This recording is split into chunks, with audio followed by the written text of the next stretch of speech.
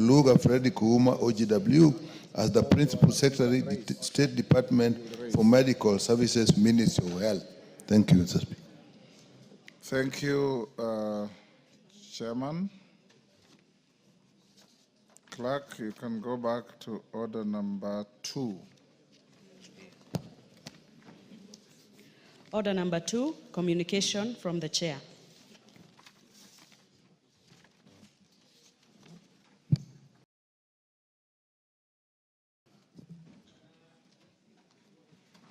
Nyamita, take the nearest seat.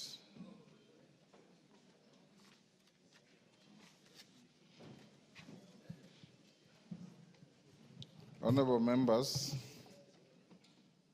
I want to give a short communication on an incident of violent altercation between a sitting member and a former member of Parliament. Honorable members, I wish to inform the House that I'm in receipt of an incident report from the Chief Sergeant at Arms. I want to give a short communication on an incident of violent altercation between a sitting member and a former member of Parliament. Honorable members, I wish to inform the House that I'm in receipt of an incident report from the Chief Sergeant at Arms through the Clerk of the National Assembly regarding a violent altercation that occurred within the precincts of Parliament yesterday, Tuesday, 8th April 2025. The altercation, which is captured in a video in circulation, involved the Honorable Harun Mohammed MP, a member of this House, and the Honorable Iman Falhada Deko MP, former Senator and current member of the East African Legislative Assembly. Also involved was a visitor whom I'm notified was a visitor to the Honorable Falhada. Honorable members, the Honorable Falhada was within Parliament on courtesy of the honor for Parliament to accord former members of Parliament and members of the IALA the privilege to have unhindered access to Parliament and access certain facilities reserved for sitting members, including the gym. Honorable members, continued enjoyment of this privilege by non-sitting members requires the benefiting members conduct themselves in decorous manner while within Parliament. It is therefore regrettable that having been accorded such privileges, the Honorable Falhada conducted herself in an undignified manner.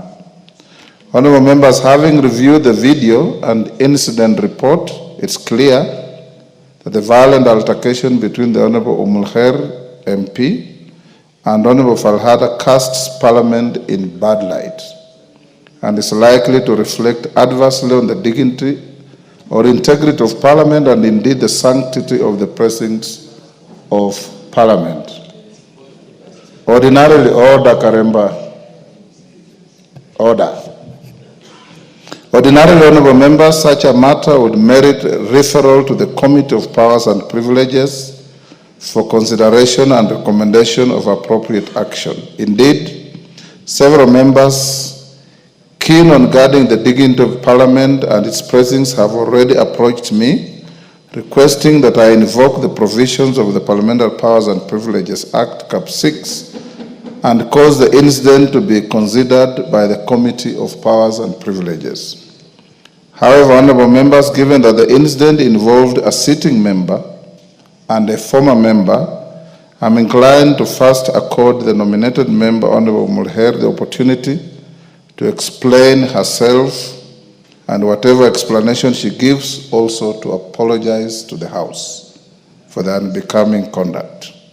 With respect to Honorable Falhada, the Yala Member of Parliament, I note that she does not have a platform to address the House on the floor of this House.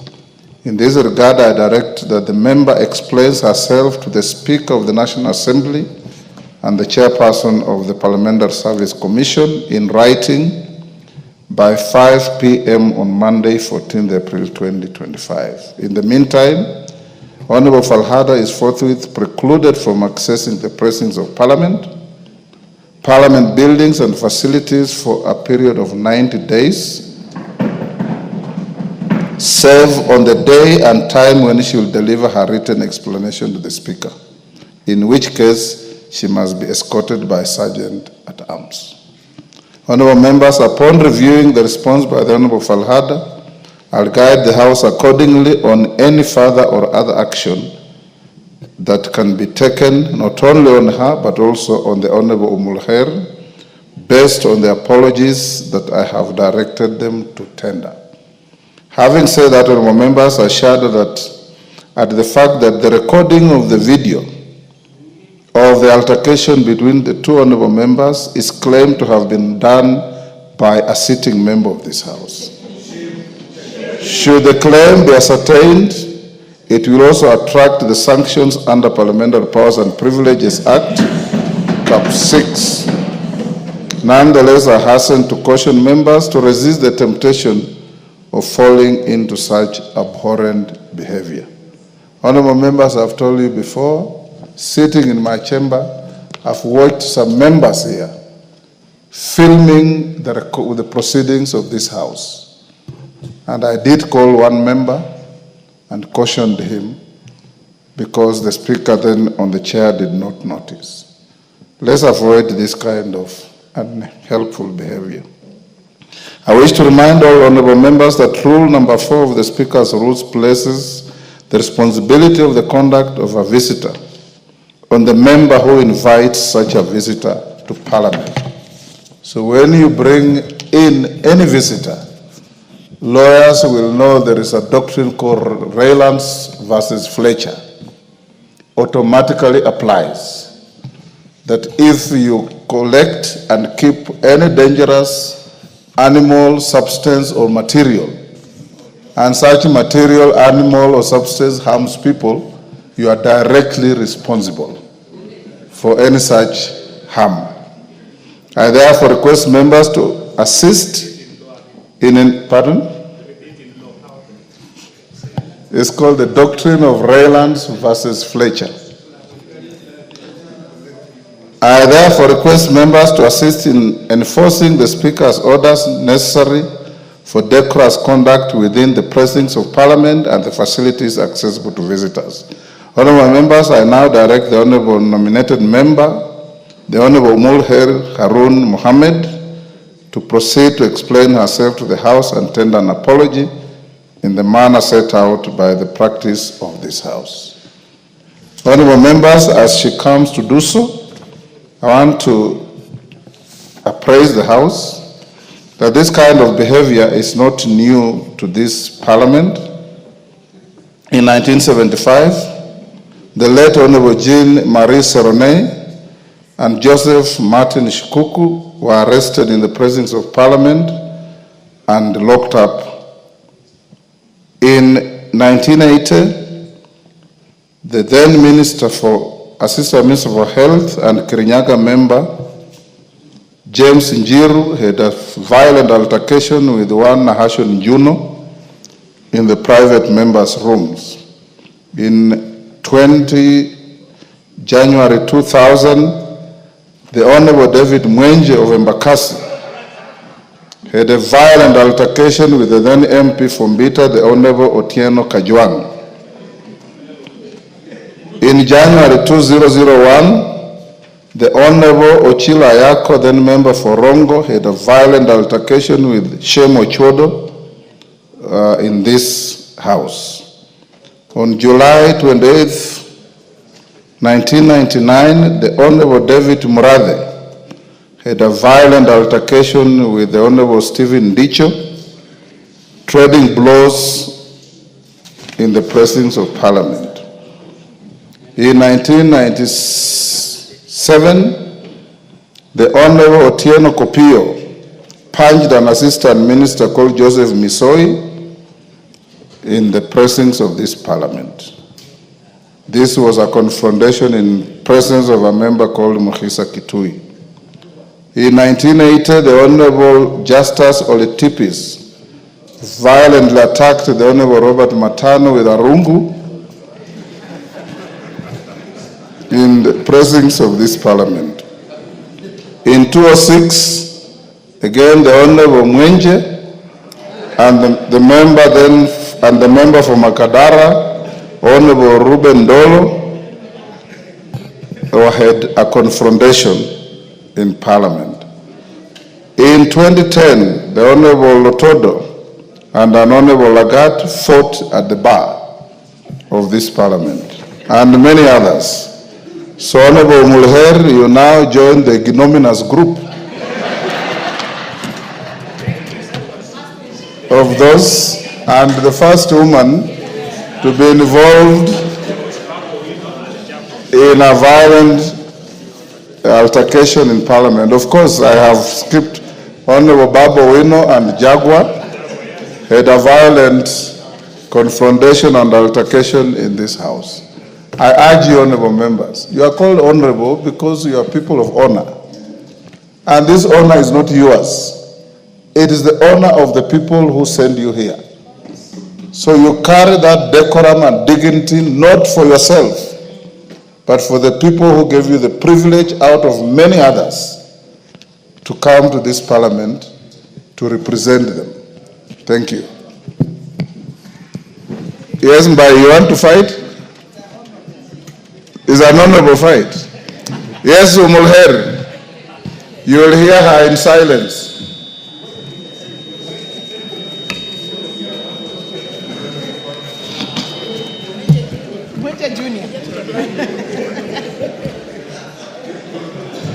Go ahead.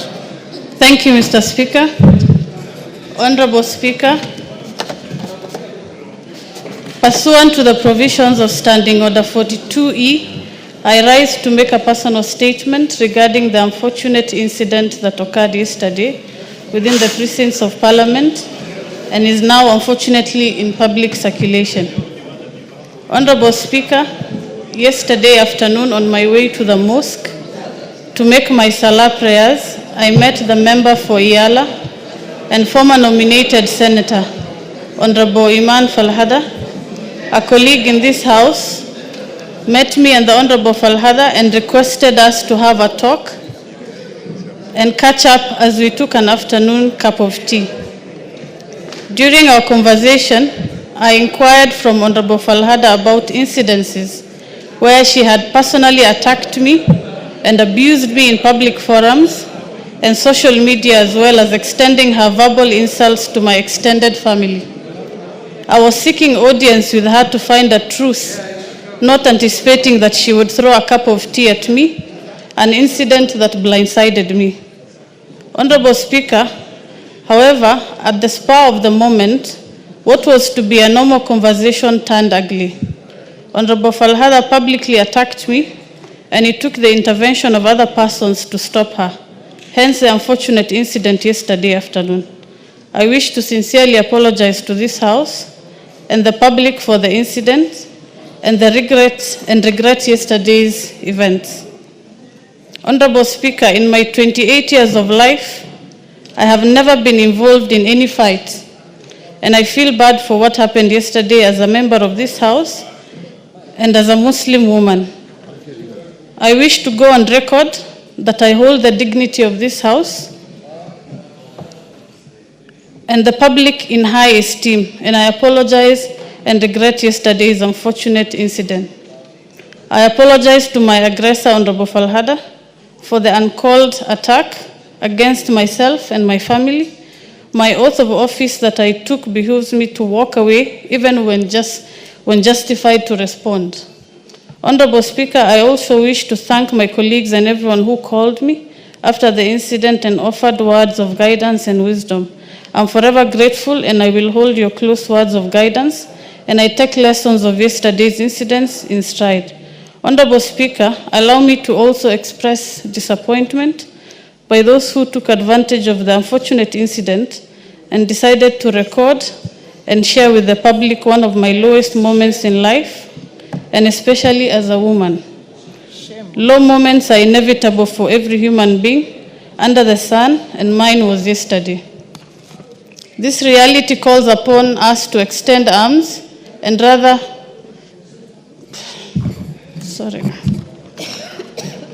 This reality calls upon us to extend arms of embrace rather than of public humiliation.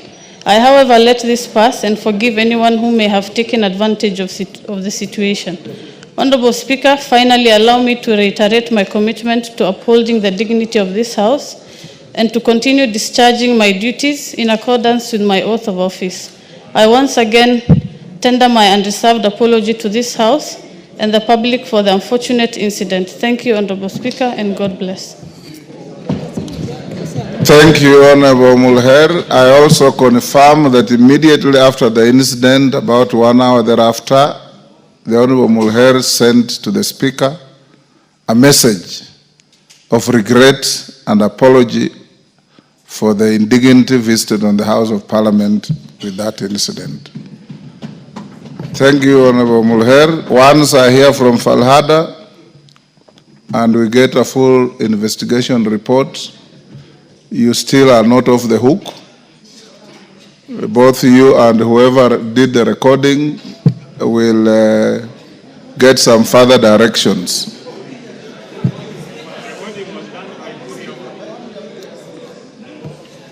I don't want to open debate on this, members. Yeah?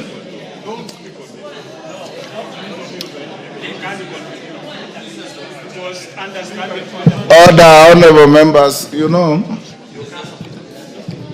if I give you an opportunity to speak, you are going to discuss the conduct of the person of Honorable Mulher without a substantive motion, which is against standing orders.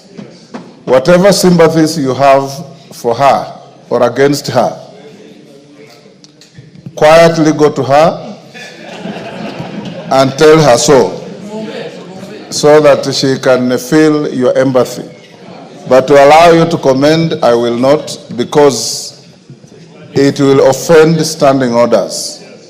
Both Falhada is an honorable member of an institution that is part of our parliamentary setup in the region, and she's elected by this House to go to Iyala. So she enjoys that privilege. So does Honorable Mulher.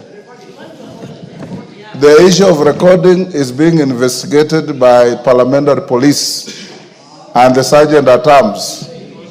I don't want to have any presumptions as to who it was. Once the report comes, you'll get communication.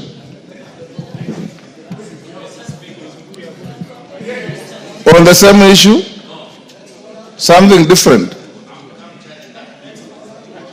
If you are captured in that video, depending on what you are doing, you will also be punished.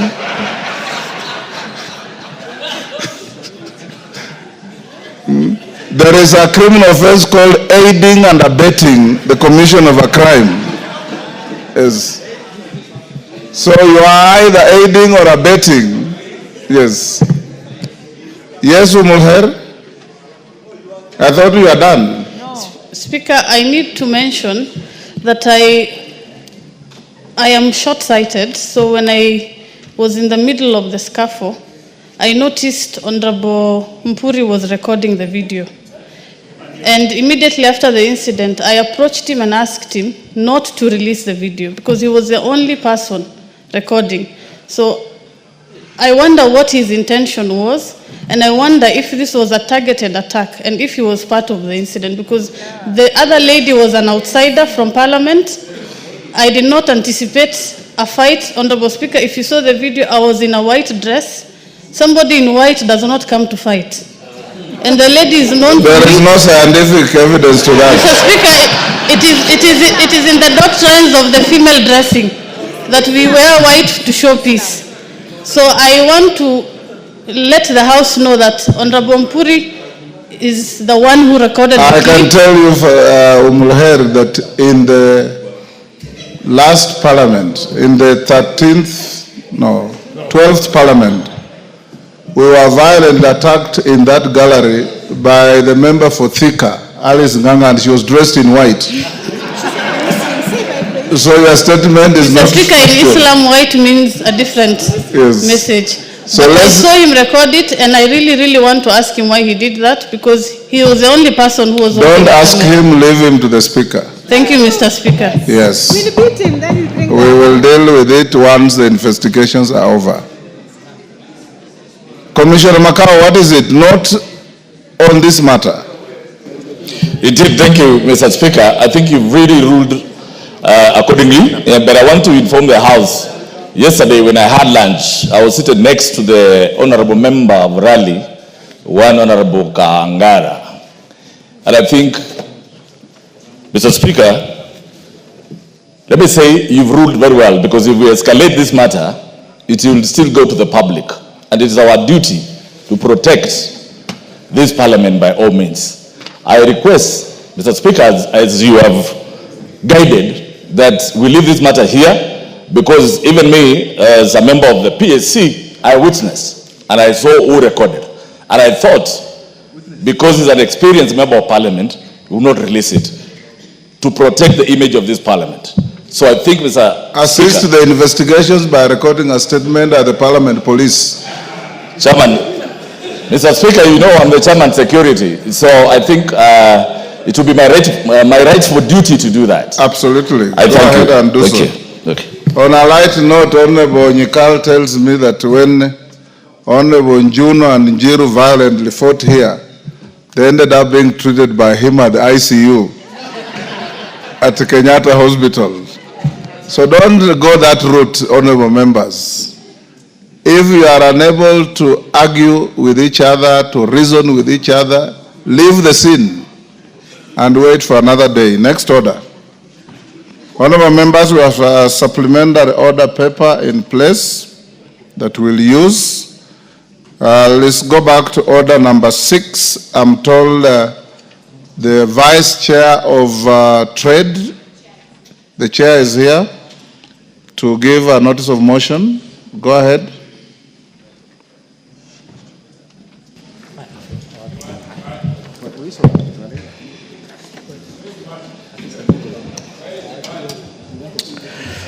Thank you, Mr. Speaker.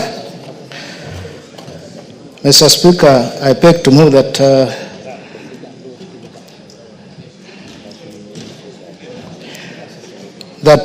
taking into consideration the finding of the Departmental Committee on Trade, Industry and Cooperatives in the report on the vetting of nominee for appointment as Principal Secretary, State Department for Trade, laid on the table of the House on Wednesday, 9th April 2025, and pursuant to the provision of the Article 155(3)(b) of the Constitution, approves the appointment of Ms.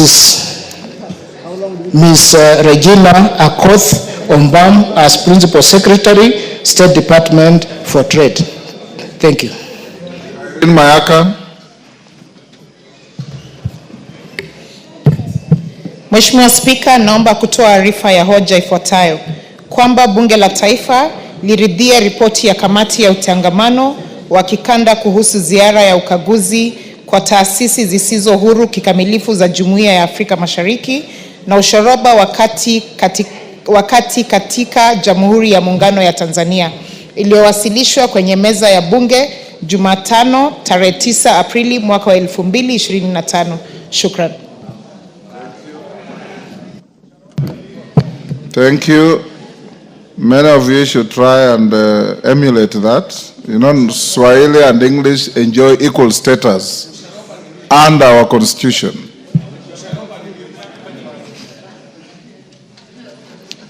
Enda kwa library utafute kamusi ya Kiswahili. Itakusaidia. Next order. Skip. Yes, Junet. Mr. Speaker, I seek your indulgence on a matter, Mr. Speaker, of procedure. Mr. Speaker, you see, this House is a legislative House.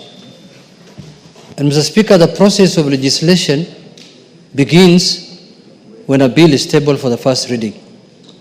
And when a bill has not appeared on the floor of the House, Mr. Speaker, it's no longer part of the process of this House, Mr. Speaker. Mr. Speaker, and even the standing orders prohibits anticipation of debate, Mr. Speaker. Mr. Speaker, there are very, very important and sensitive bills that come to this House. Some which are very, very sensitive in nature and very important for the country. And those kind of bills, Mr. Speaker, require first the executive to prepare it in their form and shape, and then it comes to Parliament, and that's why certain bills, there's extensive public participation, Mr. Speaker. Mr. Speaker, I saw somewhere yesterday, I wanted to seek the attention of the Finance Committee and Planning Chair, Mr. Speaker, speaking on the bill of the finance bill, Mr. Speaker, that we're expecting, that, Mr. Speaker, if the national executive will not be able to raise enough revenues, the chair was announcing that we may be forced to increase taxes, Mr. Speaker. I don't know whether it was in the Citizen News, Mr. Speaker. I don't know whether that information is factual, Mr. Speaker, because I want to ask, Mr. Speaker, it is not the business of this House to increase any tax. It is the business of Treasury, Mr. Speaker. We are here to safeguard the interest of the public, Mr. Speaker. And finance bill does not belong to Parliament, Mr. Speaker. For the record, finance bill belongs to the national executive through the Treasury, Mr. Speaker. And the owner of the finance bill is the Minister for Treasury, Mr. Speaker, in charge of Treasury.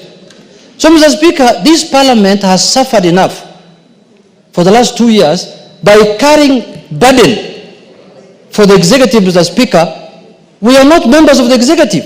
We are a legislative arm of government. And our work is very clear in the Constitution, Mr. Speaker, that we are supposed to do legislation, oversight, and representation. I want to ask my colleagues, Mr. Speaker, let us desist from defending and protecting the work of the executive in a manner that's not legislative. Let us wait until the executive brings their ideas and their proposals to the floor of this House, when we are going to have our say, and when we are going to say whether we agree with them or we disagree with them, Mr. Speaker. And I want to ask the committee chairs, please, let us not hold brief for the executive. Let us allow the executive to do their work. Because if you hold a brief for the executive, you will be speaking on behalf of the full House.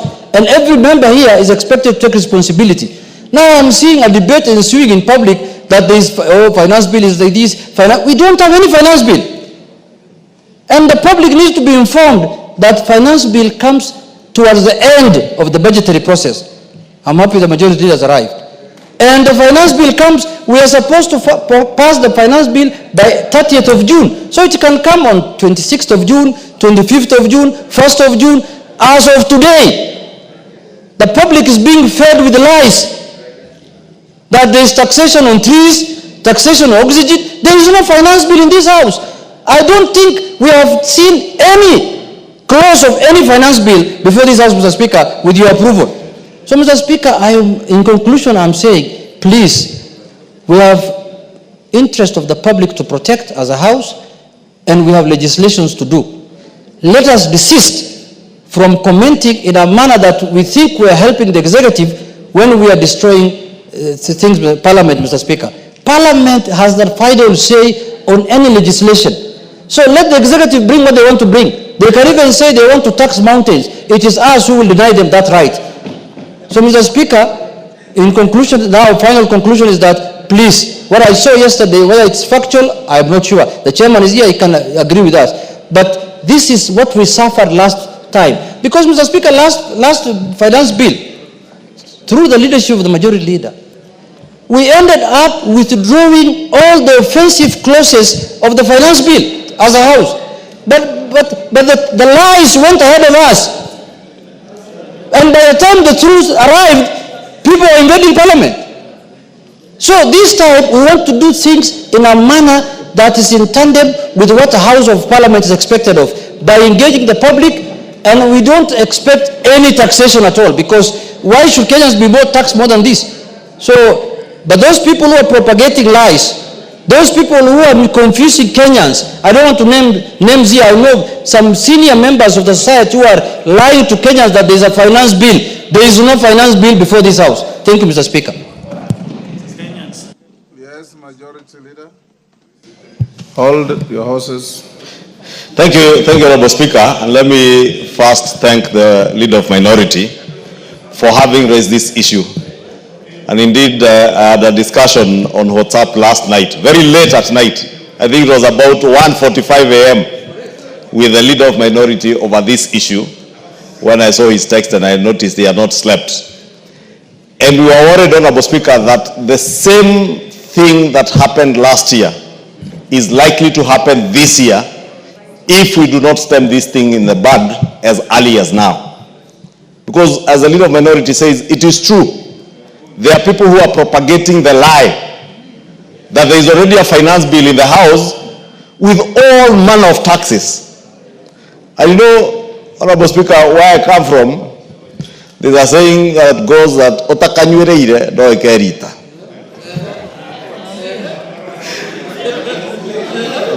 The direct translation of that is the English saying that he who wears the shoe knows where it pinches the most. It is members of this house who can tell you where it pinches the most when we allow disinformation, misinformation to take root and propaganda, Honorable Speaker. And it is sad, Honorable Speaker, as the Leader of Minority has said, that it is the people who ought to know better who are propagating these lies. People who have even served in this house as members of parliament, and you see them all over the media alleging all manner of taxation that is not before the house. I don't know whether they work in treasury to know what treasury is going to bring. The national treasury is even yet to table the estimates for the next financial year that will then inform what needs to be financed, because a finance bill is a consequence of what is to be expended by government. Then government decides this is how we intend to raise revenue, and that is why is a statement on revenue raising measures that the Cabinet Secretary comes to read in at the beginning of June. Therefore, Honorable Speaker, is just to improve on Kenyans. One, not to believe the lies. Two, to fact check. Honorable Speaker, last year, 2024, Kenyans were fed with all manner of disinformation, falsehoods on what was contained in the finance bill. The few offensive clauses that were there in the finance bill, a week or 2 weeks before consideration of that finance bill in this house, none other than the chair of the Finance Committee informed the country of all the retinue of amendments that were being proposed to deal with those things that Kenyans considered offensive, like taxation on bread. You remember the taxation on motor vehicles, and all those things were removed. But Kenyans ended up saying, reject, do not amend. Honorable Speaker, if this house is told to reject every law and not to amend, then we have no business having a parliament in this country.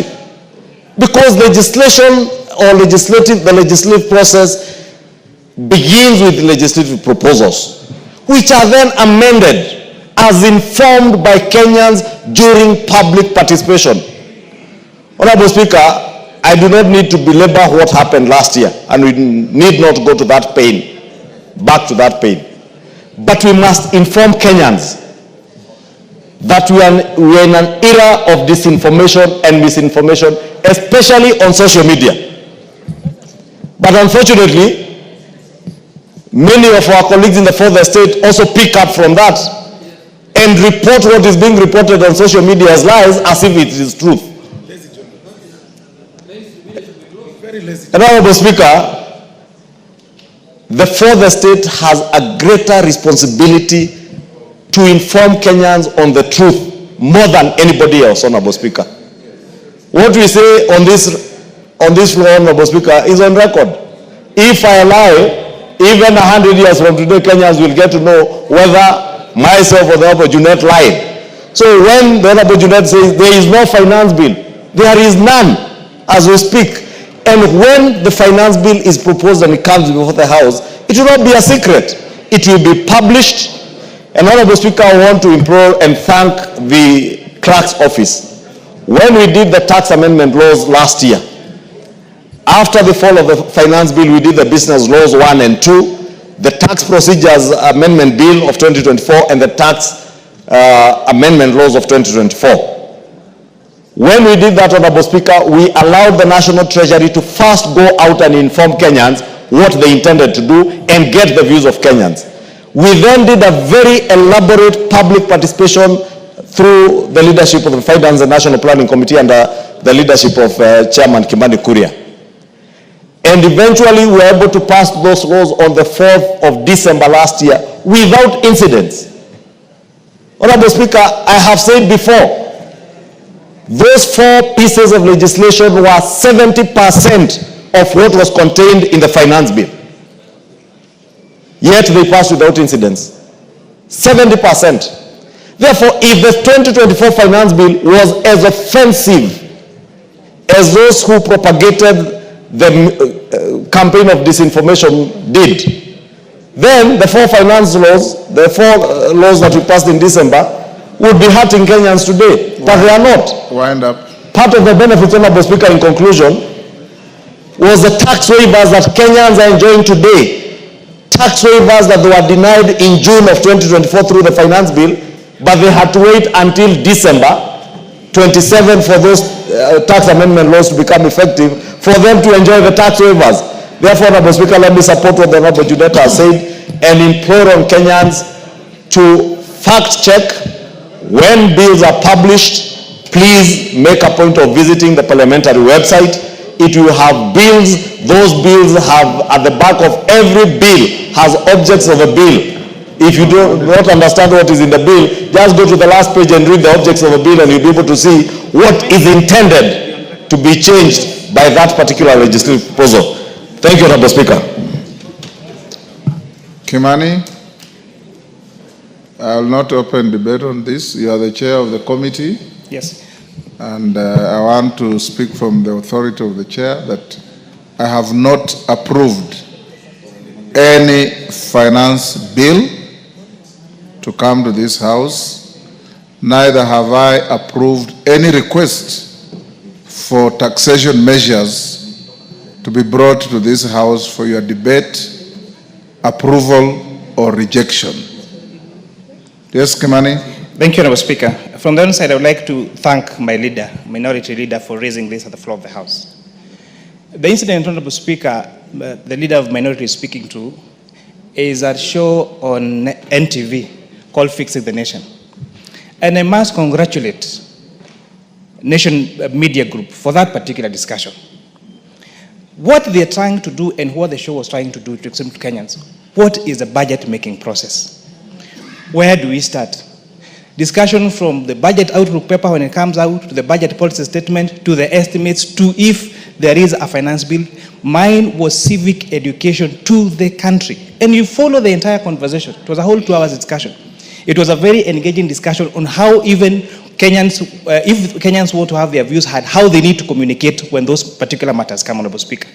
The biggest challenge you have in this country, unfortunately, even the most educated that you think would want to read and verify statements, they do not.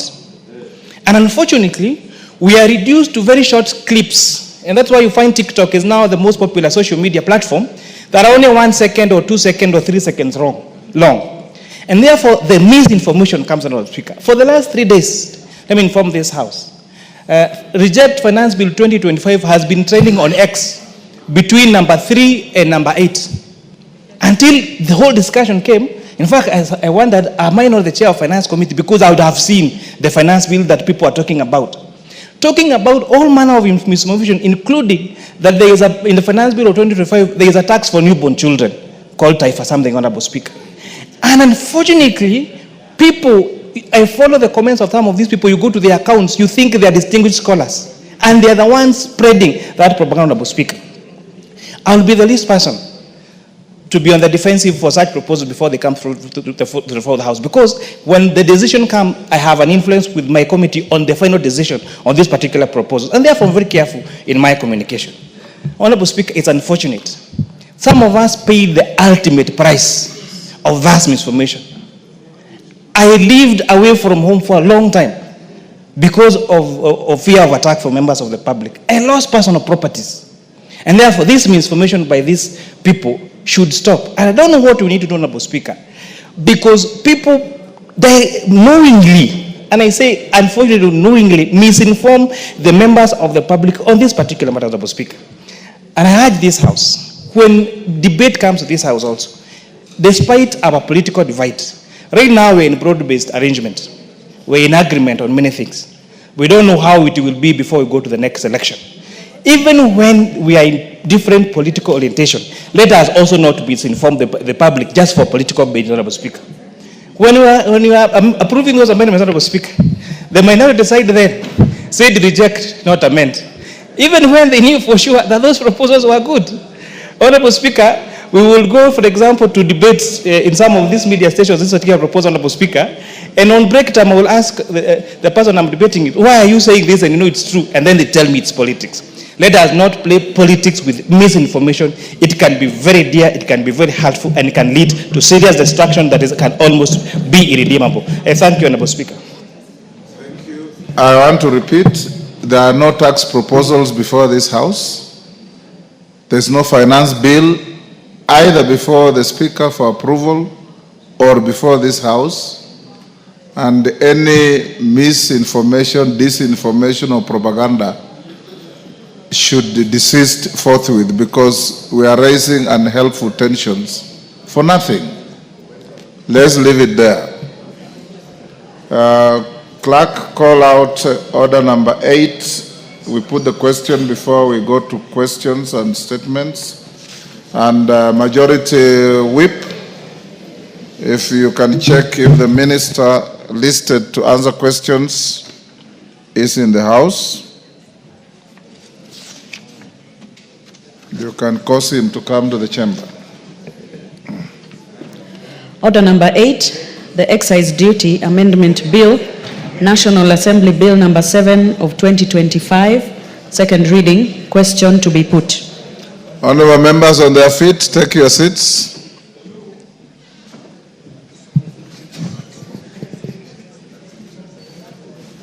Honorable members, I'll now put the question at order number 8, and I confirm we have quorum to vote that the Excise Duty Amendment Bill, National Assembly Bill number 7 of 2025 be now read a second time.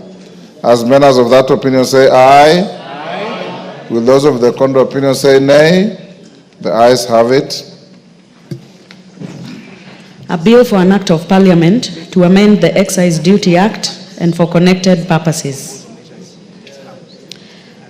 Order number 7, questions and statements. I think it's important that sovereignty tax measures, even those are tax measures. We have Excise Duty Amendment Bill, that's on Excise, and we have an amendment to the VAT Act. Okay. Thank you. Go to order number 9. Order number 9, the County Government's Additional Allocations Bill, Senate Bill number 1 of 2025, first reading. A bill for an act of parliament to provide for the additional allocations to county governments for the 2024-2025 financial year, the responsibilities of national government and county governments pursuant to such allocations and for connected purposes. Thank you. Majority Leader Kimani, Chairman of Finance, has asked me to clarify. I meant there is no finance bill that the Speaker has approved to come to this House. Okay, Kimani? Anything else you are doing is not in question. What was publicized is that there's a finance bill that is taxing trees, taxing all manner of things, taxing goats, taxing cows. We know very well there's no such thing before this House. Go back to order number 7.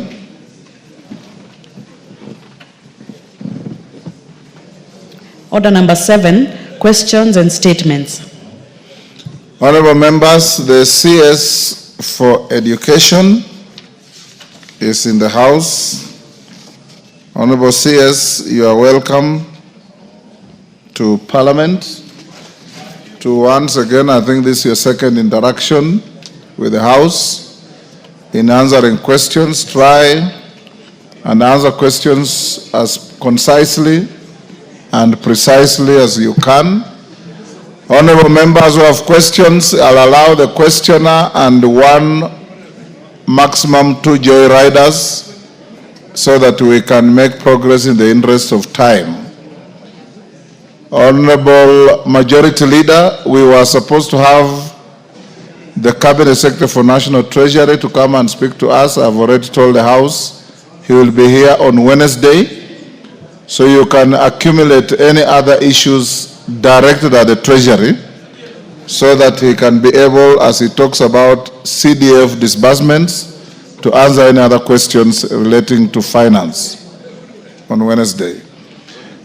Question number 001 of 2025, Abdi Shurie.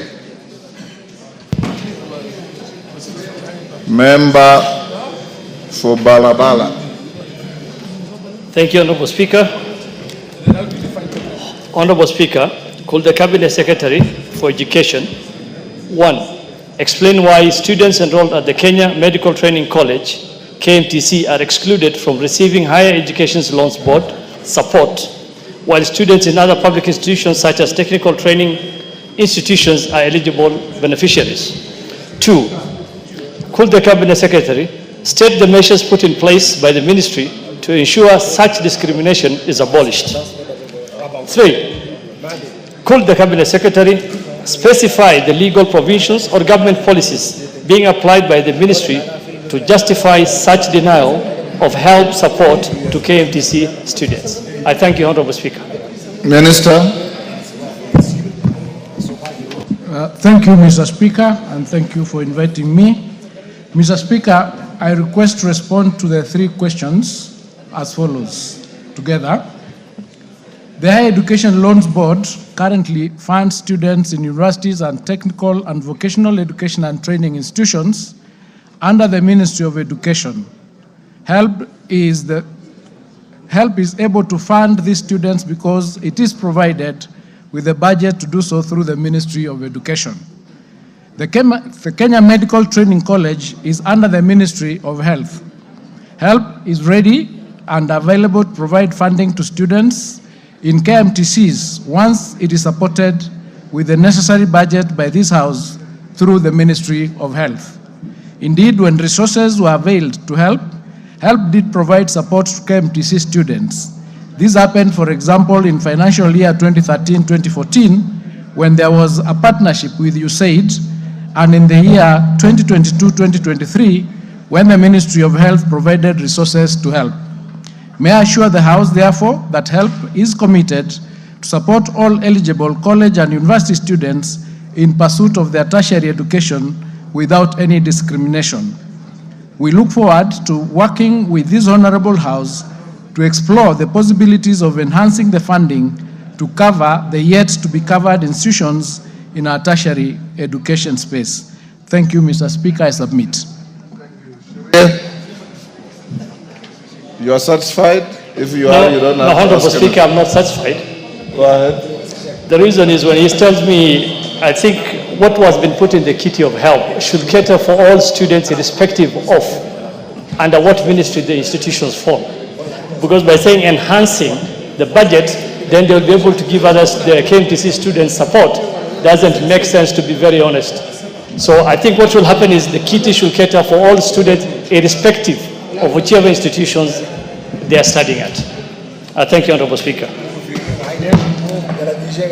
Dr. Bukose. Thank you, Honorable Speaker, and thank you, CS, for the response. But the response is unsatisfactory because since COOP took off at the admission of KMTC students, why should KMTC students be excluded from accessing HELP through the normal education budget that is given to HELP, such that now you have to ask them to get a budget within the Ministry of Health? Why should that happen? Because they are both of them, even those in the TTI, Technical Training Institutes, or in diploma courses, they all access HELP. So why should the KMTC, who are admitted through the same portal of COOPS, be excluded?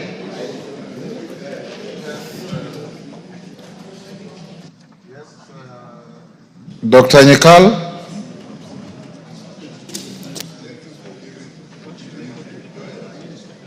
Give this one next to you. Thank you, Mr. Speaker. I think the answer is actually inadequate. Why is it that the Ministry of Health had to provide money to help so that the students can get help? Yet, with other colleges, no other persons give the money. The same, why did the students from KMTC need to get money from USA to support them? And further, how is this linked to COOPS, the Kenya Central Colleges and Universities placement? Because there is an issue, a legal issue of whether students in KMTC should be admitted through COOPS or through KMTC itself. And this is actually related to this denial. So I think we are not getting the full information that we require for this matter, which also links to the Commission of University Education, and that's where the legal issue is, because the Commission of University Education then demanded that this also gets COOPS also admits these students. So there's more we need to know on this, Mr. Speaker. It is very simple. KMTC students are students like any others. Help resources are public resources appropriated by this House. Can you take steps to ensure that KMTC students also access help financial facilities? Thank you, Mr. Speaker, and thank you, members. It is true that KMTC students are students like any other in the country, and it is true that HELP, as an institution that funds students, should be able to fund all of them. I think there is an issue of misalignment with the domiciling of KMTC under certain terms in the Ministry of Health that leads to this discrepancy. So we will work with the Ministry of Health to align that aspect so that we can get resources to help in order to support the KMTC students. I think the alignment is what is the key with respect to funding the students in KMTC, because we've already aligned the issue relating to placement. COOPS places all the students. So we should extend that further to ensure that funding is also covered under HELP in order for our students to be funded in KMTC. Thank you, Mr. Speaker. Mr. Speaker, I think it's not just enough to say that we shall be aligned, because we already have students of KMTC within colleges. I think the best answer this Cabinet Secretary can give this House is how soon can that undertaking be done? Because we need timelines so that this is dispensed with. We'll make progress. I'll direct the Chair of Health Committee and the Chair of Education. Yes, Wanjala, what is it?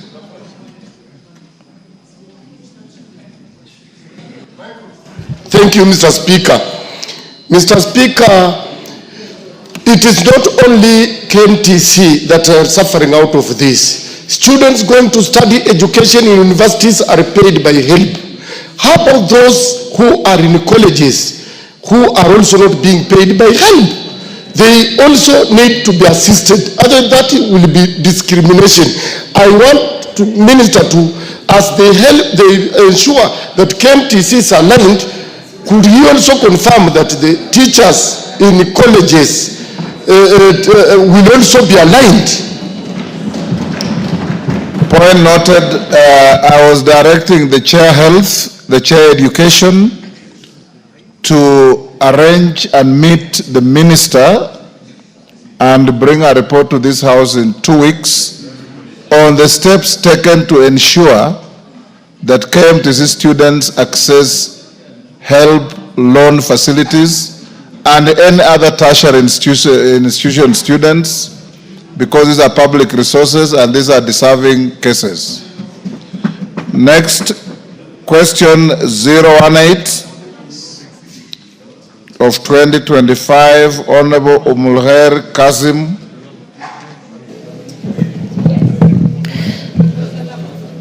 Thank you, Honorable Chair. Honorable Chair, I would like to ask... Which chair are you addressing? Sorry, I'm sorry. Honorable Speaker. You know, Mr. Speaker, I'm always used to you chairing us in House Business Committee, so I'm always thinking when I see the Speaker is chairing House Business. I'm sorry for that. Could the Cabinet Secretary explain why it has taken inordinately long to integrate Duxi and Madrasa classes in primary and secondary schools, yet the provisions of Section 95(2)(c), 2E of the Basic Education Act envision operationalization of such programs to enhance access to education by all students. 2, to clarify whether the lack of integration of Duxi and Madrasa learning programs in the formal education, which has led to a high rate of children being out of school. 3, state the measures in place to ensure integration of Duxi and Madrasa learning programs, including steps taken to ensure the accessibility of such programs to all schools in the country. Number 4, provide timelines for the operationalization of Duxi and Madrasa learning programs in schools. Thank you, Honorable Speaker. Honorable Tandaza.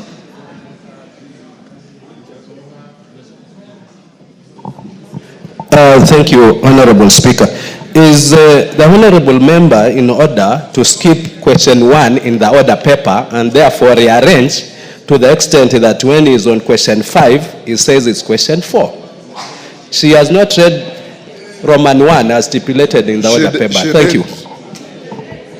No, that's why she was saying the last question was saying it's 4 instead of 5 because she never got Roman 1. But she started with Roman 1. I was following. Then how did she end with the 5 being question 4 if she started with that one? Thank you, Speaker. That question, Tandaza, has only 4 limbs. Roman 1, 2, 3, and 4. Minister?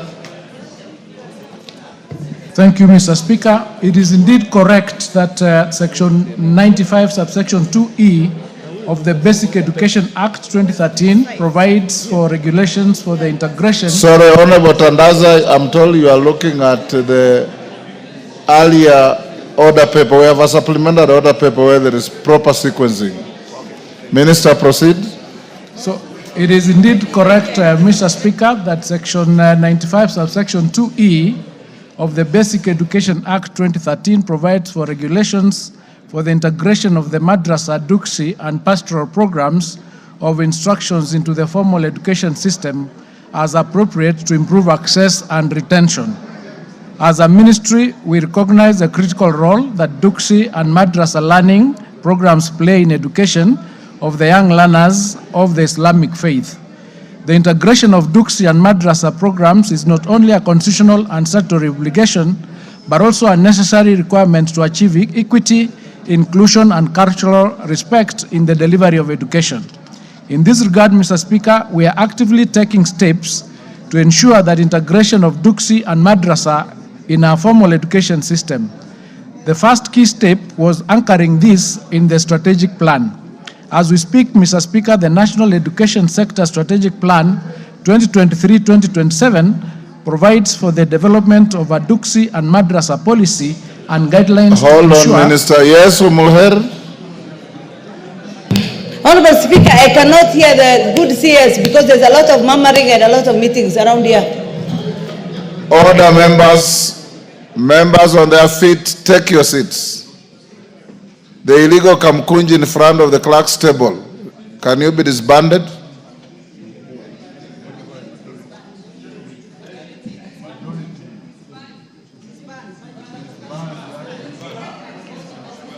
Disband that Kamkunji.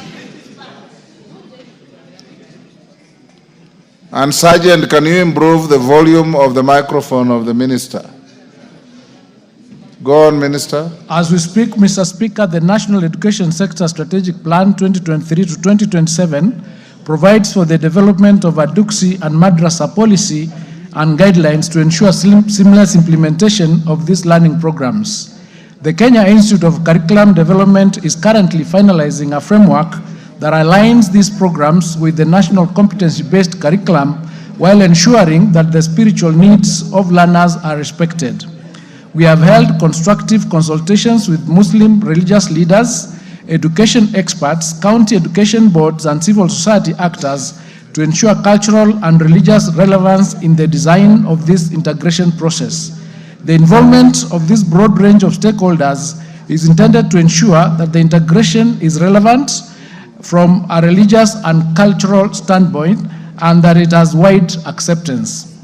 There have been challenges in the efforts to implement the Duksi and Madrasa learning programs. These challenges include the following. One, the absence of standardized curriculum, since the religious learning curricula in Duksi and Madrasa schools vary widely in content and methodology, including language, which complicates harmonization with the national curriculum. Many Duksi and Madrasa instructors have not undergone formal teacher training recognized by the Teacher Service Commission. This limits their eligibility for deployment in public schools due to lack of certified religious educators. Most Duksi and Madrasa institutions operate informally and lack adequate facilities for integration with formal school settings, particularly in the ASAL counties like Mandera, Wajir, and Garissa. However, as I've stated, we are working with stakeholders to address these challenges and to set the stage for the integration of these learning programs. Subsection 2 of that question, or Roman 2 of that question, Mr. Speaker, the ministry is keen on implementing the policy of 100% transition across all levels of basic education. Article 53 of the Constitution provides that every child has a right to free and compulsory basic education. The government is implementing the 100% transition policy in basic education that cuts across all levels of education from pre-primary to secondary schools. The government implements a multi-agency strategy to enhance the transition process across basic education levels. This includes annual enrollment campaigns with the support of the National Government Administration Office. For the ASAL areas, the ministry also has other strategies geared towards promoting retention and transition in basic education. These include the provision of school meals to learners and the establishment of low-cost boarding schools to retain learners in school. The integration of Madrasa and Duksi learning programs in the formal education framework will therefore complement the other existing strategies for ensuring that all eligible children have access to basic education. Roman 3, question Roman 3, Mr. Speaker. The ministry has already initiated several strategies to ensure effective integration of Duksi and Madrasa programs. A structured Islamic religious education curriculum has been developed for use in Duksi and Madrasa settings under the competency-based curriculum. Pilot schools in several counties, including Lamu and Garissa, are currently testing the integration model. In Lamu, for example, the schools are the Bilal Integrated Academy and the Afarsi Muslim Academy. In Garissa, the schools that are piloting include Madrasafu Manar Islamic and Madrasaful Tamkin. The Ministry of Education, in collaboration with the Teacher Service Commission and the Institute of Special Education, has trained over 300 instructors from Duksi and Madrasa backgrounds. This training is aimed at equipping the instructors to qualify for recognition and deployment to formal institutions through the recognition of prior learning. We are also in the process of developing a policy and guidelines for Duksi and Madrasa. The policy is expected to operationalize the integration of Duksi and Madrasa to the formal education system. The policy and guidelines are undergoing legal review, followed by public participation before being launched and implemented. And question subsection 4, Mr. Speaker, the integration of Duksi and Madrasa learning programs in both primary and secondary schools will be progressive, expected to achieve national implementation by 2029. The table below, there's a table that we put in our written answer. The table below outlines the planned activities and timelines for implementation of the Duksi Madrasa program. For example, the policy and framework finalization is expected to be done in Q3 and Q4 of 2025. The pilot phase will be Q1 and Q2 of 2026. Evaluation and scaling will be Q3 of 2026 and Q1 of 2027. And full national implementation will be between 2027 and 2029. I submit. Omolheri. Thank you, Honorable Speaker. Honorable Speaker, part of that act, a section of the act, the pastoral program of instruction has already been operationalized. And I just want to hear, give us the timelines, the exact timelines, tafadhali. Honorable CS. Honorable Speaker, when you speak about Northeastern, we have close to 900,000 children out of school because they've been affected by the same issue I'm raising here on the Duksi and Madrasa. Mandera alone is 280,000 children who are out of school. And you know, the Honorable CS spoke about the retention, the attraction and retention strategies of children into schools. I just want to ask him, 280,000 students is a big number, and it's actually a disaster in waiting if this issue is not addressed as soon as possible. Please tell us the exact time you think this will be implemented. Thank you very much. Minister, hold there. Raso. Thank you very much, Honorable Speaker. Honorable Speaker, listening to the questionnaire and the Minister, I think what the Honorable Member from Mandera is asking, can Madrasa and Duksi become part of formal education in Kenya? And considering that Madrasa and Duksi are part of formal Islamic education, the Minister has been really struggling to tell us whether it can actually form part of our formal education, particularly in the basic education in Kenya. So for that reason, let him explain, is it possible for that to happen? And he's just saying about Mandera, Wajir, and Garissa. But madrasas are all over, wherever the Muslim communities live in Kenya. Maybe there are more in other areas. So for that reason, is it possible, Mr. Minister, for this to be part of our formal education? If so, how can it be structured so that these youngsters can still attend madrasas, but at some point, they don't miss out on formal education, whether they will go to the nursery school or entering primary school at the right age. Thank you, Honorable Speaker. Minister. Thank you, Mr. Speaker. The question relating to whether or not Madrasa and Duksi can become part and parcel of our formal education, the answer to that question is yes. And I've indicated that we are working on a policy and strategies to integrate it in our CBC currently.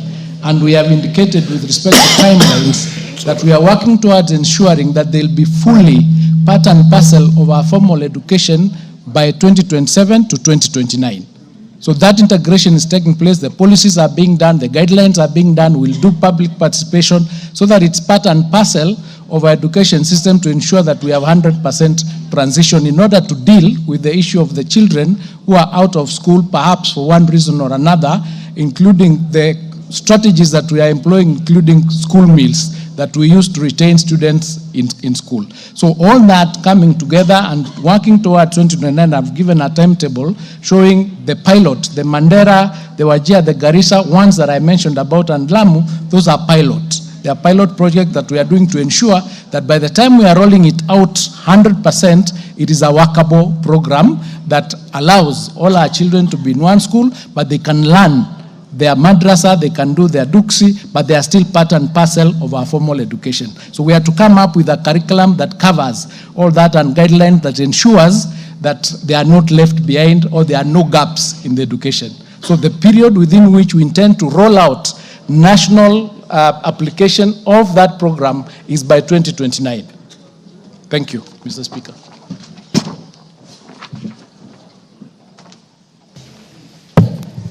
Thank you, Minister.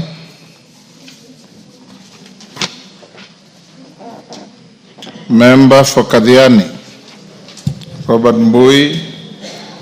Yeah, thank you, Mr. Speaker. Mr. Speaker, please allow me to advise the CS that when engaging with members of this House, the people's representatives, this engagement should never ever be an exercise of PR.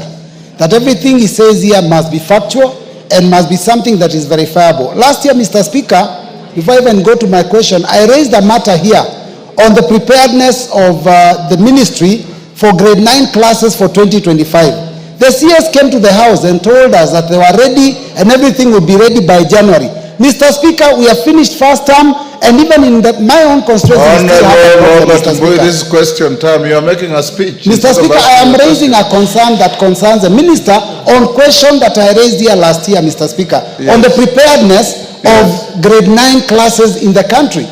And the CS came to the House and said he would be ready by January. Mr. Speaker, the first term is over, and there are problems out there. So I'm just saying, as he's dealing with these issues, let him take them seriously and be factual with the answers that he gives the House, Mr. Speaker. So go ahead and ask your question. So, Mr. Speaker, on today's matter, Mr. Speaker, I want the CS to clarify whether the criteria for placing teachers in public schools takes into consideration the teacher-student ratio, and if so, provide details on the recommended ratio and whether it has been achieved, and if not, how much is a deficit? One.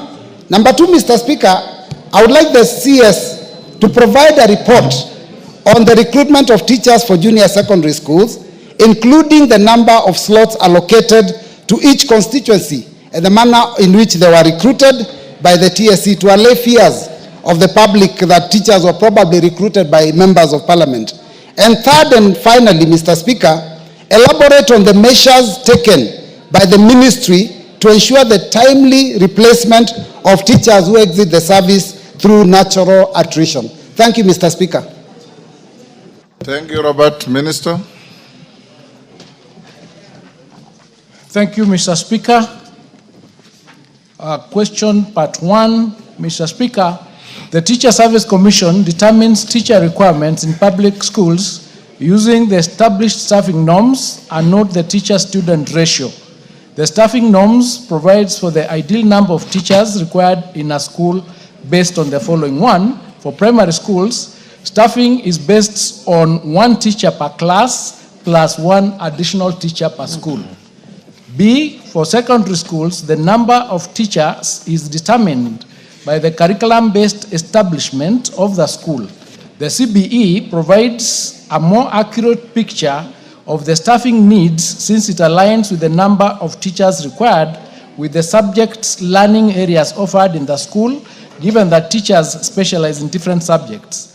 While this criteria ensures optimal utilization of available teachers, it is acknowledged that the ideal serving levels have not been achieved in public schools due to budgetary constraints. In 2025, for example, the teacher shortage stands at 98,461 teachers. Response to question part B. To address the teacher demand in junior school, the government has made significant efforts to recruit and deploy a total of 76,378 teachers since the introduction of junior school in 2023. These efforts include 1, 9,000 teachers recruited in 2023, 2, 39,550 teachers recruited in 2024. These were interns converted to permanent and pensionable in January 2025. Number B, 20,000 interns were recruited in January 2025 and are currently serving in junior schools. And also deployment of qualified primary school teachers to junior schools. In this respect, a total of 8,378 teachers have been deployed from primary schools to junior schools. And number two, the deployment portal remains open to allow willing and qualified primary school teachers to apply to junior school positions. A detailed breakdown, Mr. Speaker, of the teacher recruitment per county and per sub-county is provided in Appendix number 1. Mr. Speaker, the Teacher Service Commission follows a structured replacement process to ensure minimal disruption in schools. Yes, Robert, what's the point of order? Yeah, Mr. Speaker, the CS has alluded to the part of the question, which is the number of slots allocated to each constituency, and he's made reference to a document. Is it possible for me to get it, because he's responding to my question, so that I can look at it? Minister. Yes, it's available. Maybe the clerk can submit it, because we submitted it earlier today. It's attached to our response. Clerk, can you go on? So the Teacher Service Commission, Mr. Speaker, follows a structured replacement process to ensure minimal disruption in schools when teachers exit due to retirement, resignation, or attrition. The Commission projects teacher retirements at the start of each financial year. A request for replacement funding is submitted to the National Treasury for approval, and lastly, once funding is approved, the Commission then immediately initiates recruitment to replace the exiting teachers in that financial year. I submit, Mr. Speaker. Yes, Robert.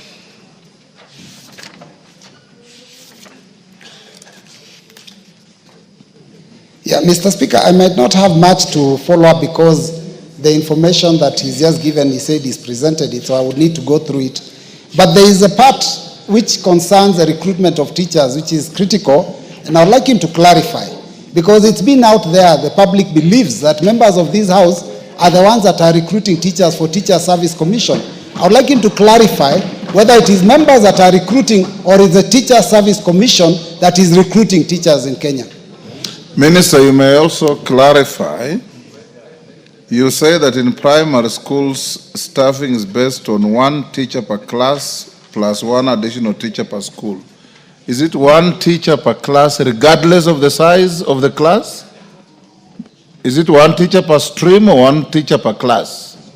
Because we have some schools, I know, where 1 class has up to 8 streams. Can they operate with 1 teacher? Let's take a few joyriders before Cynthia.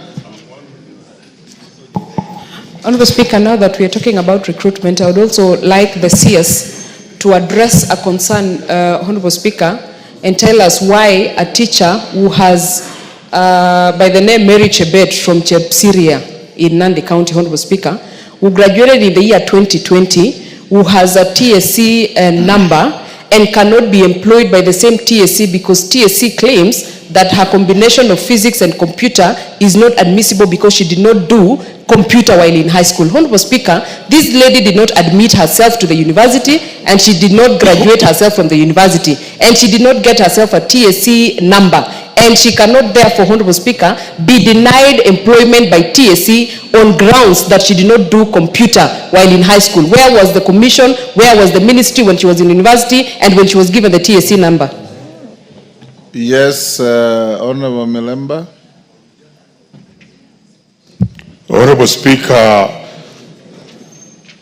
when the minister speaks about 1 teacher per class, does he consider, for instance, CBE, curriculum-based establishment, or even if it were in the primary, is it practical that you can actually have 1 teacher per class? That's overloading the teacher. But more importantly, Honourable Speaker, there are the teachers, Honourable Minister, who actually qualified as teachers of P1 in 2011. And to date, they have not been employed. Honorable Speaker, these teachers qualified when they were about 28 years. They have stayed out for over 16 years, and they are at the age of about 48. They are remaining with only less than 10 years to retire. What are the plans the minister has put in place to consider this group of teachers? Retire from where, if you are not employed? Thank you very much, Honorable Speaker, for correcting me that they can't retire because they have never worked. So they are going to pass through the system without ever getting employed. Which plans does the minister have in place to consider this group of teachers, even if it means an affirmative action for them to get employed? Thank you, Honorable Speaker.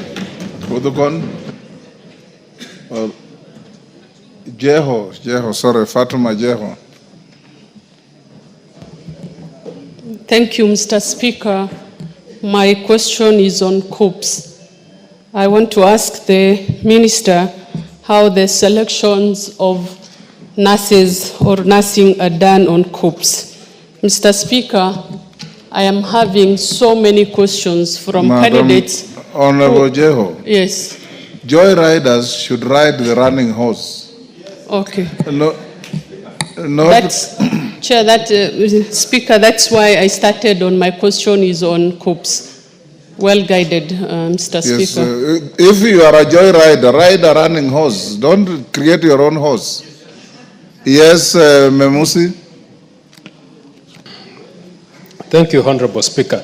Honorable Speaker, my question is on what the CS has alluded to, that every school has one teacher per class plus one teacher.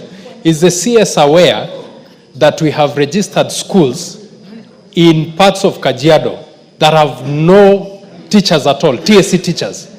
Yeah? And number two, Honorable Speaker, is the CS aware that the distribution of teachers is not controlled by TSC? Teachers are almost placing themselves in schools that they want. You find teachers in urban centers and they would not move from that urban center. And when you go and complain to TSC, they will tell you these teachers will not move from an urban school to a rural school. Is the CS aware of that? Thank you.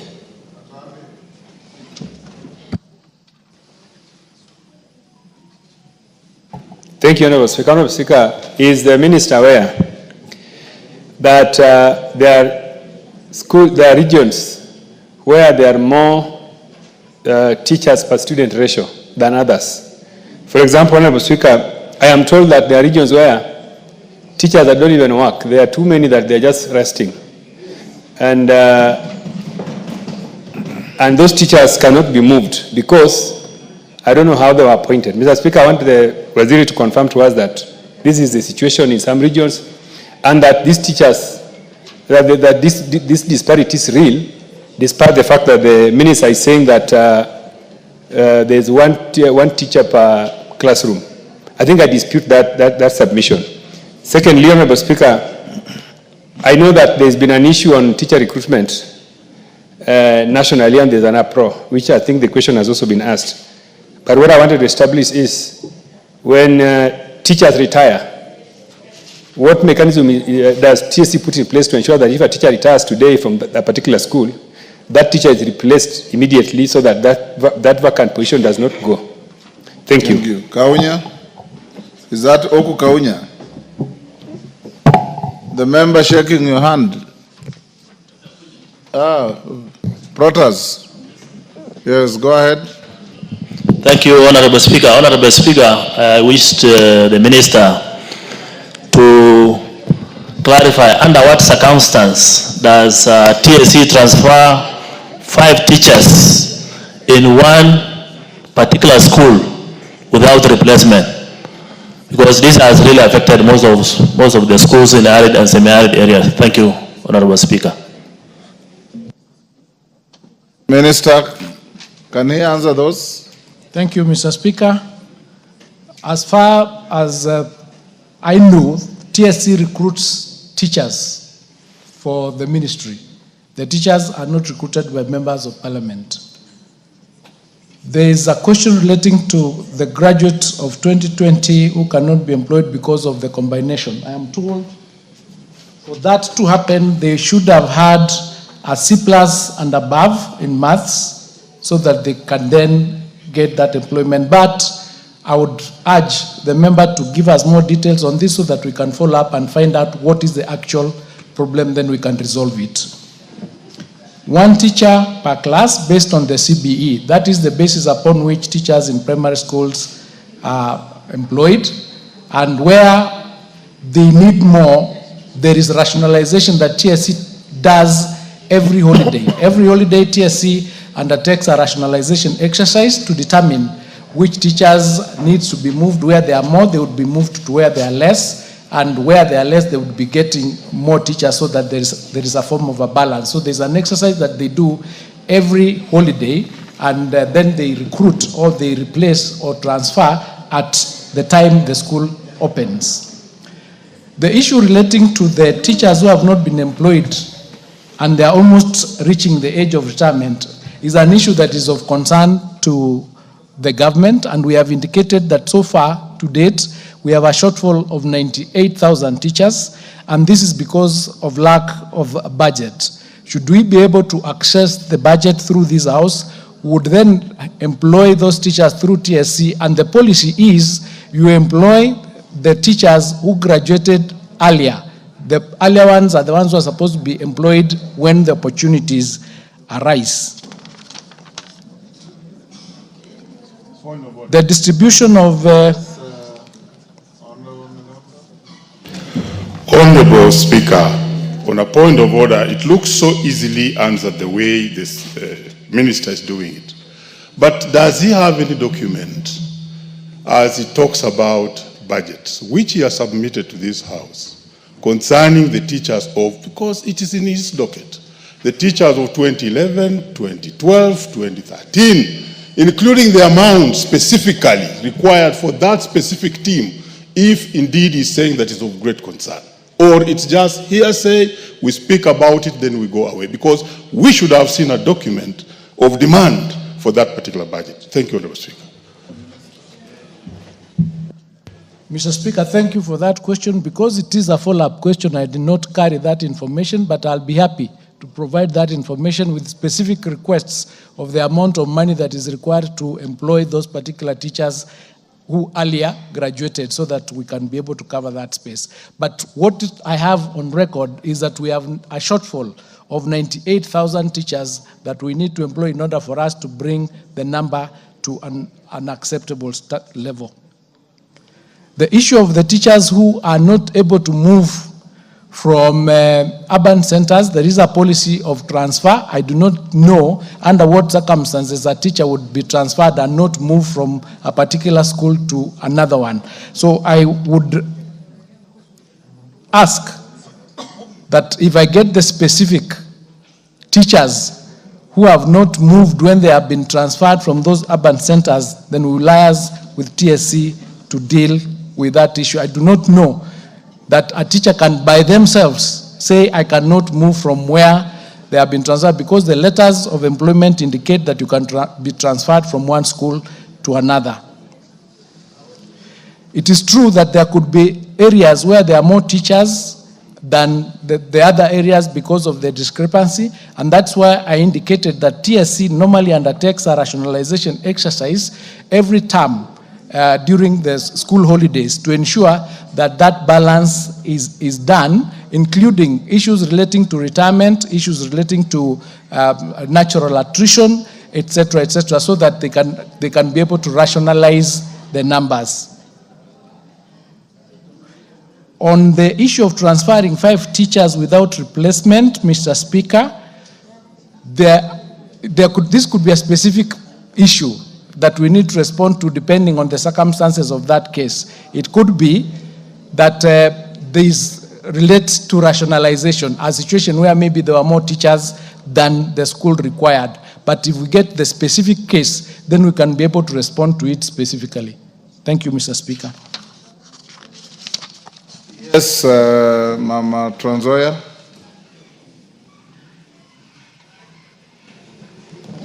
Thank you, Mr. Speaker. I am dissatisfied by the answer of the CS to Honorable Omboko, because if it is true that during recruitment they do consider the year of registration, then I don't think we could be having teachers who are about to retire without having been employed. So I don't know what measures you are going to put across our CS, because honestly speaking, our teachers are almost retiring and we have even changed the system, and I don't think now in the next few years they will be able to be employed. We would wish you to give us an answer that all the teachers that are about to retire be considered with immediate effect, so that they can even benefit for the few years that are remaining. Thank you. Yes, Mawade.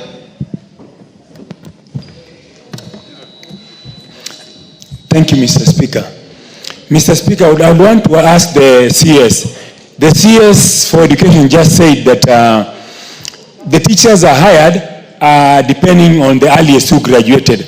I have an Esther Nekesa Wanjala who graduated in a resident of Kware in Mpaka South constituency, who graduated in 2013. And there are people who graduated in 2020, 2022 who have been hired, and yet Esther is still sitting out there without employment.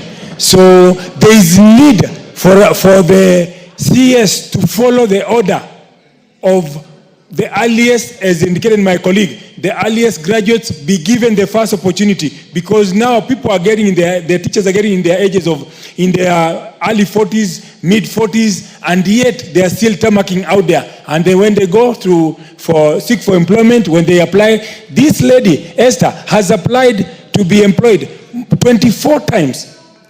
There was 2 years that she tried, there's a year that she tried twice. You made your point, Parayo. Thank you.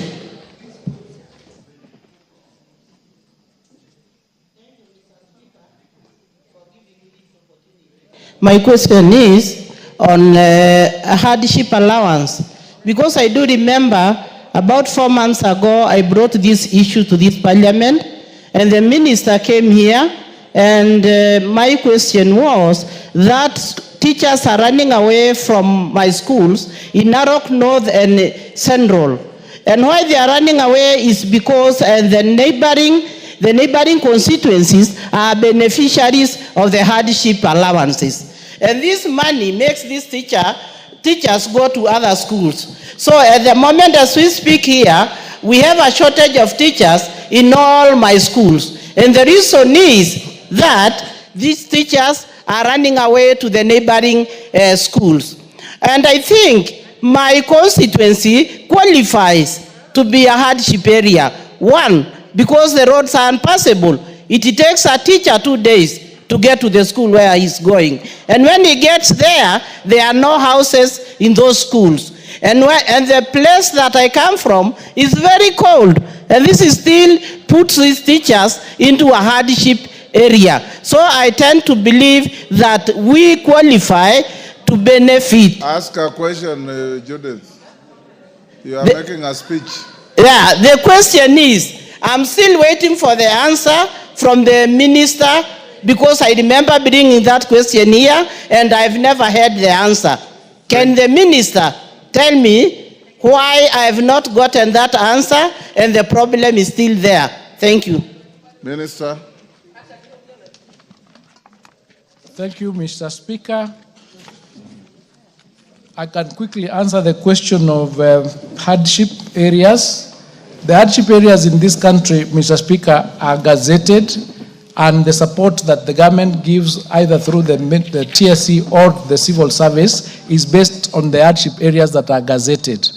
So the gazettement is the key that unlocks the issue of the hardship areas. Without a gazetted area or an area being gazetted as hardship, there isn't much that the TSC or the civil service can do. So I think the thing that needs to be done is a mapping of the whole country to determine which areas need to qualify as gazetted for both the TSC and the public service, so that we can have an amalgamated or an harmonized system of what is hardship, so that it applies across the board. That mapping has not been done, and so currently we're only dealing with the gazetted areas depending hardship areas, depending on whether or not they've been gazetted.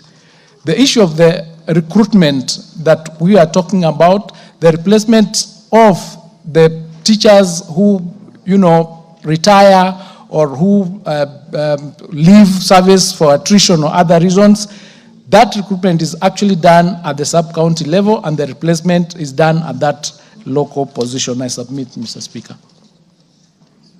Make progress. Next question. Elijah Memusi. Thank you, Honorable Speaker. Hold on, Memusi. Yes, Mawade?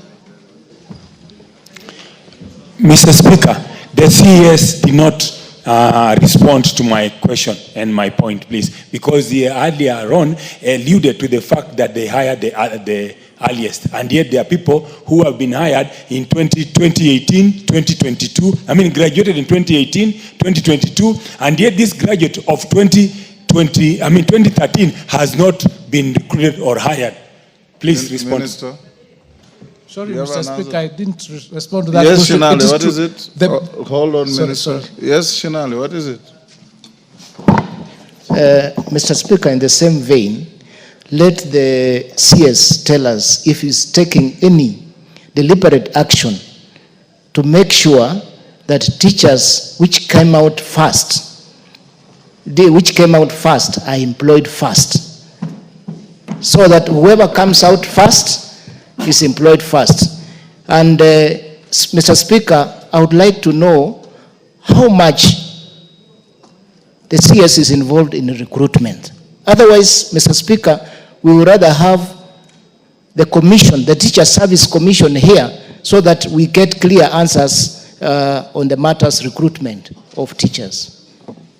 The Minister is the Policy Director to TSC and is competently here to answer questions. Minister. Thank you, Mr. Speaker. Of course, the recruitment is undertaken by TSC, which is an independent commission, and the policy for recruitment is that you recruit the people who graduated first, not the ones who graduated later. Sometimes that doesn't happen because either the counties under which they are being employed, the numbers or the graduation years are different. So what I think we are going to do, and we are trying to resolve that issue, is because we are undertaking an amendment of the current act under the reforms that we are undertaking from the 2023 Presidential Working Party. It is, I think, we need to move it from policy to law so that it can be followed to the letter. So my answer, in terms of being the policy holder of that particular ministry, is to ensure that it is anchored in law so that it can be complied with. It is true that there could be circumstances where the teachers who graduated early are left out for those who did not graduate earlier. But we as a ministry do not have powers to punish, to punish TSC because it's an independent commission. So we need to anchor this in law to ensure that that particular law or that particular policy is followed to the letter.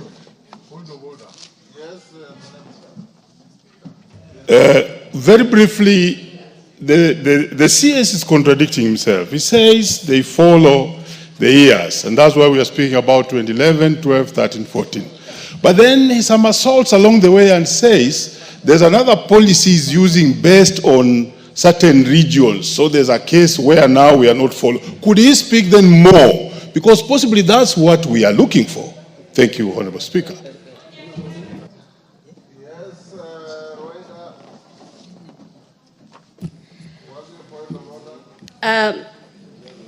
Hoja yangu ya nidhamu ni ile mwelekeo tunachukua. Vile wanasema waangaliwe kulingana na mwaka aliyomaliza. Nataka kutoa mfano kwangu. Na hii mkiendelea hivi, nahofia waziri asiende na huo mtindo akatumaliza sisi jamii zingine.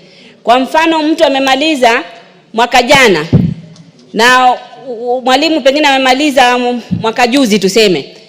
Kwa jamii moja pengine wameamua wote wawe walimu. na pengine wetu wa Bajuni wa Lamu ni kidogo walichukuliwa mwaka jana. Mwaka huu wametoka wengine, museme hao wasichukuliwe, wachukuliwe wale ambao walimaliza mbele. Hiyo itakuwa ni kutumaliza. Usawa ni ioneshwe kulingana na percentage hawa wamechukuliwa jamii hii vipi, tusiache wengine nyuma. Hii mwelekeo mnaenda kila mtu kujitetea kivyake, mtamaliza wengine. Tuangalieni Ukenya kwa jumla. Right, you are saying what he has just said. He already said that. Yes, Madenge.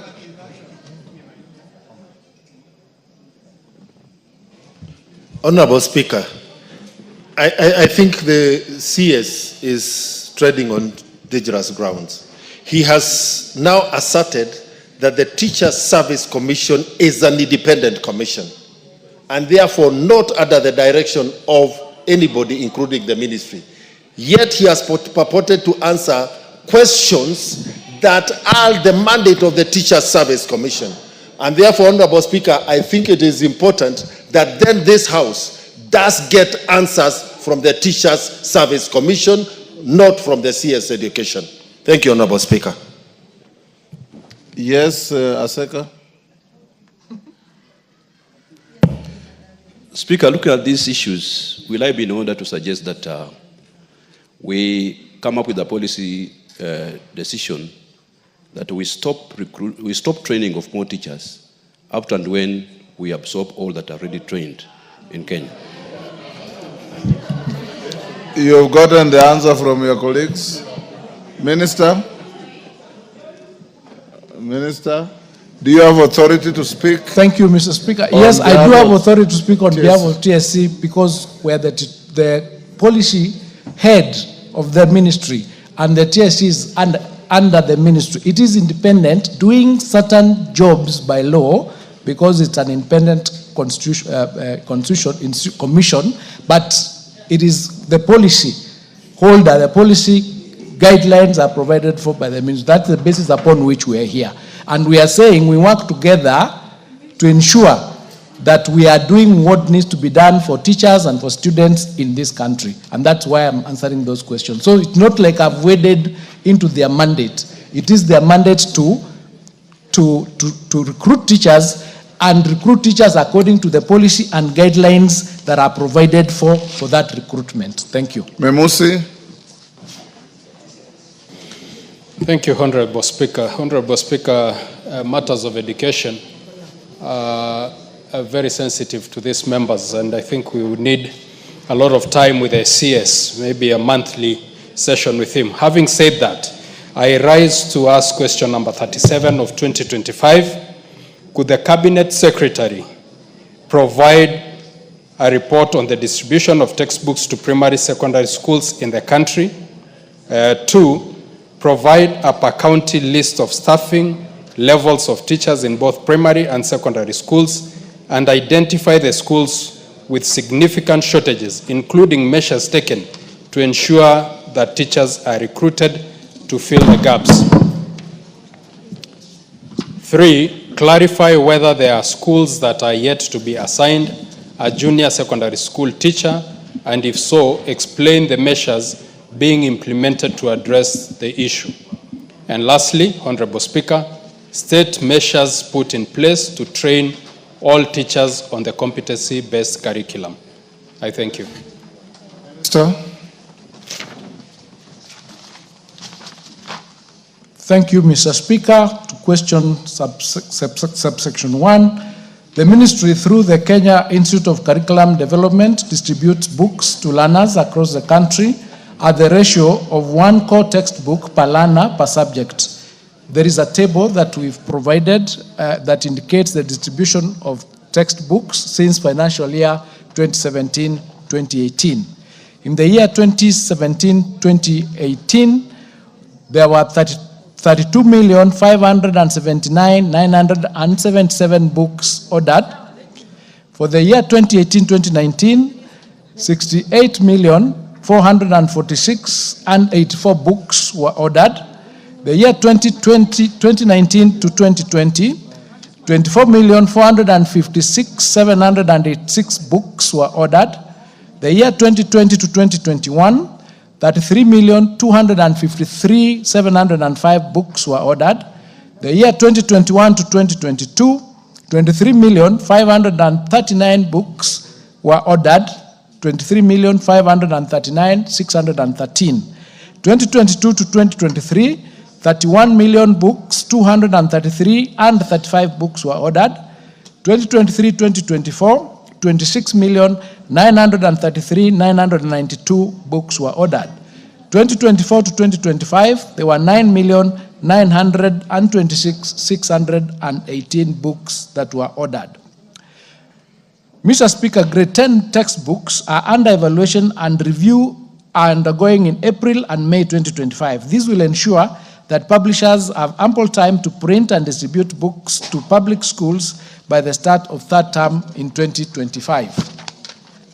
Part 2 of that question, Mr. Speaker, pursuant to Article 237, Article 2 of the Constitution, the Teacher Service Commission strives to optimally staff schools to ensure that learners' right to quality education is achieved as shown in Appendix number 2, that's a document that we have attached that shows the staffing for both primary and secondary schools.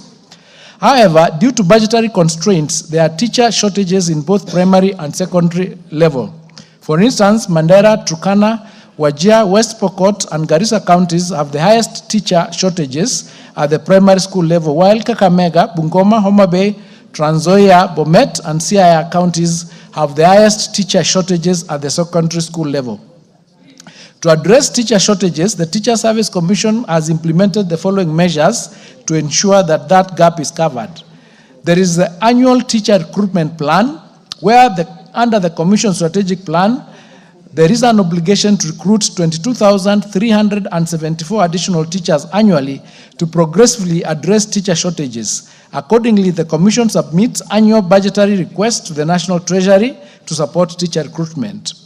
Number 2, they engage teacher interns. In addition to recruitment of permanent and pensionable teachers, the Commission annually seeks budgetary allocation to engage 20,000 teacher interns who provide immediate staffing support while awaiting full-time employment. Number 3, to optimize the utilization of available teachers, the Commission continuously monitors and implements staff balancing measures by transferring teachers from well-staffed schools to those with high teacher shortages. And number 4, the Commission has initiated innovative teaching methods, that is live streaming lessons to supplement face-to-face teaching in schools with significant teacher shortages, particularly in remote areas. Part 3 of that question, Mr. Speaker, noting the right of every learner to quality education, the government has put in place measures such as positing of recruited teachers to junior school and deployment of qualified primary school teachers to junior school to ensure that all junior schools are assigned teachers. Steps are taken to ensure that where new schools are established, teachers are promptly deployed. The government has put in place the following measures to address instances where new junior schools are established. 1, deployment of qualified primary school teachers to junior school. The Teacher Service Commission continues to deploy qualified and willing primary school teachers to junior school secondary to help bridge the staffing gaps. The deployment portal remains open to facilitate applications from eligible primary school teachers who meet the requirements for junior school teaching positions. And number 2, staff balancing within the sub-counties and counties. The Teacher Service Commission conducts periodic staff balancing to redistribute available teachers with a view to rationalize teacher resources within the same sub-county or county. Part 4 of that question, Mr. Speaker, P1 teachers who completed the P1 teacher training colleges before 2019 are not employed by TSC, were not competency-based curriculum compliant. From 2019, the TSC began retooling teachers on CBC so that they acquire the pedagogies required for CBC teachers. In 2019, the unemployed teachers began undertaking a 9-month upgrading program using a curriculum prepared by the KICD and did an assessment which was coordinated by NEC. This upgrade program will be continued up to 2028 until all the teachers are upgraded to CBC compliant status. In order to deal with the teacher preparedness on competency-based education, the Teacher Service Commission has put in place the following measures. 1, retooling and professional development of the teachers. The government, through the Teacher Service Commission, has retooled teachers who will handle grade 1 to 9 in competency-based curriculum and competency-based assessment. The Commission continues the retooling of teachers on CBC during holidays to ensure they are fully capacity built for effective implementation of the new curriculum. The model of training is Smart Cascade, and it involves the training of master trainers who then train the trainers of trainers and thereafter offer professional support training during the face-to-face training of teachers in the select avenues in the county. The Cascade model is master trainer down to trainer of trainers and then to teachers. The retooling of teachers involves 172 national master trainers for regular, 58 for special needs education drawn from TSC, KICD, NEC, KEMIS, and MASTEA, and the Ministry of Education, KISE, and teacher training colleges, and 1,538 trainers of trainers for regular, and 196 for special needs drawn from different teacher training colleges, curriculum support officers, and Ministry of Education quality assurance officers for both regular and special needs. Over 229,292 public and private primary school teachers and 60,642 junior school teachers have been trained to implement the competency-based curriculum. There is a table that we've indicated in our report that shows the number of primary school teachers that have been trained to implement the competency-based curriculum. The total number stands for curriculum support officers, regular and special needs. We have 1,411. For CBC champions, teachers, regular and SNE, we have 2,874. Then we have head teachers, regular and special needs education, who are 23,324. Head teachers in private institutions, 5,833. And for teachers who are regular and special needs in public institutions, we have teachers for grade 1, 2, 3, and 4. There are 70,652. Teachers for grade 5 and 6, there are 93,688. And for private schools, we have for grade 1, 2, 3, 4, and 6, there are 31,510. Total number is 292 teachers. For junior school, the number of teachers who have been retooled, as I've said, is 60,642 teachers, made up of 29,374 male and 31,272 female, are shown below. We have a table there. Further, through semester, Mr. Speaker, junior school teachers have been capacity built on science, technology, English, and mathematics subjects. This is to ensure that they are imparted with appropriate pedagogies in the handling of STEM subjects under the competency-based curriculum. In anticipation of the first transition to senior school next year, the Teacher Service Commission has embarked on the retooling of senior school teachers in the various pathways to be offered at senior school. In addition to their foregoing, the government, through the Teacher Service Commission, is also offering ongoing professional development opportunities to keep teachers updated on the latest trends, techniques, and research in art and sports, social sciences, and STEM. The teachers are also provided with continuous professional development opportunities to keep them updated on the latest trends and techniques in the sector. It is important to note, Mr. Speaker, that the current pre-service programs for teachers in the primary teaching training colleges is now implemented using a competency-based curriculum since 2021. The same is being done to university students taking education program. I submit, Mr. Speaker. Memusi. Thank you, Honorable Speaker. Speaker, I want to tell the CS, without fear of contradiction, that these books are not reaching the schools. He has stated that from 2018 to the financial year 2023-24, they've been distributing books. But I can tell the CS that I have schools that have not received books for the last 5 years. So I'm wondering, Honorable Speaker, whether the CS, when he receives these questions from members, whether he gets information from his education directors from respective counties, or he gets these replies from technocrats sitting in headquarters. Because the information that is giving to members is not in touch with what is on the ground. Honorable Speaker, I want the CS to answer on that. Number two, I'm very surprised that Kajiado is not on the list of counties with acute teacher shortages. And the main reason for this, Honorable Speaker, is we have lazy government employees who, when they are supposed to collect information, they don't go beyond town centers. Kajiado is a very unique county. If you go to Kajiado West and visit Kiserian, you have visited an urban part of that constituency.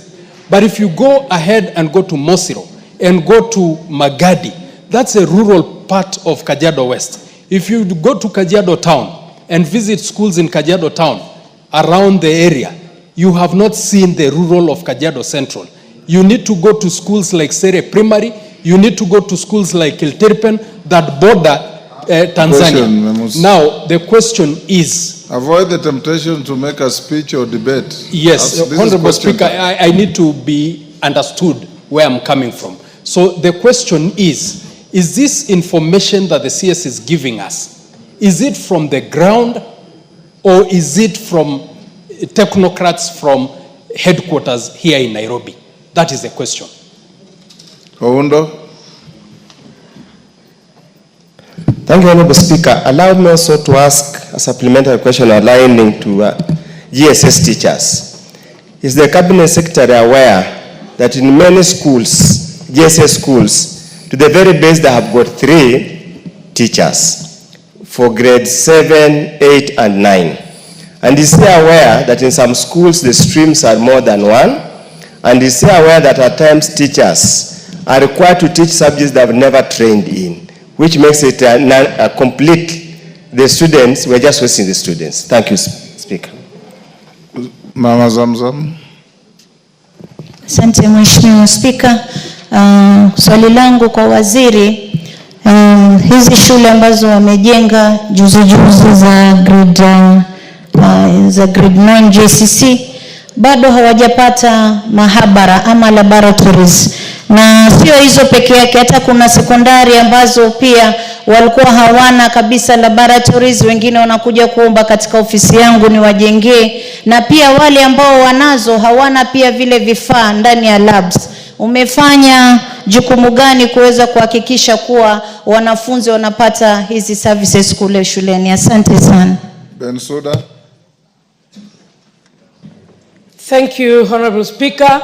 I have 2 questions. One. Only one. Joy Rider, only one question. Okay, I'll conjoin them in a minute. One, could the minister inform this House the level of staff establishment and ratio of teachers, because some schools were categorized under they are adequately, some constituencies are adequately having secondary school teachers, while others are not, are having below. I was concerned because I know several schools in Homa Bay County that are totally understaffed. So what is the staff establishment? What are the ratios of school? And what is the level that is required? 2, previously the government has utilized a lot of money in constructing schools by the Ministry of Education, that is the laboratories, before the JSS came. I've moved around and some schools, particularly I went to a George Agolo War secondary school in Karachuonyo. The classroom is dilapidated, and that is just less than 2 years down the line. Could we get data on the Ministry of Education spending in constructing schools to support these other programs, including the JSS? Thank you, Honorable Speaker. Minister. Thank you, Mr. Speaker. The information that we are submitting is collected from both the ground and the headquarters. So normally they would be collected from the ground, it is sent to the headquarters, and then it's collected for us to submit to this House. So it is done at both levels. And if there are schools that are indicated to have been supplied books and the books are not there, that is an action that needs to be taken if we have specific schools. Because we have been also to some schools in Kajiado where there are books, but there could be other schools. If there are truly no books that have been submitted and the record shows they were submitted, that is something that we can take action on. But the particular policy is that there should be one book per student per core subject. And that's why when we're talking about even grade 9, we did start distribution of 9.9 books from October 2024, leading to the grade 9 that was able to transit to grade 9 in 2025. In terms of the teachers, being 3 teachers, but it is true that and I've indicated it, that we do not have the optimal number of teachers in each school. So we are making do with the number that we have, but we are also working with TSC to retool the teachers that are there so that they are able to teach the subjects and they are able to meet the requirements of the students as we work towards employing more to ensure that we have enough. That's why we said we have employed 76,000 teachers in the last 1 or 2 years, and we continue making efforts to employ more depending on availability of budget in order for us to have the optimal number as we move forward. But we are doing everything possible, including retooling of the teachers who are there to be able to support the JSS classrooms. With respect to the staffing levels, as I've indicated, the TSC uses the CBE to staff the students, to staff the schools by teachers. And they do rationalization where we realize that maybe there are more teachers in one place than the other, and as I've indicated, they then do the inter-county transfers to ensure that we have a level of equality, a level of equity in those schools. And with respect to the question of laboratories, we are working towards building more laboratories, and beginning July, we have a plan to build another 1,600 laboratories in these schools, and we are working towards ensuring that we use every method possible, including virtual learning, to ensure that the students have actually interacted with the laboratory requirements in those schools. The dilapidated infrastructure is an issue that concerns the government. That's why we've continued to work towards improving that infrastructure depending on availability of resources. The last 2 years, the ministry has not gotten any infrastructural funds to be able to put into the infrastructure of building of classrooms. We did do the classrooms for grade 9 on a fund that we received from the World Bank. That's how we were able to do the 16,000 classrooms for grade 9. But we continue working towards ensuring that we improve these facilities even with our partners. Thank you, and I submit. Kazi Mtandaza. Question 038. Thank you, Honorable Speaker. Call the Cabinet Secretary, Roman 1, provide the number. I'm repeating the number. That is the question as it stands to answer. The number of qualified teachers trained to teach students in the select pathways provided for in senior secondary school under the CBC. Question, Honorable Minister, the number in the different pathways as you stand to answer. 2, state how many, how many, this is again the number of qualified teachers that have been posted to the Matuga constituents, posted to Matuga constituents and Kwale County. And 3, outline the measures put in place by the ministry to have enough qualified teachers for creative arts and sports. This being the other pathway, this country has a lot of talent in that area. So I'm still asking for the number of qualified teachers for creative arts and sports in all the schools in Kenya. Thank you, Honorable Speaker.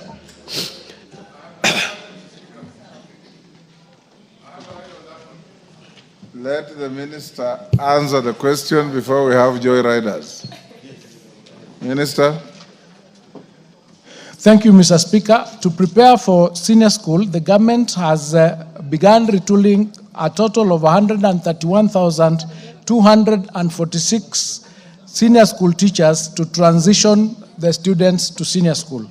In order to mitigate the challenges of handling the new learning areas and technical subjects, the Ministry and the Teacher Service Commission will work together to ensure the following. 1, the Kenya School of TVET will enroll and prepare the diploma technical teachers who have a mean grade of C+ and who have done 2 technical subjects to undergo through a pedagogical course and other education courses required to qualify to teach at senior school. Number 2, universities will enroll students in 2 technical subjects and pedagogical content knowledge with a strong basis in education. Diploma technical teachers with KCSE mean grade C+ and 2 teaching subjects in which they have scored a mean grade of C+ and trained adequately in pedagogical knowledge will be absorbed by the Commission to enable them to teach effectively at senior school. Part 2 of that question. By the financial year 2024-2025, the Teacher Service Commission had recruited and posted a total of 1,318 teachers to junior school, both permanent and pensionable, as well as interns to various sub-counties in Kwale County. The allocation per sub-county is as follows: Kinango, 244, Matuga, 212, Lungalunga, 301, Msambweni, 190, Samburu, 279, Shimba Hills, 92, total 1,318.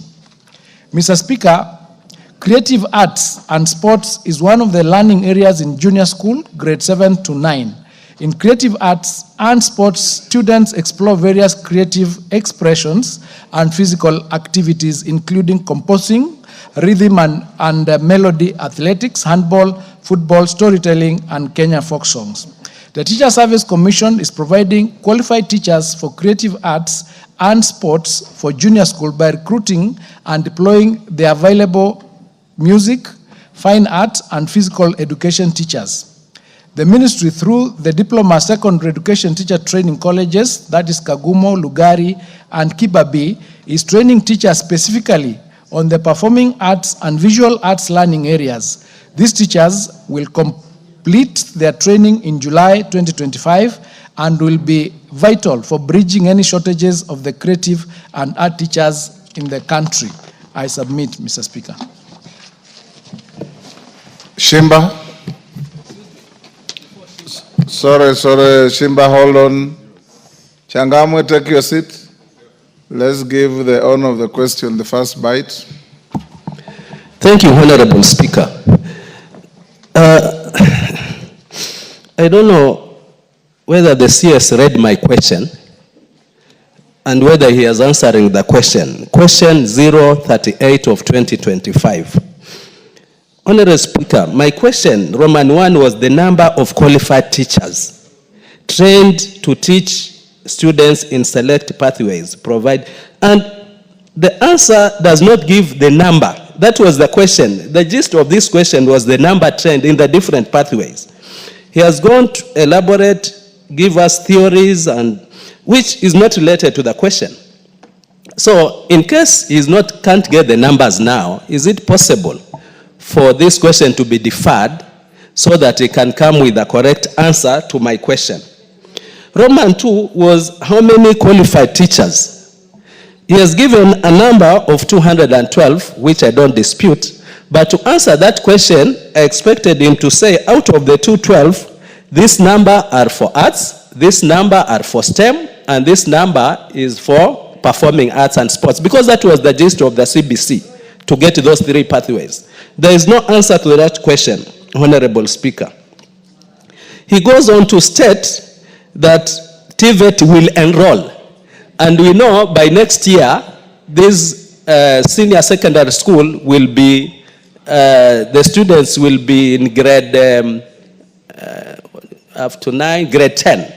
But up to this juncture, he's talking of TVET will enroll. He's talking of diploma teachers with C+ will be absorbed. So, numbers, Honorable Speaker, and I think this question will only be answered if the CS will come up with the numbers. Even on the last item, paragraph 47 of his answer, when he talks of Kagumo, Lugari, trade specifically on the performing arts and visual arts, which was the gist of my question, he still says they will, without even giving numbers, vis-a-vis the demand of this, the schools in senior secondary school and what my question was asking. Honorable Speaker, if we cannot get the numbers, I will request that this question is deferred to answer the specific questions that I had asked. Thank you, Honorable Speaker.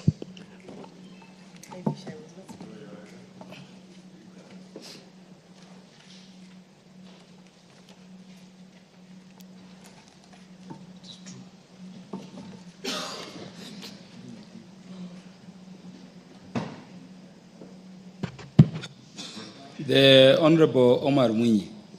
Yes, Mr. Speaker, sir. Thank you. Question. Thank you, Mr. Speaker, sir. Mr. Speaker, listening to the questions which you normally ask whenever ministers come here, I would feel it will be proper for the minister to prepare a list for all the constituencies in the country to indicate the number of teachers that they have, the shortages, so that at least the purpose of that would be to correct those anomalies, so that we create equity, so that every constituency gets a fair share of the teachers. Otherwise, I'm sure next month another member would ask the same question for his constituency, yet the minister will get away with those type of answers where we still need some more information. So I think they better print a list of all the constituencies that we have in the country with the teachers, the shortages, so that the TSC can then make what we call affirmative action to correct the anomalies that are there within the ministry. And Mr. Speaker, since the minister is here, I would also want to get it from him. How are you dealing with the principals who are still refusing to give the certificates to the learners who had actually completed schools? Thank you. Cabinet Secretary. You'll respond to those ones. Question number 3825 requires data. Yes. Cabinet Secretary, if you don't have the data, Thank you. The provision of the data can, upon request, be delivered to a date we may specify. Kindly respond. Mr. Speaker, thank you for that guidance. It is true that I have not sort of stipulated the number of teachers in each pathway. I have given a general number, that's 131,246. And I've also given the 1,318 without stipulating which pathways, which teachers are in which pathways. I beg to be allowed to go and redo that response so that I can stipulate each particular pathway with the correct number of teachers, both nationally and in the constituency and the Matuga constituency and Kwale County, so that we can have that stipulated and it outlined. And with respect to the question of dealing with this globally, so that we can do all the constituencies and actually get the data indicating the number of teachers, what they are teaching, what they are qualified for, and the shortages, so that each constituency then can pick, we can have a global view. I seek for more time to be able to submit that data so that we can then interrogate each particular constituency as and when we are able to do that. So if I'm allowed, we'll work with the TSC to provide that data so that it is completely clear. I submit. Yeah, honorable members, for the convenience of the House, that data, in case it will be taking long for the Cabinet Secretary to return to the plenary, can be delivered, if it is available in good time, to the relevant committee, the Departmental Committee on Education, which can then invite all members to actually scrutinize and ensure the information you need in terms of how teachers are allocated to your constituencies is represented. Thank you, Cabinet Secretary. Question number...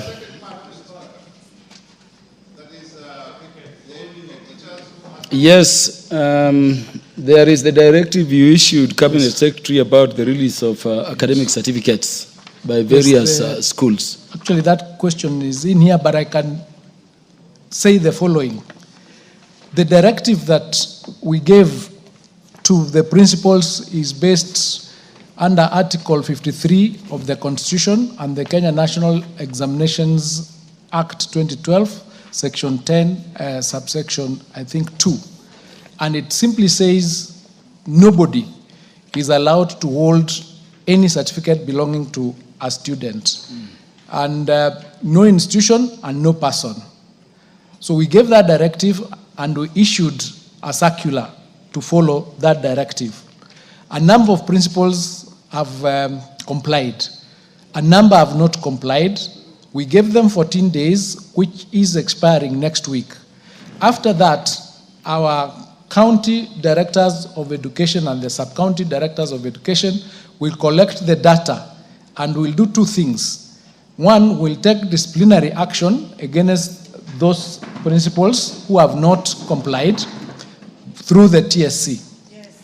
But more seriously, we will undertake a legal process against those teachers.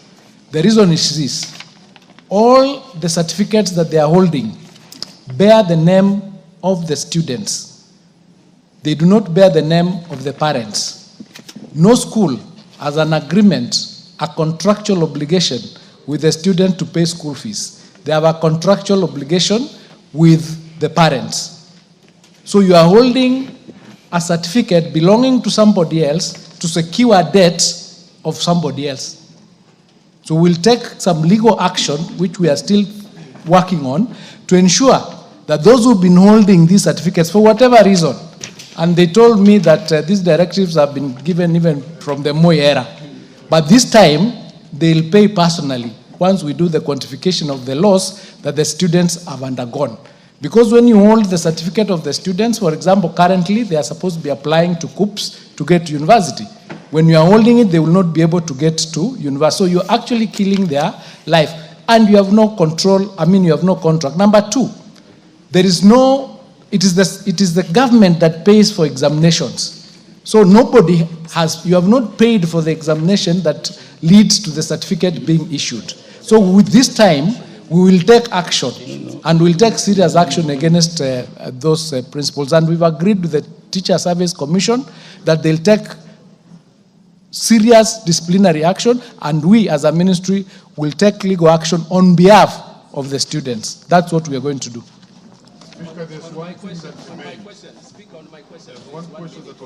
I know that is a very crucial matter for all members of parliament. I think the point the CS is making is that it is wrong for any institution to hold back the life and the progress of any student. Also, if you consider that the majority of them are children, and therefore fall under the law he has quoted and Article 53 of the Constitution. Honorable CS, that is a matter you are passionate about. Let me say you've done well to communicate it to the public, and I hope all principals are watching. Please follow it through with action. Honorable members, let us not overflog it. Let us wait for action from the Cabinet Secretary. Question number 039 of 2025, the question by the member for Kitunguri, the Honorable Gadoni Wamuchomba. Thank you, Mr. Speaker. I rise to ask question number 39, but before so, Speaker, with your permission, allow me to just stress to the Minister that it is imperative for him to always pronounce statements in this House that are followed by actions. I refer to his session in November last year when we inquired about the preparedness of the JSS grade 9 classrooms. And he came here and assured us that the classes are going to be ready in January. From where I sit in Githunguri constituency, we still have many schools that still don't have those classes. So he gave me some level of comfort in November. The Honorable Wamuchomba. And therefore I would want, yes, Speaker. Kindly ask the question on the order paper. Thank you, sir. Then the matter you are raising can be raised in the context of other relevant questions. I oblige. Thank you. Could the Cabinet Secretary provide the total amount of capitation funds disbursed by the Ministry of Education per school in the financial year 2024-2025 in Githunguri constituency? and the number of students per school who have benefited from the funds. Part 2, state the criteria used by the ministry to suspend students from NEMIS and safeguards in place to ensure that eligible students do not get suspended in the future. Part 3, outline the total number of students in public primary and secondary schools in the Githunguri constituency who have been suspended from NEMIS and, since the beginning of the year 2024 academic year. Part 4, provide the current status of student registration on NEMIS across public schools in the country. And Part 5, outline measures put in place, if any, to ensure smooth NEMIS operations and sufficient disbursement of funds to prevent future disruptions in learning. Thank you, Mr. Speaker.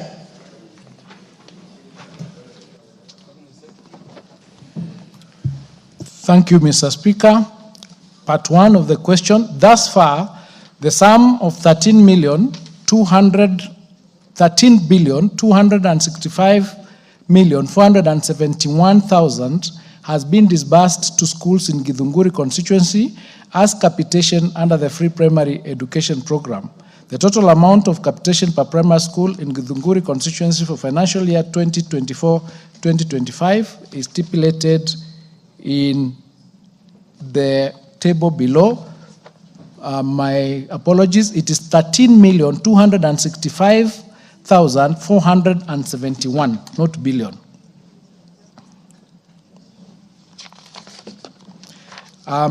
There is a table that we've stipulated in our answer, and the number of schools go to a total of 53 schools.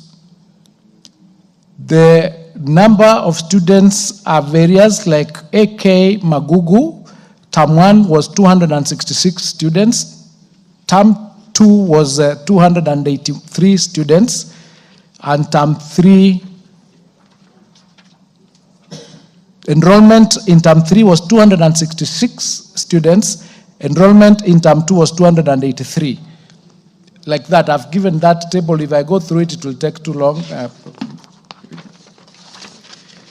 And that also is a position for high school. We have 38 schools in secondary schools. So it's 13 million plus.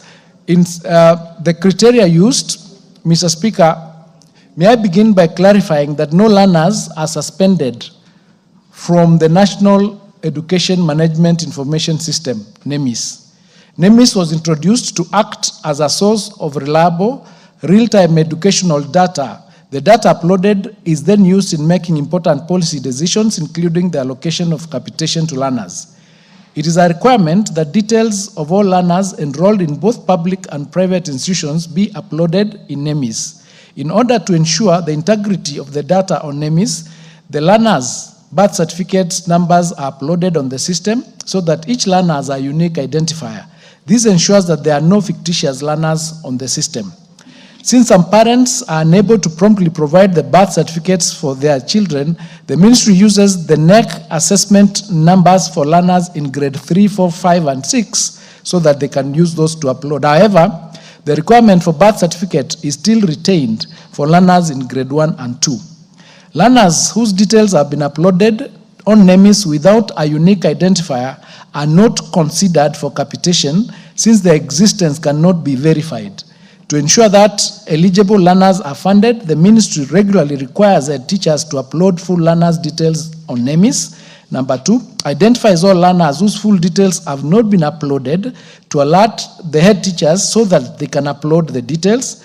Number 3, they hold regular sensitization meetings, both physical and online, with sub-county directors of education to equip them with skills for supervising the uploading of data on NEMIS by the schools in their areas of jurisdiction.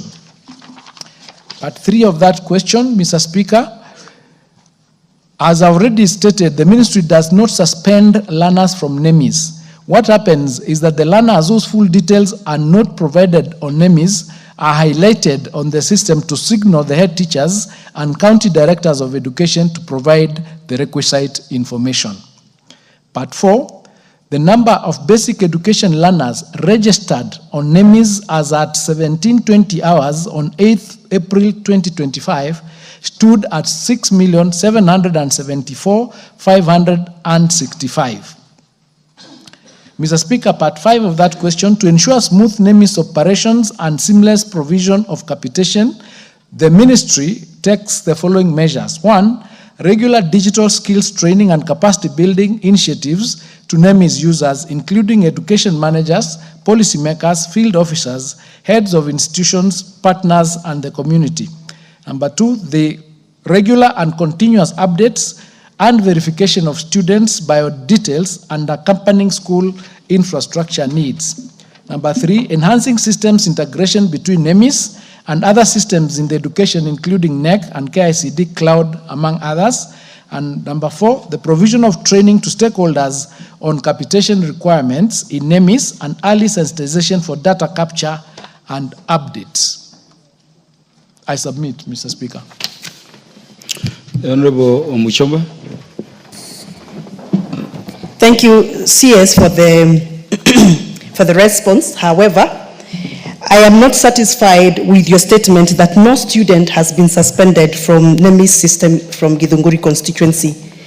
This is backed by some facts that I can table on the floor of this House, that over 311 students as at 25th of March this year were not in the NEMIS system. The teachers complained that every time they try to return the student in the system, the students are highlighted and the system does not allow them back into the system. And that I can table as evidence, and therefore, Mr. Speaker, I would seek your indulgence on that issue. Number 2, Mr. Speaker, the CS has said that the total number of public students in Githunguri that are receiving NEMIS funds, he has said that he has a schedule. I would love that he shares with me that schedule through you, Mr. Speaker, with your guidance, so that I can be able to disseminate information accordingly. Thank you.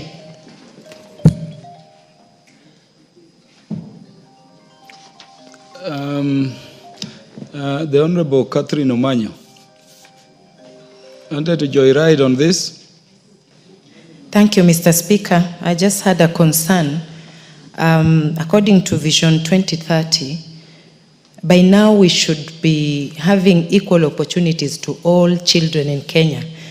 Equal, like education-wise, if any student goes to school, they should be assured that they will learn without being sent home for lacking fees. What is your plan in assuring that we do not have some students in Kenya who are always thrown out of class for lacking fees? And 2, for us to also have smooth education, what are your plans to ensure that teachers or the headmasters, the principals of schools, run their programs smoothly without having to wait for a very long time, to the level some of us here MPs have to make some noise, and the teachers also make some noise for any money to reach their banks for them to do any transactions. Then lastly, if you go to some schools in Kenya, some students and pupils still sit on the floor, or they sit on stones or logs of trees. Where on earth in this time and age should we still be observing that? Actually, I visited one in my county and I was shocked that students still go through that, and yet they sit same exams just like any other privileged students. So again, I'm back on the equality question. Thank you, Mr. Speaker. Thank you. Cabinet Secretary to respond. Thank you, Mr. Speaker. On the 311 students that have not been returned back for one reason or another, I would urge the honorable member to share with us that information so that we can find out, because if they have met the requirements of the birth certificates or the number, the assessment number, they should be able to be uploaded back so that they can become part and parcel of that. So we need to know what would be the reason or the challenge that they have, so that we can handle that issue.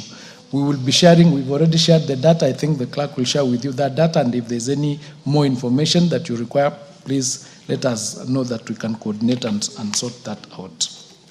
On the question of equal opportunities, the head teachers are not allowed to send students home for lack of fees, because secondary and primary schools is funded by the government, unless it is the portion that relates to boarding that the parents pay. But otherwise, the guidelines from the ministry is that you do not send the students home, for example, for the delays in capitation, and that will answer the second part of that question.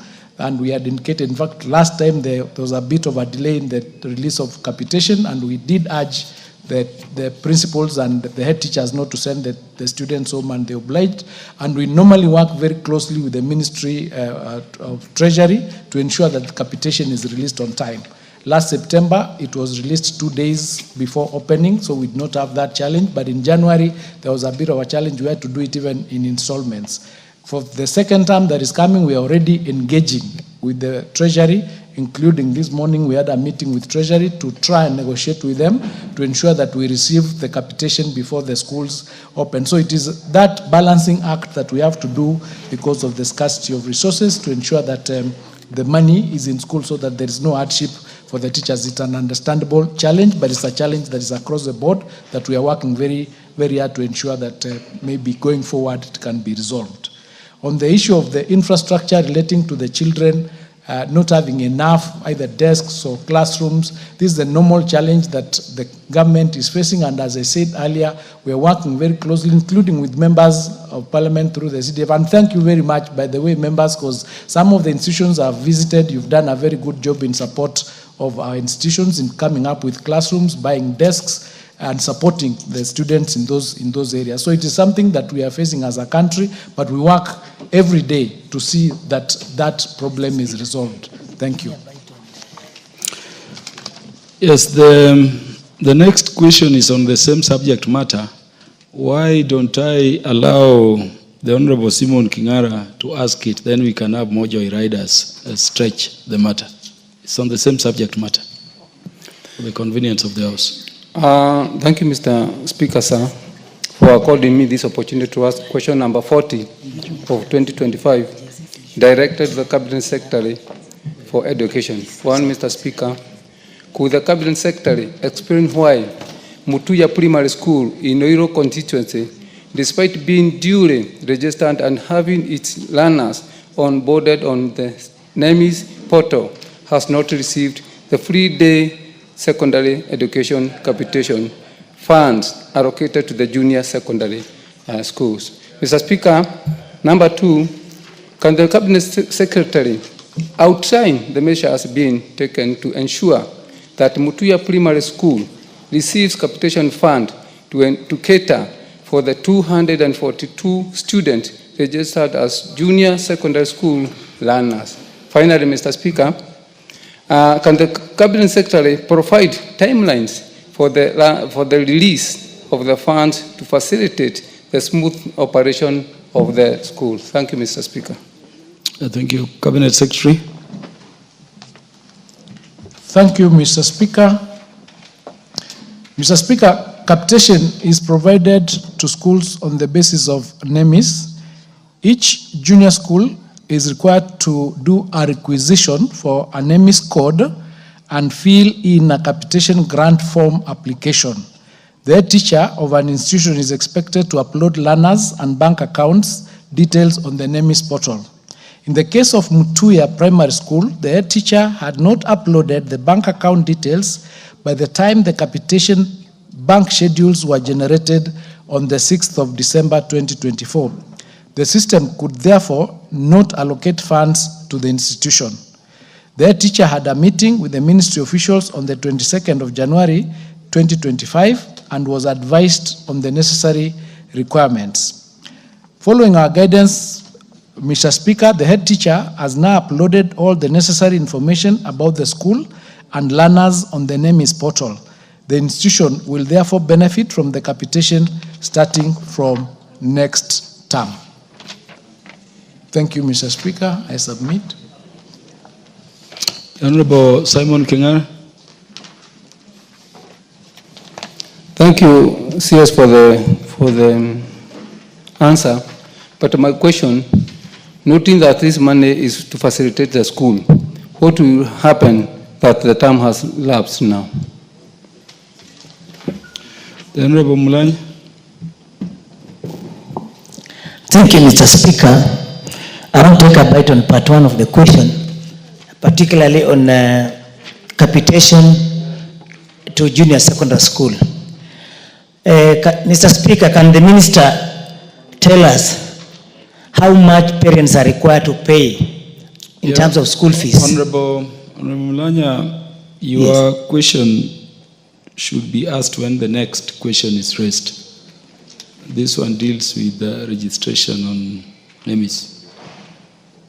So you just take back your seat when the next question by the Honorable Rueda Obo is asked. I'll give you the chance to ride over.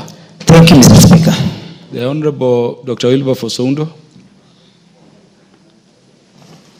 Speaker, I just want the Cabinet Secretary, he might not have the information now, but he could go back and counter-check and take necessary action. If he is aware, Milimani Primary School and Sirekeresi Primary School. Milimani Primary School and Sirekeresi Primary School in Funyula constituency that got the registration certificate, I think it's called iPad, whatever they call it, sometimes early last year, and up to now, they have not been registered to receive capitation. And if we could expedite the process to ensure in the next disbursement, they have received that capitation. Secondly, Speaker, on the same matter, free-day secondary school education, what is the policy of the ministry as regards the school feeding program where parents contribute towards feeding the day scholars in schools? What is the policy, and is there any set figure in that, on that score? Thank you, Honorable Speaker. The Honorable Cabinet Secretary. Thank you, Mr. Speaker. I was trying to get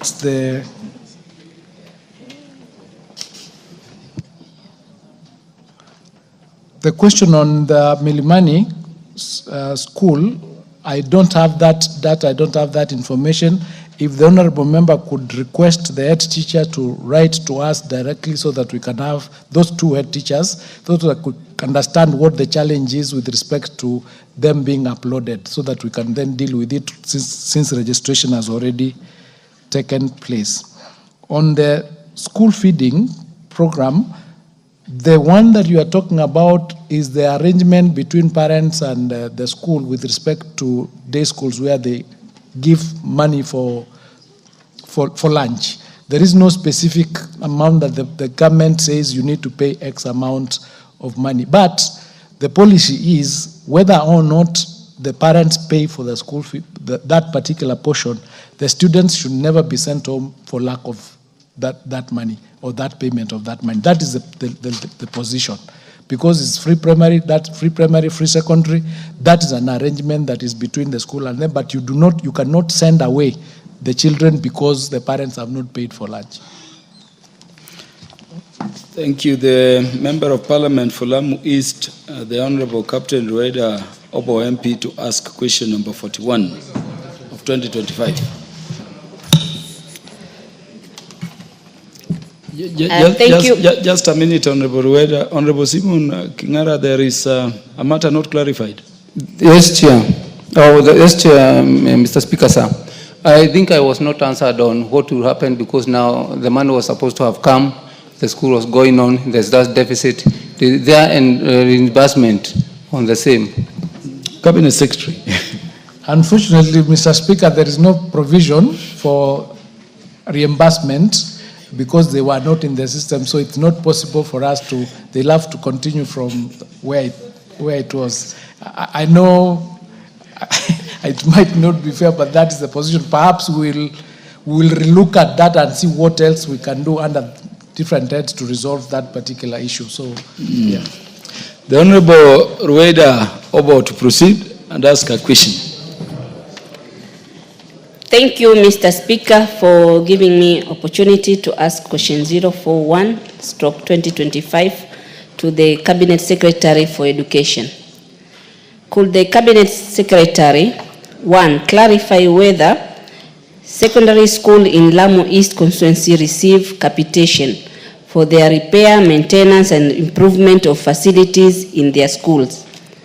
2, provide a report on the utilization of fund by Kizingitini Secondary School in Lamu East constituency, particular to maintain the facilities in the schools.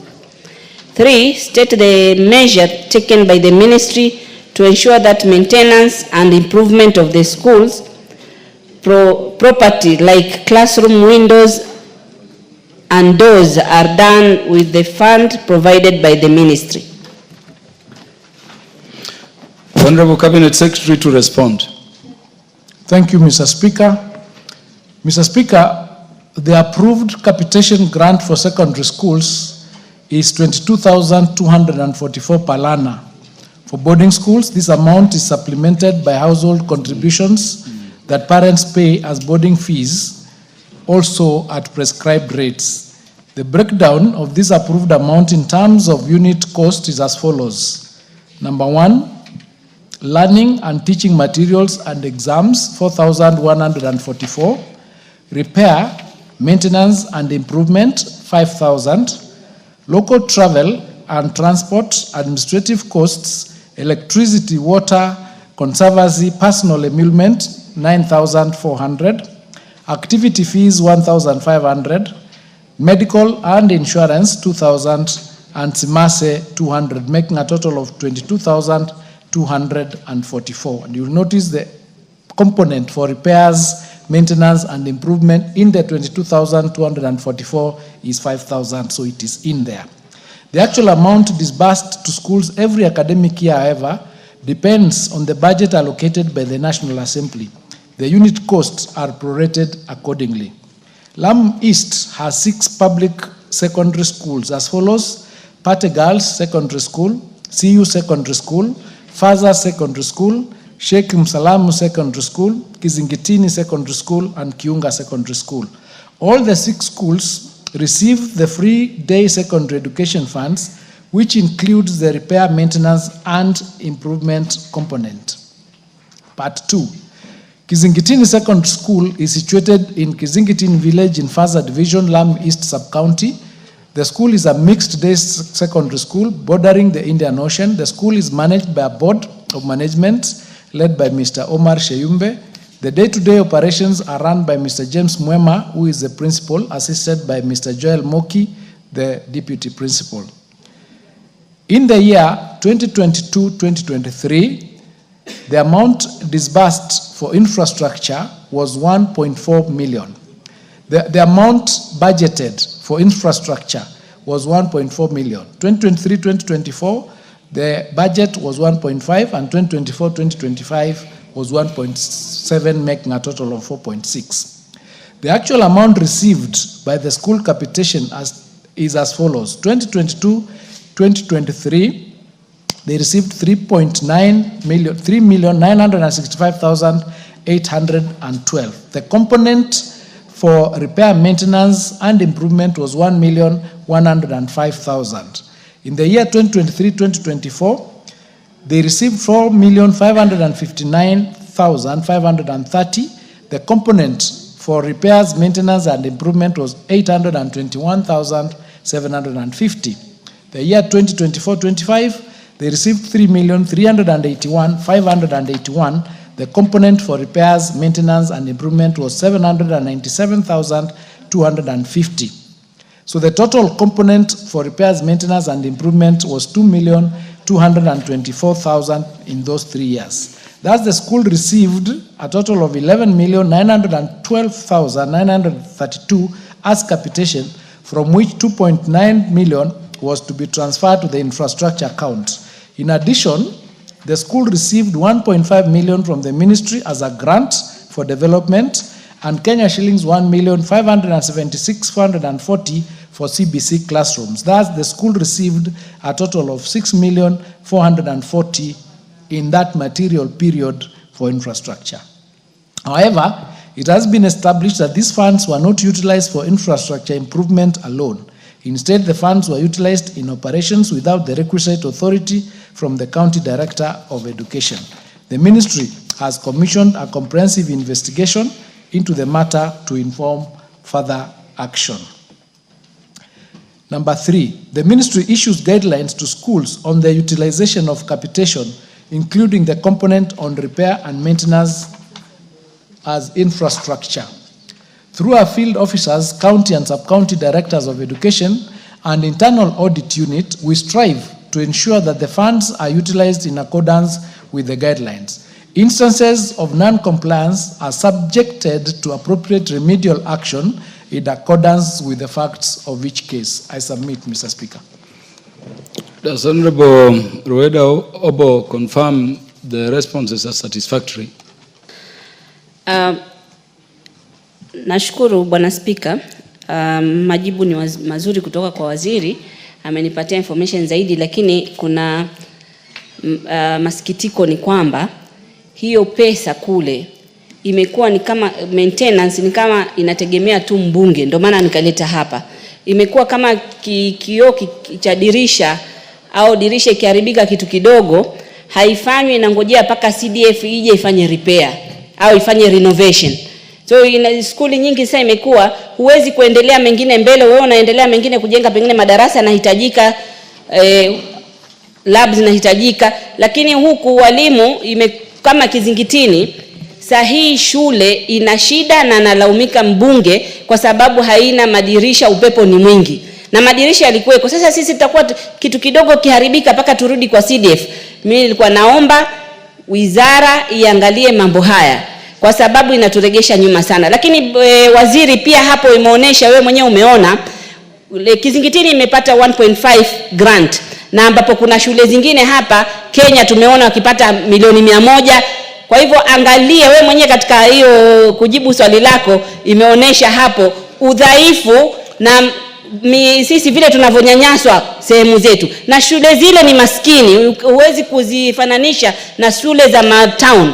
Sasa utafuta mipangilio ya kuhakikisha shule kama zile zimepata pesa ya kutosha. Kama sababu umesema katika jibu lako kwamba zimetumika kwa upande wa operation, ni ukweli wakiandika hawana walimu. Wakiandika walimu wanatumia pengine pesa hiyo. So umeona tabu tulizonazo kwa hizi shule. Kwa hivyo ningetarajia ukija hapa wakati mwingine useme nimepeleka kizingitini milioni 100 kama kule Alliance au na kwingine inapopelekwa. Asante Bwana Speaker. Thank you, Honorable. I've allowed you to say that much because of where you come from. The last joyrider will be the Honorable Julius Sunkuli will take precedence. Yeah. Mr. Speaker, just to emphasize on the question of Honorable Rueda, can the minister consider making a visit to some of the schools to actually ascertain for himself the fact that capitation funds are actually not applied transparently? Because in many places, you cannot point at a project that has been done by capitation maintenance. And indeed, we can point out from CDF funds that this has been done. And because the National Office of the CDF has a proactive way of ensuring that monies are applied well. Now that this money comes from your office, Mr. Minister, can you find a way of directly ensuring that the transparency is applied in the application of these funds? The Honorable Makali Mulu, and then lastly the Honorable Milanya. Yeah, thank you so much, Honorable Speaker. Honorable Speaker, maybe what Honorable Suguri, just to put in another way, is there a system in the ministry which monitors how these resources are used? Because I don't think the minister will be able to go to all the primary schools and secondary schools in Kenya. But is there either a department or a unit which does internal monitoring of all the resources that are being used? But on the issue of capitation, Honorable Speaker, the other challenge is, Honorable Speaker, and I think this applies to all of us, even the members of Parliament. You know, we put this money in the budget, Honorable Speaker, but the reality is that Treasury is not releasing this money also to the schools. Is there also a way we can be maybe with the liaison with the ministry? Because to me, I think in terms of prioritization, how the resources flow from Treasury to other ministries and to other sectors, I think, Speaker, the education sector should be given priority number one after possibly Parliament. So that after we release money to Parliament, the next sector to get money should be education, because that's what affects most of us. And maybe the third one would be health. But I see an inverse kind of relationship in terms of releasing resources. So we need to enforce the fact that... Honorable Makali Mulu, I thought this Parliament should come after education and health. No, you know, Honorable Speaker, what is coming out is now that from what members are saying in terms of CDF, Honorable Speaker, we are doing everything for schools. So even this capitation, when it goes to the teachers, it's only CDF which ends up. When I talk about Parliament, I mean the money through the patronage of members. Not the money for our own use here, but patronage of members. Thank you, Honorable Speaker. And Honorable Cabinet Secretary, Honorable Makali Mulu is in the Budget Committee. So take his questions very seriously. The Honorable Milanya last on this one. Thank you, Mr. Speaker. Mr. Speaker, my question regards capitation for junior secondary schools. Mr. Speaker, I'm aware that the ministry has a guideline whereby the government is providing 15,000 for junior secondary schools. But the information on the ground, you find that the head teachers are charging 3,000 per term for junior secondary students. So can the minister provide the regulated school fees for junior secondary so that it's well known, so that parents don't suffer? Because I'm seeing a situation whereby the junior secondary school issue is going to be a problem, because every time we issue bursaries, the junior secondary school parents are also on our case, so they're requesting for bursary. Mr. Speaker, just on a further note on that, can also the minister give us the policy directive they are going to follow to ensure that the guidelines being provided are being followed? Because we have policies in this country, like he has mentioned about the issue of certificates. When you go to the ground, the treatment the parents get from the principal is different. So I promise that they are going to follow up without proper action. Noted, Honorable Milanya. Thank you, Mr. Speaker. Cabinet Secretary.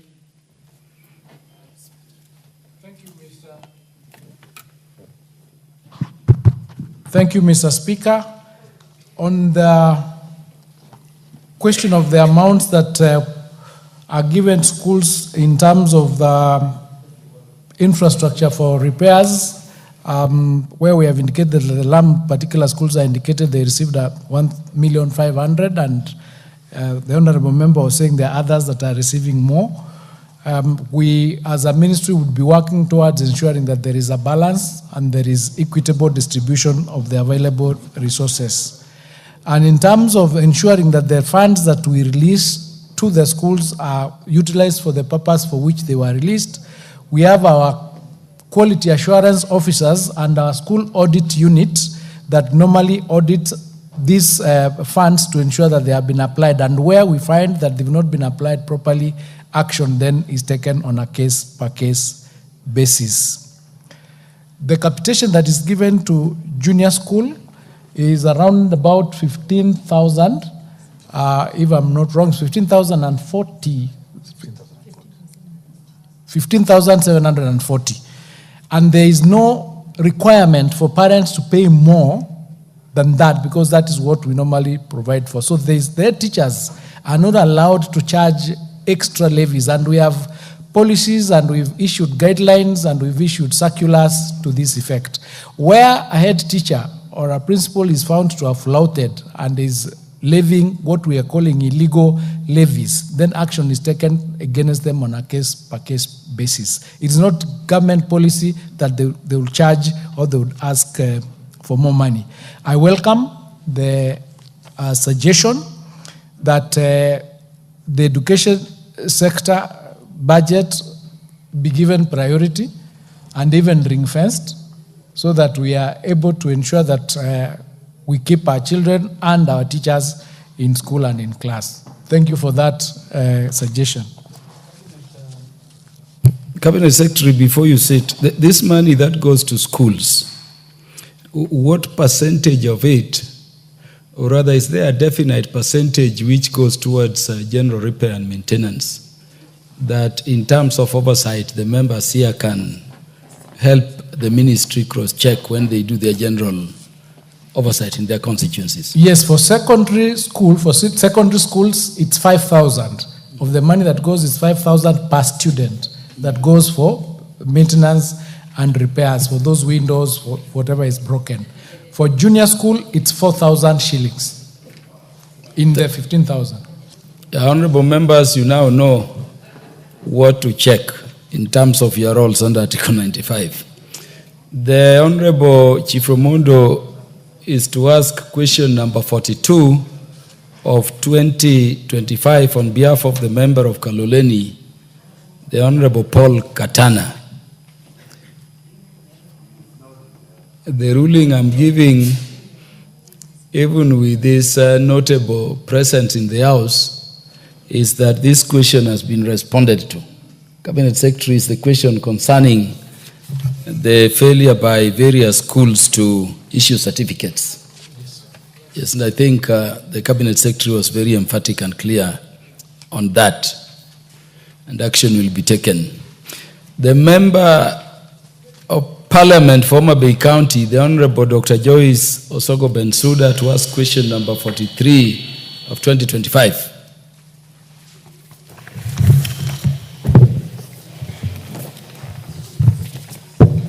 Thank you, Honorable Speaker. I rise to ask the Cabinet Secretary question number 043, 2025. Could the Cabinet and these questions, they are addressing issues of adult education.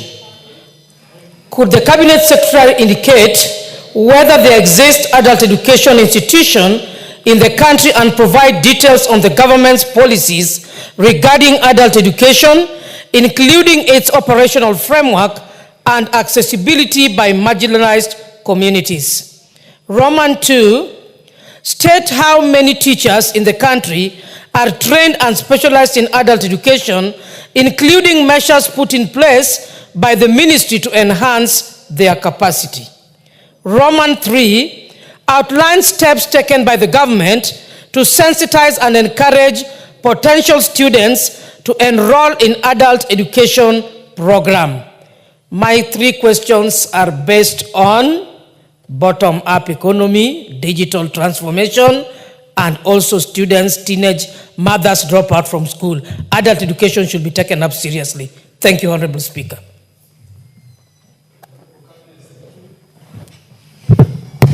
Thank you, Mr. Speaker. Adult and continuing education has been a national priority since independence.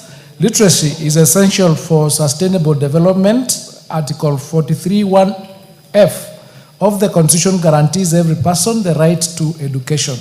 In line with this commitment, the Ministry of Education has developed and is implementing policies and guidelines to support the delivery of adult education, continuing education as an integral component of the lifelong learning. The legal framework includes the Basic Education Act 2013, which recognizes adult and continuing education as a critical component within the broader basic education framework. In terms of the policy and strategic framework, the Kenya Vision 2030 prioritizes human capital development and lifelong learning as enablers of national transformation. In the education sector, the sessional paper number 1 of 2019 underscores the need to promote lifelong learning and skills development for youth and adults. The National Education Sector Strategic Plan 2023-2027 outlines strategic interventions to improve access, equity, and quality in adult education. The strategic plan also provides for the review and harmonization of adult and continuing education policies. In addition to this, there is the National Adult and Continuing Education Framework 2010, which provides for concrete policy options on what should be done to overcome the challenges of literacy and numeracy as to enable adult and continuing education play its rightful role in national development. Currently, the ministry has developed the national policy on adult and continuing education to provide an updated policy environment for the governance and coordination of adult and continuing education in the country.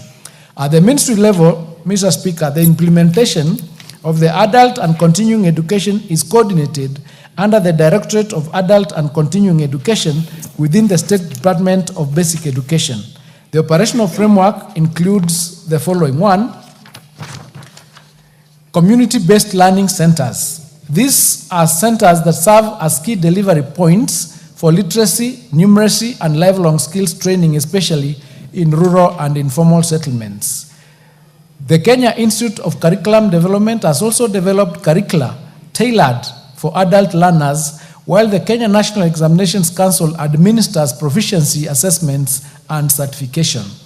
The government has also continued to recruit and capacity build adult education officers, instructors, and facilitators to ensure quality delivery of services. There is also monitoring and evaluation through a structuring, monitoring, and evaluation framework that is in place to track learner enrollment, completion, and progression, feeding the national education data system such as NEMIS.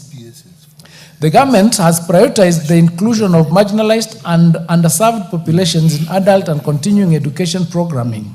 This is through various interventions like mobile learning units and integration with alternative provision of basic education and training programs, development of inclusive learning materials, and deployment of specialized instructors to enhance participation, strengthening partnerships with civil society and faith-based organizations to expand reach and accessibility, specific efforts to address barriers faced by women, youth, and elderly learners, including flexible learning schedules and sensitization campaigns in a bid to promote gender and age inclusion. And lastly, integration of digital literacy and vocational training to improve employability and livelihoods among adult learners. In addition to this, Mr. Speaker, we have rolled out recognition of prior learning to provide a framework for the recognition of informal skills and competencies gained through experience. Currently, Mr. Speaker, there are 148,341 adults enrolled in institutions countrywide. Part 2. The Directorate of Adult and Continuing Education in the State Department for Basic Education is responsible for adult education instructors. There are 2 categories of adult education instructors. We have full-time and part-time instructors. The full-time instructors are employed by the Public Service Commission of Kenya on a permanent and pensionable basis and work full-time. The total number of full-time instructors in the country is 797. They are trained in adult education and Rogoji in teacher certificate in adult education, diploma education, adult education and community development, Bachelor of Education, Adult Education and Community Development, and Masters in Education and Adult Education.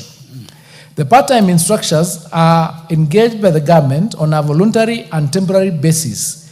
They work for 2 hours per day for 3 days a week.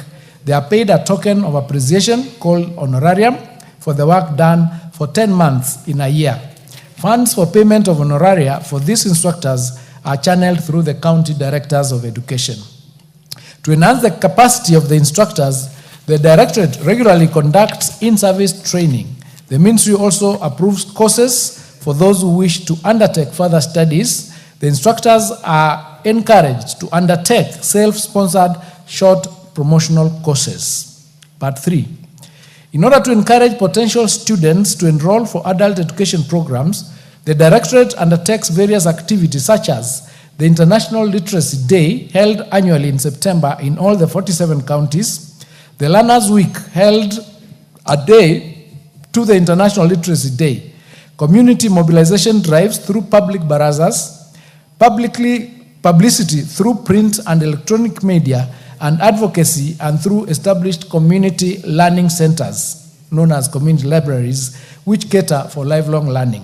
We have also set up adult education desks in all Huduma centers to encourage the enrollment for adult education. I submit, Mr. Speaker. The Honorable Dr. Joyce Osogoben Suda. Any rejoinder? Thank you, Speaker. I would like to appreciate the fair attempt by the Cabinet Secretary. However, I would want to request the Cabinet Secretary to ensure what he has explained has a lot of value if they are operationalized practically in the community. Implementation. I would therefore request that a tabulation data is provided to the members so that we actually know, because these issues touches and affects us as a country when it comes to issues during election, issues of hustler funds, issues of mamamboga, the people who have dropped out from school, those who are supposed to be rehabilitated. If I walk to any Huduma center, I don't think I would find that, just to cite. Equally, if the Huduma center are supposed to be mobile and provide for the services, first of all, they'll talk about we don't have vehicles, we don't have fuel, there is no budget. Could this be operationalized in terms of implementation and a tabulation of similar data disseminated so that some of the challenges we are experiencing as a country can be curbed before we come to the actual problems? Thank you, Honorable Speaker. Cabinet Secretary, that is for noting and for further policy refinement. The Honorable Charles Guna, you want to address the matter of adult education? Yes. Or a separate issue? Yeah, it's just a joyriding question. No, on adult education? Yes. No, because if it is not related to adult education, I'll create time for those general questions towards the end. Okay. Do we have any person who wants to ride on the matter of adult education? The Honorable Ferdinand Wanyonyi. I've been here the whole day. I just want to find out, I think it's a very good question raised by my colleague. I have not noticed this at all in my constituency, and that's very important because those days, Mr. Speaker, we saw this program when we were very young, but it's vetted out.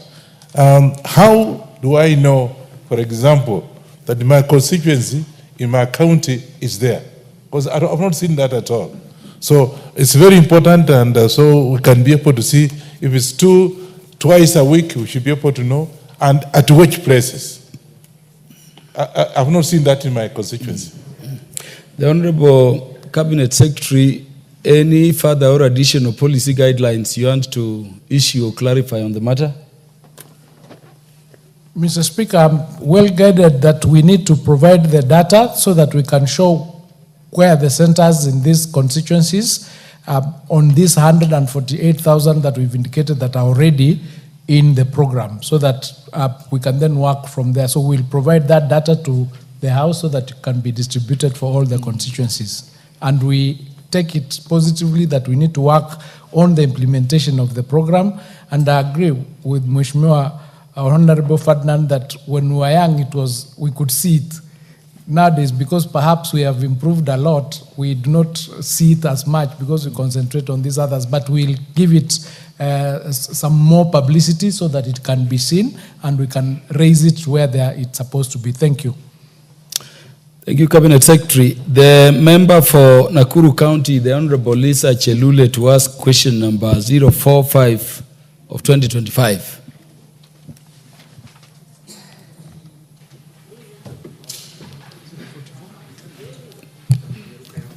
Who is that honorable member? 044. Yes. Yeah, sorry. Ask question number 44 of 2025, the member for Kiambu, the Honorable Machoa Itaka. Yes, Mr. Speaker, I was wondering why you had jumped my question. I regret the oversight. Yes, thank you, Mr. Speaker. I rise to ask question 044 of 2025. Could the Cabinet Secretary confirm that the Ndigwa Primary School, established in 2006, has no room for expansion and lacks crucial facilities such as a playground? And if so, state what steps the ministry is taking to address the issue. Question number 2. outline the criteria used by the ministry to allocate infrastructure funds to public schools, and indicate when schools in Kiambu constituency, particularly those facing infrastructure deficits, will receive funding to improve learning facilities. Number 3, provide a report on the number of public schools in the country that lack playgrounds, the reasons for the deficiency, and the specific interventions by the ministry to ensure that all schools have the essential facilities for students' learning and development. Thank you, Mr. Speaker. The Honorable Cabinet Secretary for Education. Thank you, Mr. Speaker. Tindigwa Primary School in Kiambu Sub-County sits on 3/4 of an acre. Classrooms and administration offices occupy a big portion of the land, leaving a small portion that is inadequate to be used as a playfield. The space that is left is equivalent to 1/4 of an acre. The school's population is rapidly growing and requires more land for future expansion. Currently, the school's enrollment stands at 815 learners. Since there is no playground, learners are sometimes taken to facilities away from the school in order to access playgrounds for various co-curricular activities. The ministry is currently engaging with stakeholders on the possibility of addressing the space limitation through acquisition of additional land. Part 2, infrastructure funds, Mr. Speaker, are disbursed to schools across the country based on an infrastructure needs assessment, equitable distribution, and the availability of funds. Schools with poor infrastructure that seek to benefit from the funds make a request to the Ministry of Education through the Sub-County Director of Education. The application details the infrastructure conditions of the school, the enrollment, and the estimates of the infrastructural needs. Additional supporting documents such as bills of quantities, assessment reports, and recommendations and photographs may also be provided. The boards of management also provide minutes indicating the infrastructure needs. These applications are then forwarded to the ministry for consideration. A school would then be allocated funds if the ministry determines that there is justifiable need and that the school deserves the requested intervention subject to availability of funds.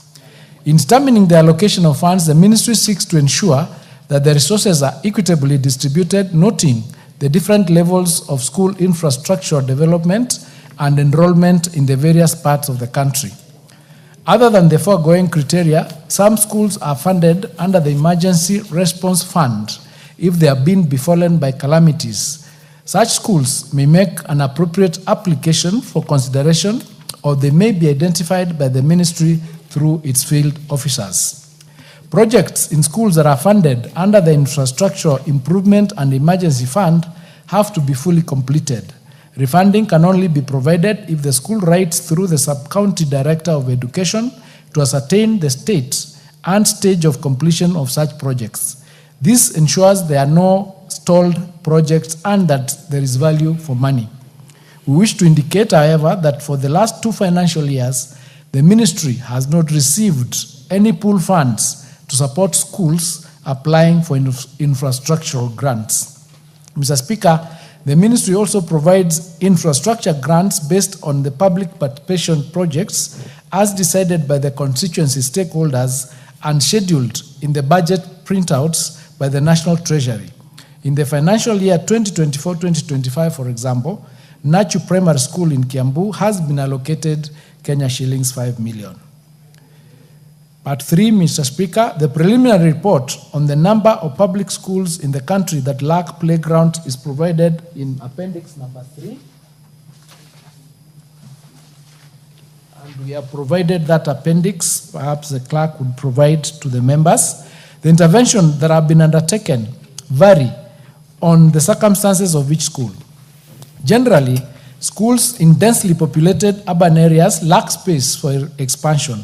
In such cases, we have worked an arrangement for sharing facilities between proximate institutions and also relying on available public stadia.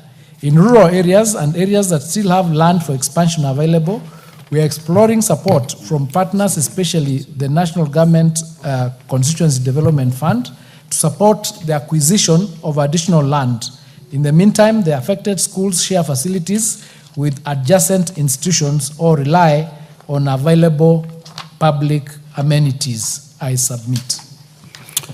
The Honorable Waitaka, the response of the Cabinet Secretary is already with the table, the clerk's table here.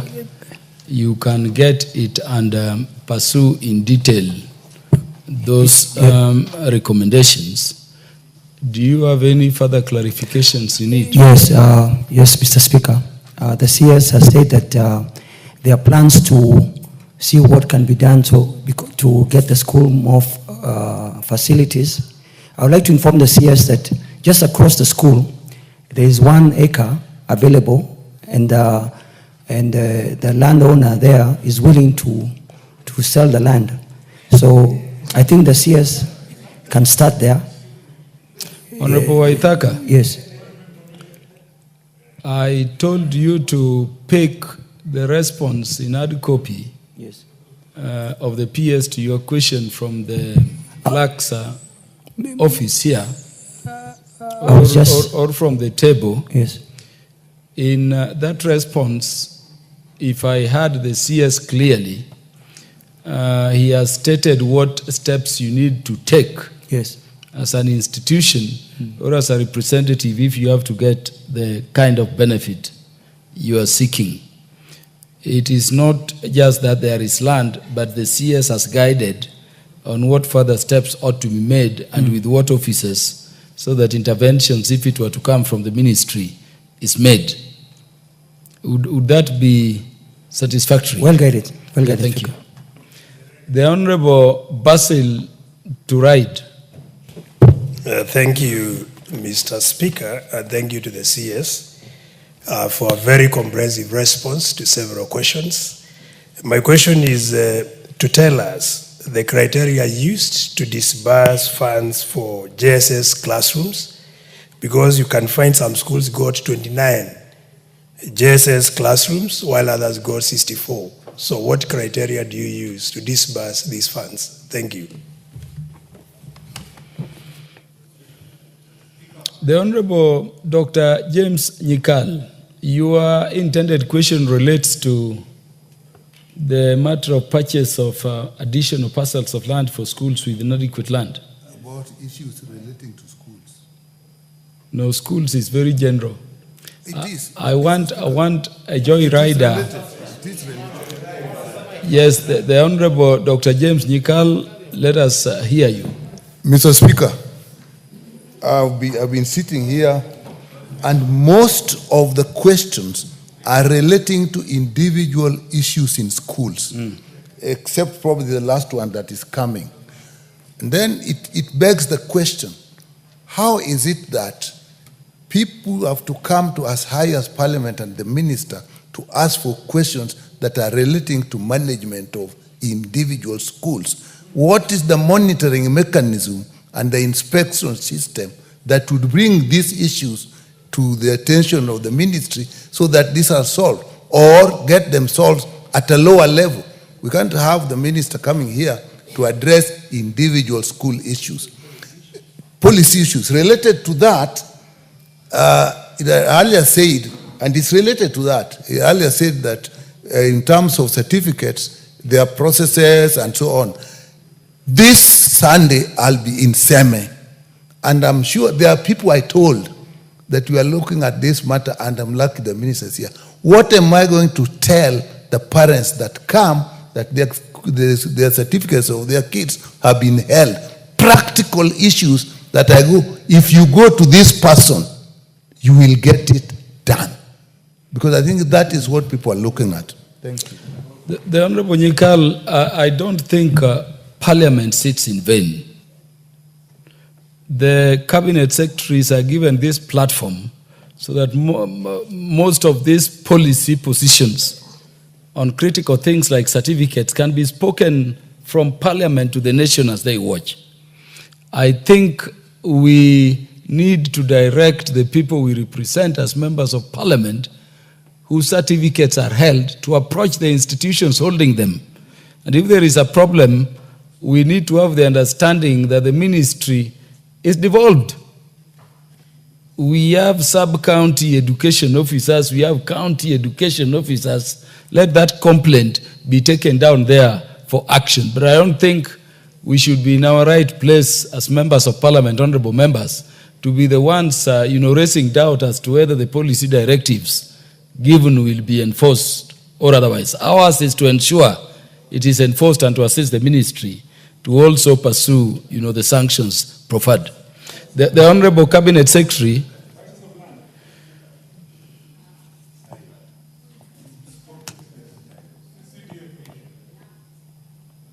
is that MP for Turkana Central? You will be the last to joyride on this. Please ask your question. Thank you, Honorable Speaker. I think this issue of infrastructure, enrollment, and all these other matters, mine is on the schools in Turkana Central that have been submerged by the rising waters of Lake Turkana. I have raised statements here, I have written letters to the ministry. These schools that were submerged, their students or pupils are no longer in school. They are either fishing or getting into other livelihoods. Honorable Speaker, my question is, a school called Natole Primary School, a school called Katula Primary School, a school called Merrier Primary School, and a school called Nangolpus Primary School have all been submerged. And Honorable Speaker, the rule on the 3 kilometers required by UNESCO has never been achieved in Turkana Central. Meaning, when these schools were submerged, the nearest school could be more than 10 kilometers away, or even 15. What is the ministry doing to ensure that these schools are actually constructed? I have been able to do one with the CDF funds, 5 classrooms, one of the schools, called Ngimure Primary School. Number 2, Honorable Speaker, if there are schools that went to the close, maybe the nearest school that was 5 kilometers away, like Natole Primary School, and the settlements were actually destroyed because people moved away, what is the ministry doing to ensure that these schools are also receiving food, school feeding food, program food? So because the livelihoods of most of these families were affected. Honorable Speaker, that is why I've been here since. And I need an answer from the Minister. Thank you, Honorable Speaker. Thank you, MP for Turkana Central. I've given you special leeway because of the nature of Turkana. The Honorable Cabinet Secretary, if you have a response from the MP for Turkana, and if you could clarify on the matter the Honorable Dr. Nyikal was raising and the other members in a minute or two. Thank you. Thank you, Mr. Speaker. On the issue of the certificates that the Honorable Dr. Nyikal raises, as I said, the period that we gave for the head teachers to release the certificates expire next week. After that expiry, our officers on the ground will collect data of which principals and which head teachers have refused to release the certificates to the students. We will then deal with them. That's why I said we will take action after that, because we gave them 14 days to respond and comply. And if they do not comply, we'll take the data, and that is the point at which we'll take action. So the parents that would come to you, let them confirm to the sub-county directors of education that they've gone to primary school A or secondary school B, and they've been denied the certificate, and we'll have that record. The sub-county officers and county officers will be going through the whole country to collect that data. I know some counties where they are fully complied. I also know others who have said they are not going to comply. So we are waiting for those and we'll deal with them. I know they've been thinking that we'll not take action, but we are going to take action because it is unconstitutional and it is illegal. And Kenya is a country of laws. They are not going to be left undealt with. With respect to the schools that have been submerged, as I had indicated earlier, for the last 2 years, we haven't received any infrastructure funds. That perhaps is the reason why we've not been able to rebuild the schools that were submerged in Turkana. What we are now doing is try to work with other government institutions like the Ministry of Interior and the military to assist us in those emergency situations, to assist us in rebuilding those schools. So we'll put those schools in that program, even though we don't have funds at the moment, to see that they are done so that the students get back to school. On the school feeding program, those schools, if they were in the... Cabinet Secretary, before you leave that part, you know the terrain and the nature of Turkana Central, and generally Turkana. It is one region and one constituency which is already marginalized. In terms of intervening for that part of Kenya so that they also don't lose on everything in terms of marginalization, what kind of intervention or special arrangement can be made to secure that the affected students have somewhere to go back to school? And I'm asking this Cabinet Secretary, knowing this was not a question on the order paper. If there is no response, it coming in the manner it has come, could a meeting even with a member of parliament for the ministry to understand the concerns of the people and to explore solution deeper be necessary or possible? Yes, it is concerning. So what we are going to suggest is that if the member of parliament would come to the office, then we sit together and work around to see whether there is some emergency intervention that we can do even with other ministries so that we can resolve that matter. If you can kindly make time to come to the office and we discuss that issue. On the issue of the JS classrooms, the assessment that was done as to what number of classrooms each school would get was based on the number of students in grade 8. So the mathematics was on the basis of a classroom would take between 40 and 50 students. So if you had 100 students in grade 8, then you would be allocated 2 classrooms. That was the basis of the differences in the various classrooms. It's based on the number of enrollment on the students in grade 8. I submit. The last question by the Member of Parliament for Nakuru County, the Honorable Lisa Chelule, MP. Question number 045 of 2025.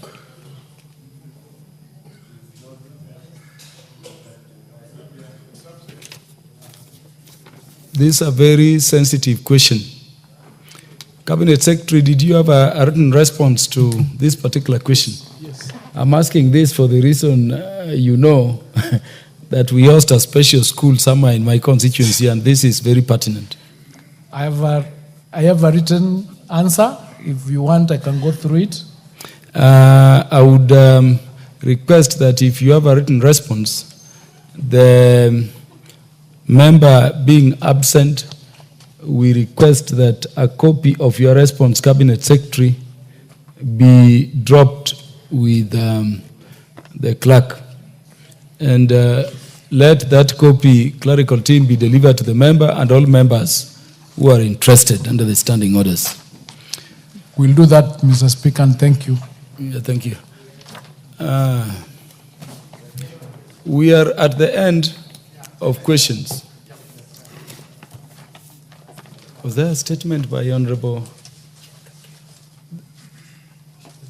The Honorable Basil, what is it? Was this question approved? Thank you, Speaker. There's a question that I shared with the Speaker, and it was approved this morning, but it was not in the list. So that's the question I want to ask.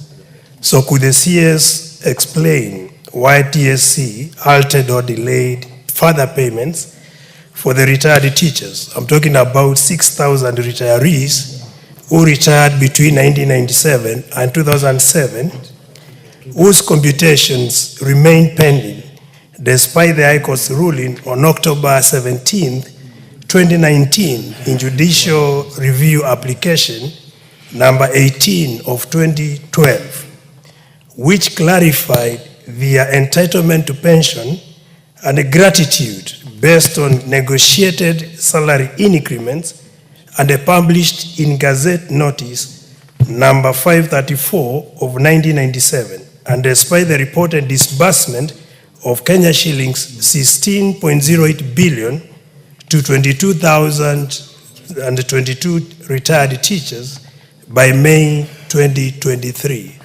This issue, Mr. Speaker, has remained for quite some time. Teachers, the court said they should be paid, but they were never remunerated. So it would be important if the CS can actually give us some clarity to be able to assist those retirees who are actually grappling in poverty and who are struggling to be able to meet their basic needs. Thank you. The Honorable Robert Basil, I'm informed the question was approved, but it arrived at the table a bit late, and so it was not forwarded in time to the CS, and it is therefore not on the order paper. Unless the CS, for some reason, as a response, I want to...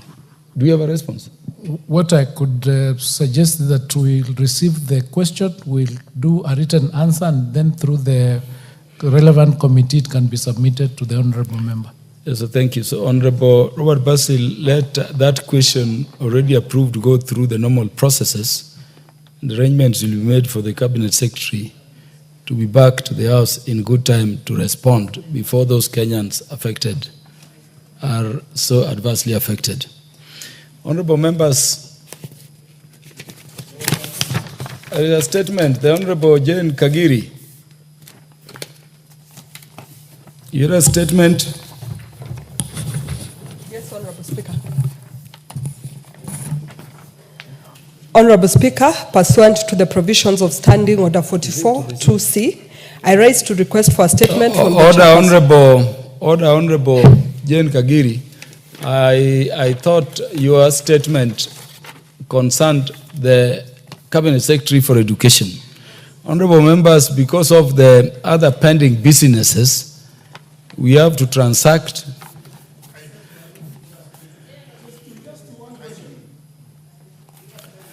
The chair of the Departmental Committee on Justice and Legal Affairs. Yes, thank you very much. Honorable Speaker, it is very important to acknowledge that as the CS answers these questions, the members of the public are also following very closely and with a lot of interest. That makes the work of this House transparent, and we don't have to belabor to say what was said. A constituent has referred me to question number 018 of 2025 in respect of what is termed as Duxi and Madrasa, because the response the CS gave was that plans and programs are at high gear to ensure that it is agreed these programs are introduced to all schools in the country. The question they're asking is this: Duxis and madrasas are basically on Islamic religion and faith. While we appreciate that in our country we have the Christian religious education and the Islamic religious education, which are approved curriculum programs, we're worried whether these do qualify for the statement that they will be introduced in all schools. That's the clarification we are being asked to make. The Honorable Cabinet Secretary is a senior counsel, just as the Honorable George Gitonga Murugara. Normally we would say Parliament is functus officio on that question. But Honorable Cabinet Secretary, just for clarity, if you have something to... to say. I proceed. As I indicated, there are policies and guidelines that are being developed which will take into account how those programs will be rolled out, so that it may not be in the whole of the national schools, or even when it is in the whole of the national schools, it will not be that everybody will take the course. It will be for those perhaps who are qualified. So it is something that is being developed to ensure that we meet the obligations of the Constitution and the obligations of the Basic Education Act that has provided that we set that up. So that is why we are doing policies and guidelines to ensure that there is integration, but there is no interference. So that is what is going on, so that once the public participation, once the guidelines are done, the policies are done, they'll be subjected to public participation before they are finalized. That's why I indicated that those timelines, so that each and everybody's take would be taken into account. Thank you, Cabinet Secretary. Cabinet Secretary, before you make your final remarks on matters policy around the education, allow me to permit the Honorable Charles Nguna to raise an issue of general policy.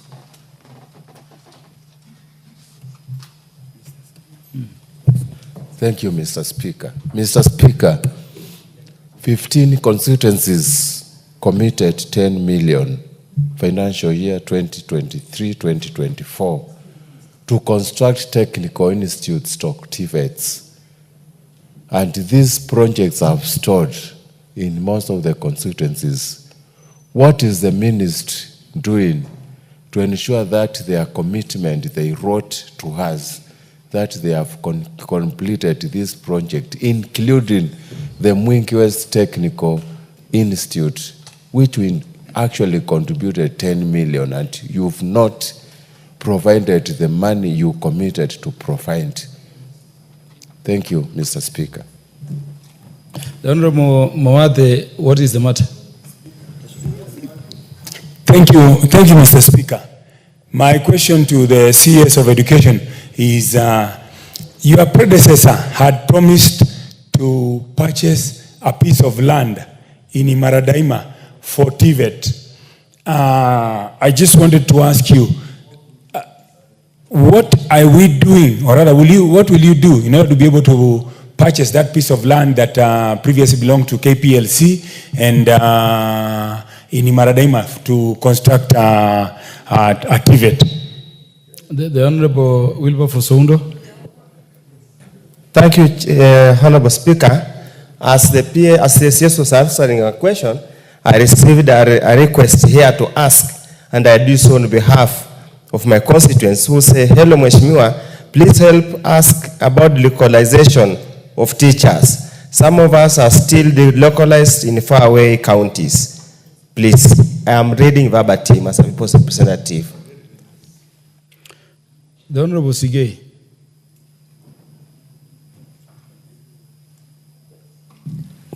Thank you, Mr. Speaker. I wanted to ask our minister, our CS, the issue of JSS. Mr. Speaker, in my constituency, we have so many schools which are far apart, and the students have to travel long distances, Mr. Speaker. And I have written to the Ministry of Education, asking them to ensure that they give these schools which qualify to have JSS. Chair, that is Mr. Speaker, that's a serious issue. Last week I was in the I get you, the Honorable Sigei. Yes, thank you. The Honorable Toritich.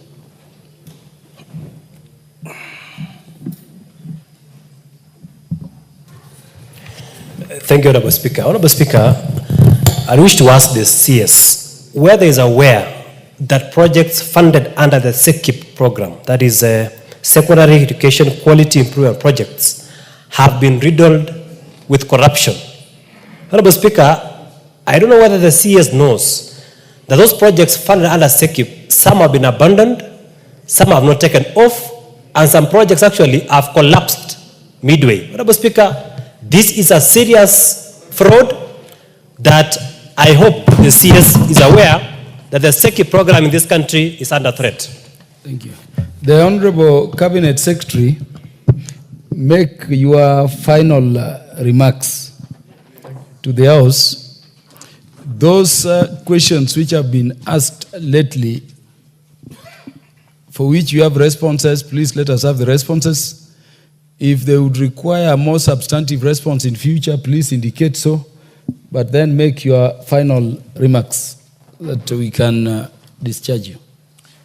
So, Mr. Speaker, thank you for the opportunity to come to the House and respond to members' concerns and the public. I just want to say that I'm quite grateful from members of Parliament, and also to thank you for the kind of support you've given to the ministry in terms of the infrastructure development that you've done in the various constituencies that we've visited, where you've done a good number of classrooms and other infrastructure. And we pray that we'll continue with that collaboration, with that support, because these are all our children. And we'll do everything possible as a ministry to ensure that the partnership continues and bears fruit. On the issue of Imaradaima TVET, I will find out what the status of that purchase is, and then we'll get back to you on it, because I don't have the data or the facts relating to that particular question. On the issue of registration of the JSS schools that are far apart, the initial registrations was done based on a certain criteria. That criteria is being reviewed, and as you apply for registration, we are doing continuous registration of JSS as we meet the criteria. So that registration is ongoing. We'll not deny them the registration if they meet the required criteria in terms of numbers, and we are reducing also the distances. The issue of localized teachers, I will say that program was being implemented by TSC. We would find out why perhaps that has not been completed, but it is a process that is ongoing. The SECUI program is a program that was started some times back, and it is true that some of the projects that they were doing have stalled and have not been completed. There is an audit that is ongoing, and once we have that audit that is both physical and otherwise, we'll then make a decision on how to proceed, on how to complete those projects, and what is going to be done with the issues related to any fraud or corruption that might have happened leading to their collapse. So all in all, I'm grateful for your support, and I'm available for any clarifications that the members might require to continue serving Kenyans together. So thank you, and God bless you. Honorable members, that brings us to the end of the part of our business on questions. Cabinet Secretary, let me register the gratitude of the House for your being available to respond to these matters of concern to the country. If you're needed in future, again, you note so many questions are coming up, even on the back of the ones which had been remitted to you. So always be available. The House is pleased by the manner you engage as a ministry that is so critical for our national progress. You are discharged from the House with your team, and we wish you well in your other state duties outside of the House. Thank you. The Honorable Jane Kagiri can now proceed. Thank you, Honorable Speaker. Honorable Speaker, pursuant to provisions of Standing Order 42-2C, I rise to request for a statement from the Chairperson of the Departmental Committee on Defense, Intelligence and Foreign Relations regarding the status of investigations into the death of Ms. Agnes Wanjiku Wanjiru. Honorable Speaker, Ms. Agnes Wanjiku Wanjiru, a 21-year-old who lived near the Nanyuki base of British Army Training Unit, Kenya, was allegedly murdered by British soldiers in the year 2012. Her body was discovered in a septic tank at a hotel in Nanyuki town, nearly 3 months after she purportedly spent an evening with officers from the unit. In 2018, an inquest undertaken in Kenya found that Ms. Wanjiru was murdered by a British soldier. Sadly, no one has been charged or prosecuted in relation to her death, which occurred more than 13 years ago. At the time of her death, Ms. Wanjiru was the mother of a 5-month-old child who continues to suffer the consequences of this injustice. The family has severally sought justice for the death of their loved one without success, leaving them in distress and in anguish.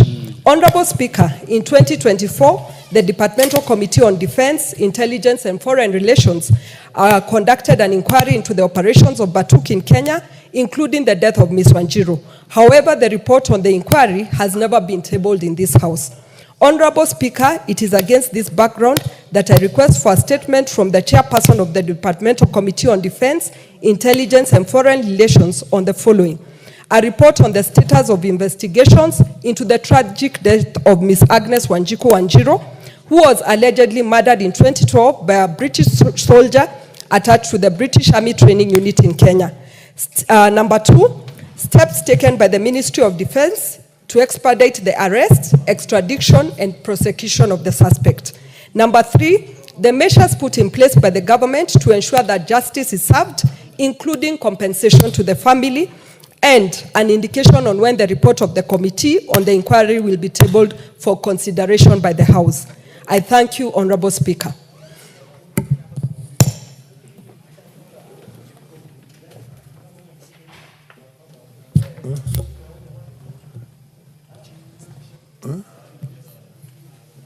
Come again?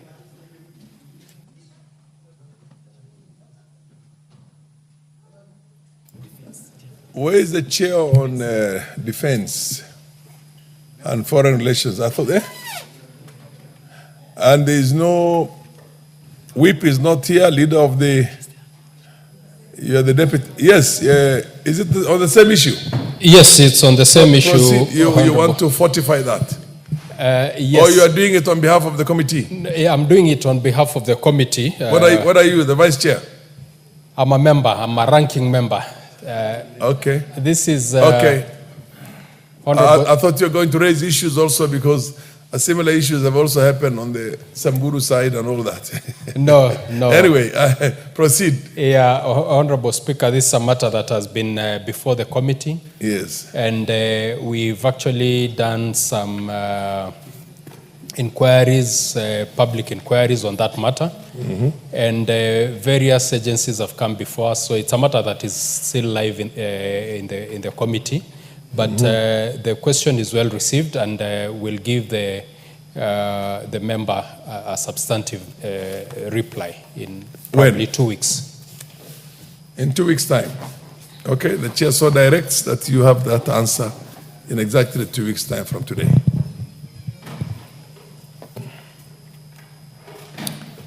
Are we going to the next order?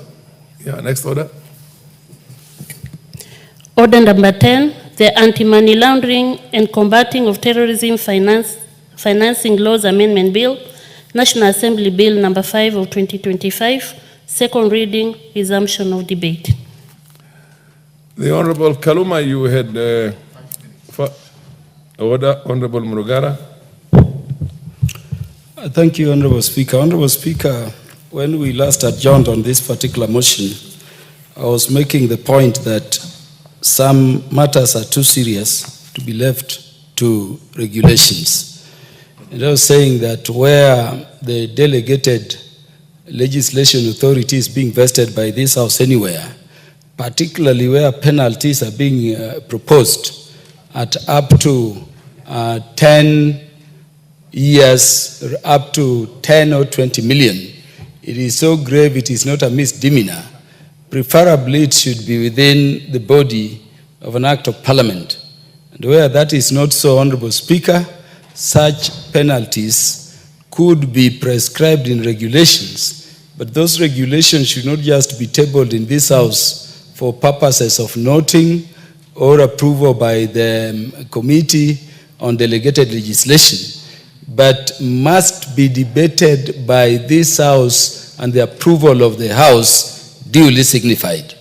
Number 2, Honorable Speaker, even where we can put them in regulations, if you look at all statutes, Honorable Speaker, at the very end, some regulation-making authority is normally vested by the House. If you look at all these statutes in which various regulations with sanctions are proposed, they have regulation-making provisions. we cannot have in a statute a provision relating to regulations in some nature, and then there is a general provision. I'm therefore saying, Honorable Speaker, that in terms of form, even where we are proposing regulations, let all those provisions relating to regulation making be within the provision, usually at the last of the statute, to deal with those matters. Honorable Speaker, I have a problem with what is at page 77. There is a clause at the bottom for in terms of regulations. And Honorable Speaker, when you go over to page 50, you'll see a provision relating to the Betting, Lotteries and Gaming Act, an amendment at subclause F of that page, that this authority can impose monetary, civil or administrative sanctions for violations related to the anti-money laundering provision. Honorable Speaker, you see this authority being given power to impose sanctions, civil, including monetary, sanctions, including administrative sanctions. Number one, Honorable Speaker, it is not defined what you mean by administrative sanctions. What are their types? Number two, it is also not confirmed whether this particular agency or authority at this level is sitting as a court of law or a quasi-judicial body. Because as you know it, Honorable Speaker, you cannot make a determination touching on a person's property or a person's liberty, a person's money, without affording that person hearing. And if that hearing is going to be afforded before such sanctions can be meted by the authority, that judicial, quasi-judicial authority must be vested in the authority first by law. And then number two, Honorable Speaker, there must be secure provisions confirming that the person will be heard within the Constitution at Article 50 by an impartial and independent tribunal, not an authority making this determination on their own. And Honorable Speaker, if you look at the F provisions across this bill with the various acts of parliament, it is repeated across. And I said, if you looked at clause 42 at page 75 of the bill, Honorable Speaker, this thing is not just limited to the statute specified here, but Honorable Speaker, it says that it will relate to the Financial Reporting Center, all supervisory bodies, and all self-regulating bodies. So all bodies falling under that category are so obligated. Honorable Speaker, the bill also has provisions imposing very onerous obligations on these bodies mentioned in clause 42A.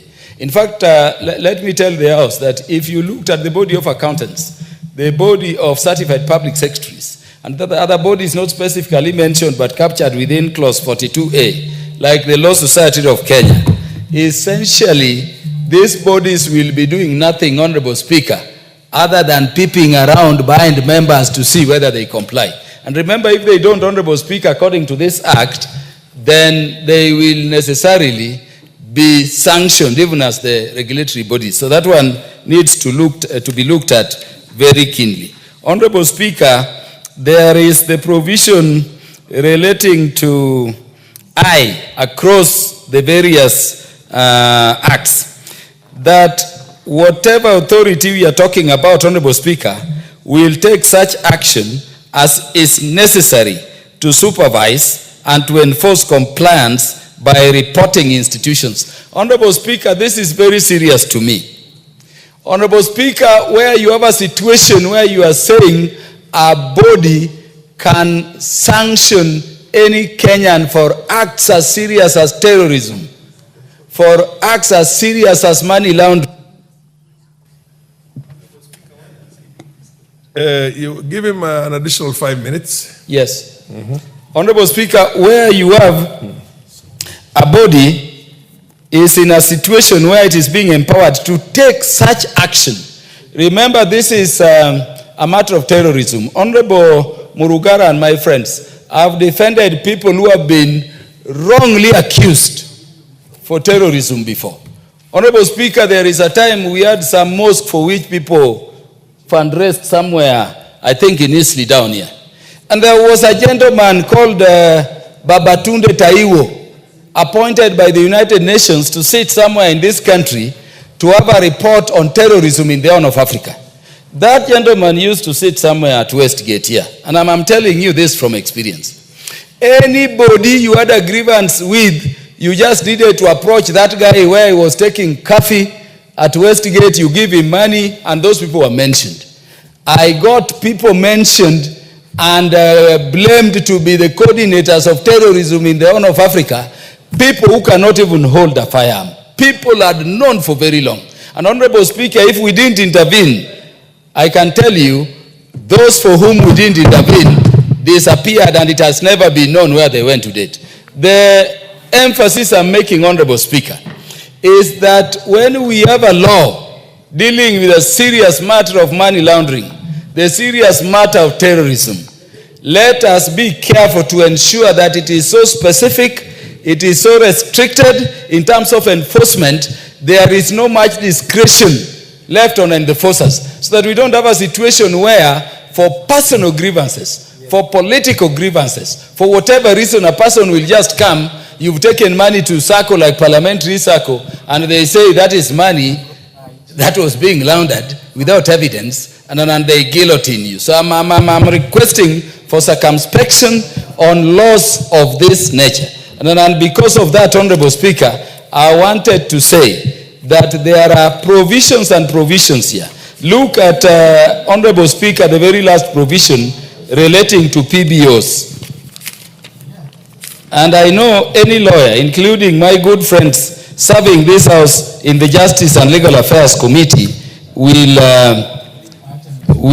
agree with me there is a problem. We have created the Act. Honorable Speaker, let me open it. Honorable Speaker, when you look at page 115, there is a clause there, 43A.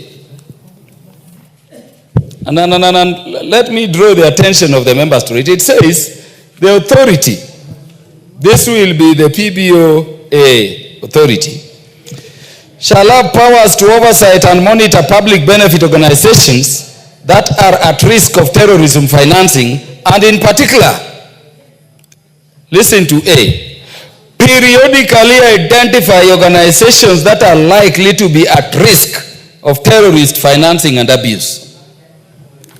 Honorable Speaker, all public benefit organizations are registered under this Act by the Public Benefits Organization Authority. Public Benefits Authority, yes. Another word for NGOs. You know. What we were calling national NGOs, government. Yes. We are saying that... Non-governmental organizations, yes. Yes, the non-governmental organizations. Initially it was Coordination Board. Now it is under the Public Benefits Act. Yeah. This provision is saying the authority will regularly be identifying organizations which are at risk of, this terrorism financing and other issues. Do you know the loophole we are creating? You want to deregister an organization, like you remember the complaints we had during Gen Z with some organizations. You just say you've been identified as an authority which is at risk of terrorism or terrorism financing, and by then before you speak about it, you will be deregistered. I want to say some of these provisions, although we must fight money laundering, although, Honorable Speaker, we must fight terrorism and there are things we need to do, we must be careful to ensure that the excuses of the need to fight these grievous vices, Honorable Speaker, is not used to weaken, to limit the rights of the people and to give people the leeway to determine the Honorable Farah Malim is a terrorist and to deal with them as they. Today we are here, tomorrow we'll be there. Let us have time to look at this in good detail for posterity and only accept the things which are beneficial to the country. For all those reasons, Honorable Speaker, I personally remain opposed to this law. I thank you. The Honorable Oundo. Honorable Speaker, sometimes I feel surprised that at times we bring laws in this House without proper ventilation, without having thought thoroughly the import of the law. Honorable Speaker, I just want to go straight, first of all, to what the majority leader always says, that if you do not understand the bill, you simply go to the memorandum of objects and reasons to understand the gist and the objective of the bill. One of the reasons, if you look at it, the bill seeks to amend various acts of parliament relating to anti-money laundering, countering the financing of terrorism, and countering the financing of proliferation of weapons of mass destruction, in addressing the technical compliance deficiencies identified arising from the East and Southern Africa anti-money laundering group, relating to the relating and review of Financial Action Task Force and matters incidental thereafter. So, Honorable Speaker, and the country needs to understand, this law is not a Kenyan-generated law. These amendments to the various acts as listed are not Kenyan-generated. They have literally been imposed to us by probably some lobby group or some amorphous group that whose legal position or legal authority is unknown in this country. Probably whoever was the move of this bill, and that's the leader of majority party, would have had an opportunity to explain to us what is this Southern Africa anti-money laundering group that we're relating to, that have undertaken a review of Kenya and determined that quite a number of laws needs to be amended. Granted that the bill basically makes several amendments. Some honor cast amendments on the Process of Crime and Anti-Money Laundering Act that changes the word from agency director to the change to the agency director from the word director. Those are basic amendments that I will appreciate can be done. But Honorable Speaker, when we go to various amendments to the touch of specific laws, that's where now the gist of the matter starts. If you go to the appendix, amending section 48 of the Anti-Money Laundering Act, it says, insert the new paragraph immediately after paragraph B. And that what does it say? Dealers in precious metals and dealers in precious stones, when they engage in any cash transactions with a customer equal to or above $15,000. In essence, what the bill is trying to do, Honorable Speaker, and the people of Kenya needs to understand, they're criminalizing any dealing of any money of a certain value, regardless whether the source is genuine, is clean or not. So that to an extent that if you deal with $15,000, then you must be believed to be probably trying to launder money or actually finance terrorism.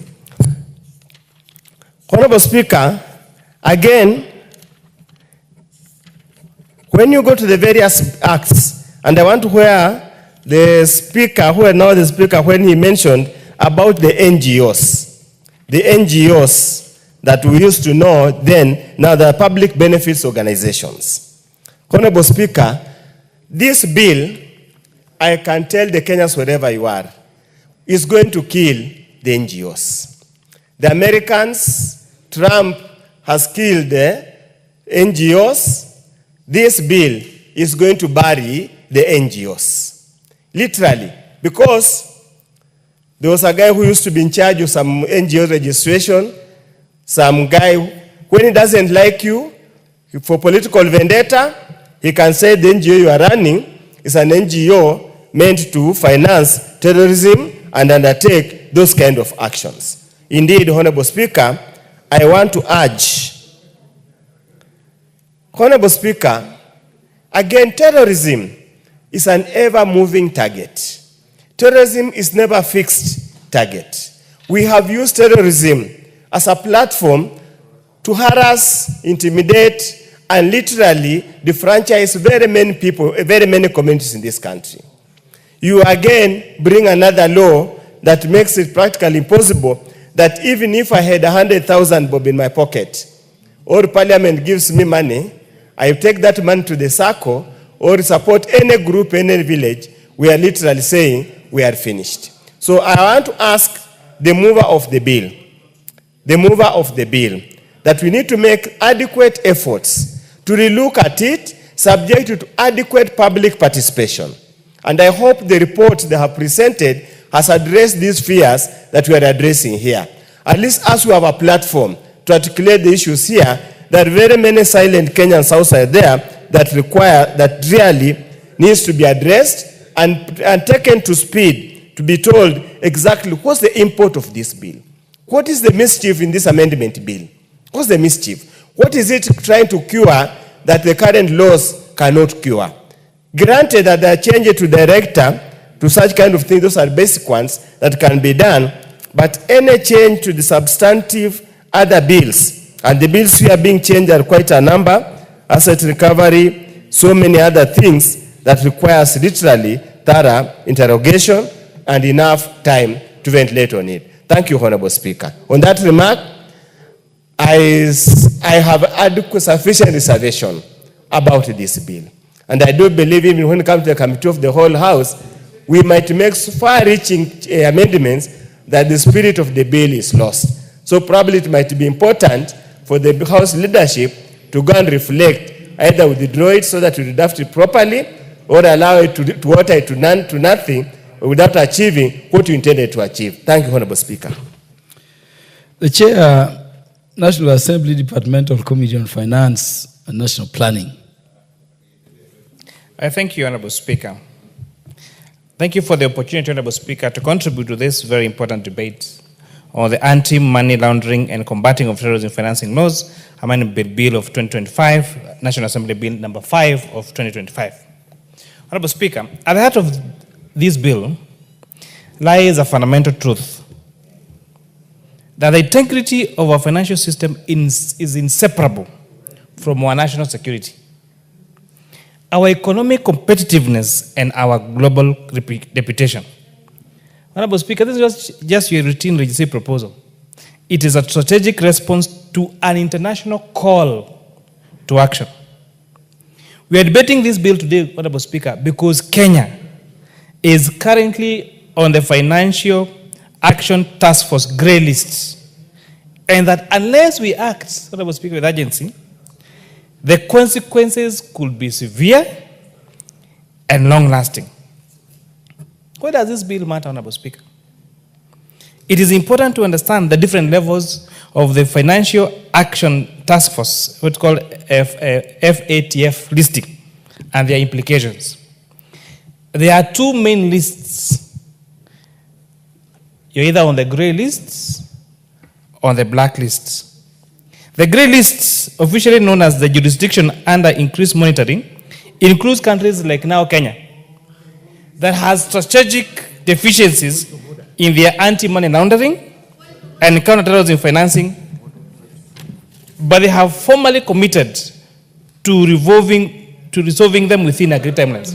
The Honorable Kimani Korea will be heard in silence. So, Honorable Speaker, the two listings, grey and black, it means grey that you have deficiencies in law about matters of anti-money laundering, but you have committed within a speculated amount of time to the Financial Action Task Force to bridge those anomalies, Honorable Speaker. Blacklist on the other side means you have no commitment. I will speak to debate this bill, Honorable Speaker. We are between a flying pan and the fire. We are the grey lists. If we do not pass these laws that we have committed to, it means we go to blacklist. What does going to the blacklist mean?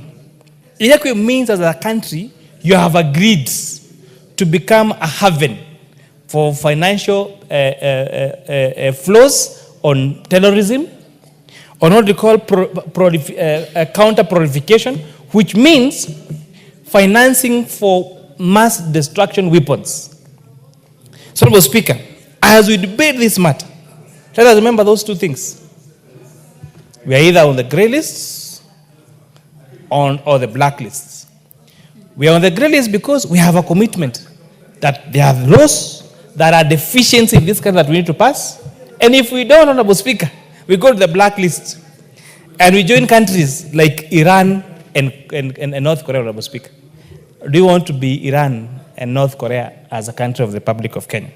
That is why this bill proposes to amend 10 different statutes. The Process of Crime and Anti-Money Act, the Prevention of Terrorism Act, the Betting, Lotteries and Gaming Act, the Circle Societies Act, the Mining Act, the Accountants Act, the Asset Agents Act, Certified Public Secretaries Act, the Tribal Benefit Authority, and the Public Benefits Authority. And the essence of the amendment to all these laws, unlike what honorable members, some of the members have been raising concerns about, is to give them power or to give them the legislative framework they need to check the operations of these particular institutions on suspicion of counterterrorism, Honorable Speaker. Suspicion of all these anti-money laundering, counterterrorism, and proliferation, Honorable Speaker, does not mean that they are guilty. It just means that they need for what you call KYC. Know your customer in the banking sector, for example, that when you interact with the bank, when you're doing your bank transaction, it is the responsibility of the bank to understand the customer and know this money that you're transferring, what is it for? This money that you're depositing, what is it for? But now, with the changes in law, where we have a lot of money is held by betting companies, we have a lot of money held by SACCOs, we have a lot of money held as minerals, Honorable Speaker. It is important because, Honorable Speaker, in 2025, a lot of finances is not necessarily held by banks as it was used in a few years ago. And I think, Honorable Speaker, one of the amendments that I'll be proposing in this floor is to include virtual assets and cryptocurrencies under the view of anti-terrorism, Honorable Speaker, under this law. Because now, with the evolution of the financial system, we have money moving away from our traditional financial system of banks. Now there are people holding money as virtual assets in terms of bitcoins and cryptocurrencies. We have a lot of money holding money in our SACCOs. I'm happy to see my chairman of my SACCO, Pakos. Pakos is one of the greatest SACCOs in this country, which holds billions of deposits and savings and shares, Honorable Speaker. And it is therefore important that the same scrutiny that is done on banking transactions is done on SACCO transactions, is done on betting transactions, is done on mineral transactions, is done in our estates as per the Estate Agents, as per the Estate Agents Act, Honorable Speaker. Some of the provisions of this bill, Honorable Speaker, for example, also intends to, can we take out or take away entities that are not high risk, Honorable Speaker, like the non-profit making organizations. These are money that are put together to build the welfare of the people, which now this risk, this particular bill takes them away from what we call the risk-based approach and now leaves them from the oversight of this particular law, Mr. Speaker. This law is also providing new definitions and stronger sanctions, like, for example, what terrorism financing mean, what dealer in precious stones means, and it is posing, very importantly, substantial penalties on unregistered estate agents and other actors who operate outside the regulatory framework. This will close very dangerous loopholes that have previously been exploited. Honorable Speaker, I painfully remember the butchering of 147 candidates at Garissa University. You all remember the bombing act. I think I was in class 6 or 7 that time of Nairobi, of the embassy here at Cooperative House during the Nairobi bombing act. We all remember the recent action at Dusit. Why was that made possible? It is because it was possible to flow finances to finance those terrorism acts. The parents of those students from Garissa University have never recovered.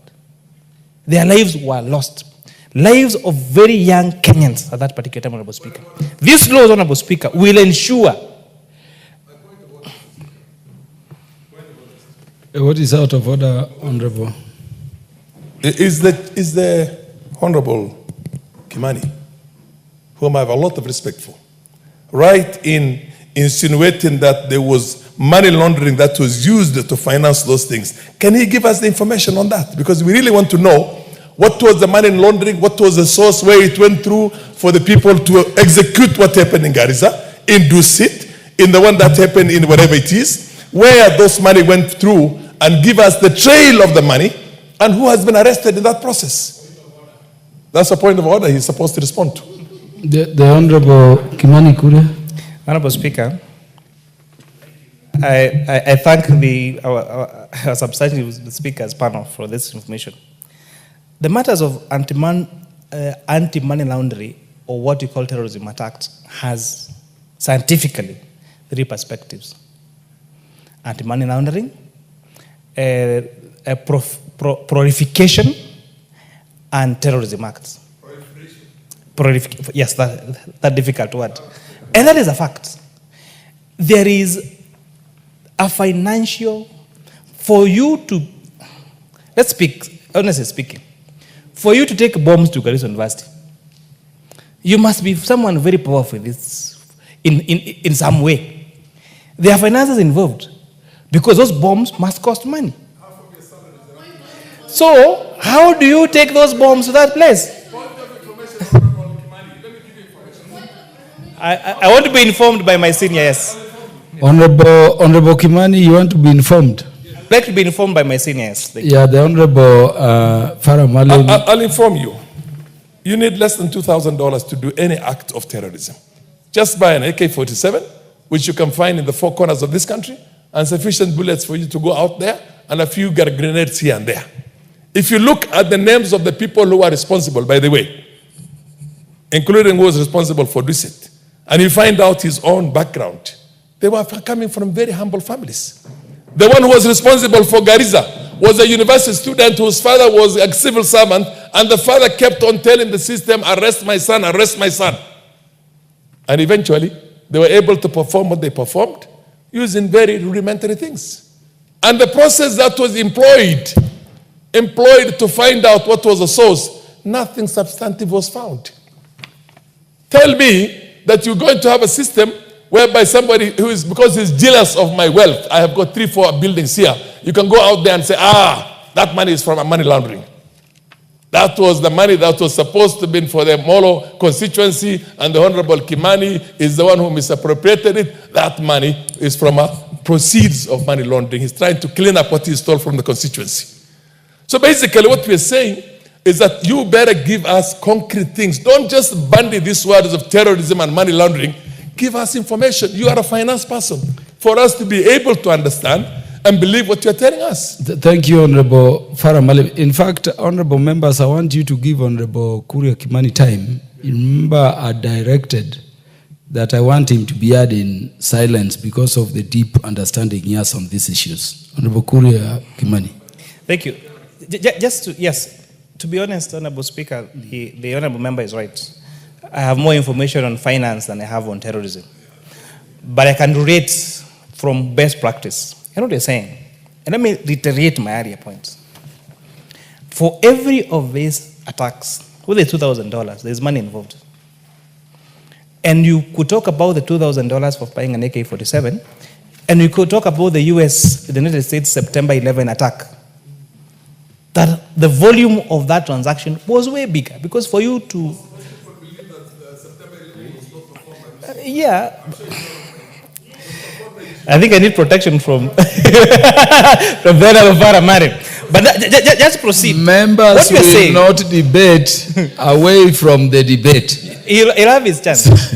My point is, Honorable Speaker, in 2025, money is not just held in the banks.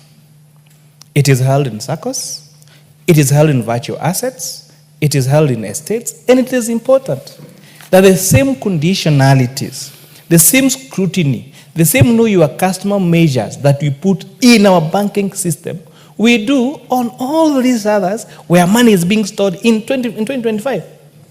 And that is progress, because that is a reality. Many young people, Honorable Speaker, very few younger people, Honorable Speaker, are operating bank accounts. M-Pesa transactions now hold bigger deposits than most banks, for example. So if when I went to withdraw $1 million shillings from my bank account, I need to provide documentation, then the same thing should be done when I'm withdrawing $1 million shillings from M-Pesa. When I'm withdrawing $1 million shillings from my virtual assets. The same questions when I'm depositing some money to buy some real estate development, Honorable Speaker. That is the intent of this bill. And let us remember again, the choice we have between being on the grey lists of being on the blacklist, and whether you want to go the North Korea way or the Iran way, Honorable Speaker. We have countries that have found themselves in similar situations. South Africa was grey-listed in 2023. But what they did, they moved swiftly and amended 6 pieces of law. Their parliament prioritized the AML CFT reforms, and by mid-24, FATF, Financial Action Task Force, acknowledged significant progress. Nigeria enacted the Money Laundering Prevention and Provision Act of 2022, which extended AML obligations to lawyers, accountants, and real estate development, Mr. Speaker. In the United Kingdom, Honorable Speaker, at this point I don't want to be informed. In the United Kingdom, Honorable Speaker,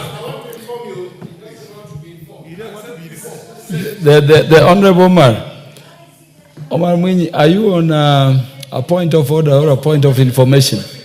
Yeah, Honorable Kimani Kuria, you want to be informed by Honorable Omar Mwinyi? I do not want to be informed, Honorable Speaker. Yes, I want to debate, and then Honorable Omar Mwinyi, you will have your seat. Okay. You are not yet recognized for that. Honorable Kimani Kuria, proceed.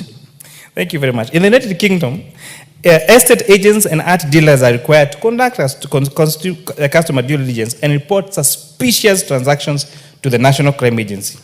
In Kenya, we must take decisive steps.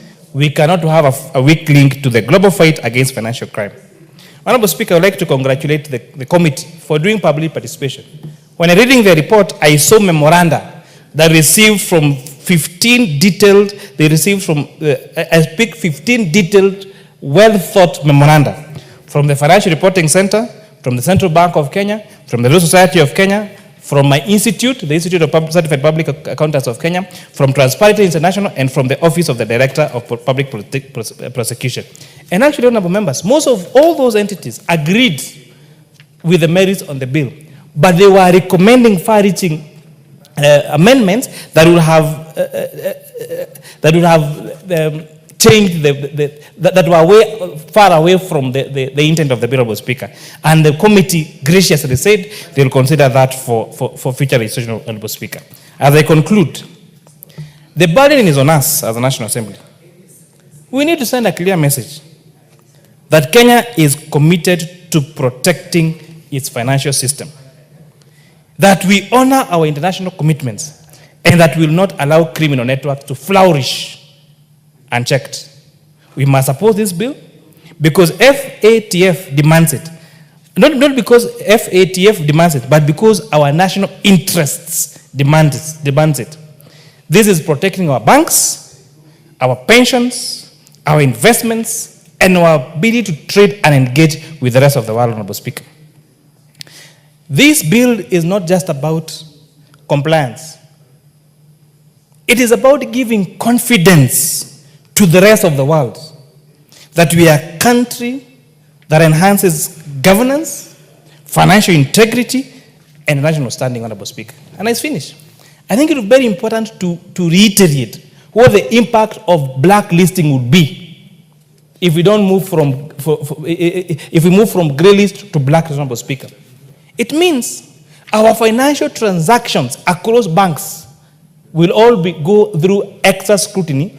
And with time, even the remittance, the diaspora remittance that we get from our diaspora citizens, Honorable Speaker, may not be allowed to go through international banking system, Honorable Speaker. Kenya is a global village, and we must admit that Kenya is now a global village, and we must fit in that global village. And fitting that global village, Honorable Speaker, means that we must move from grey listing.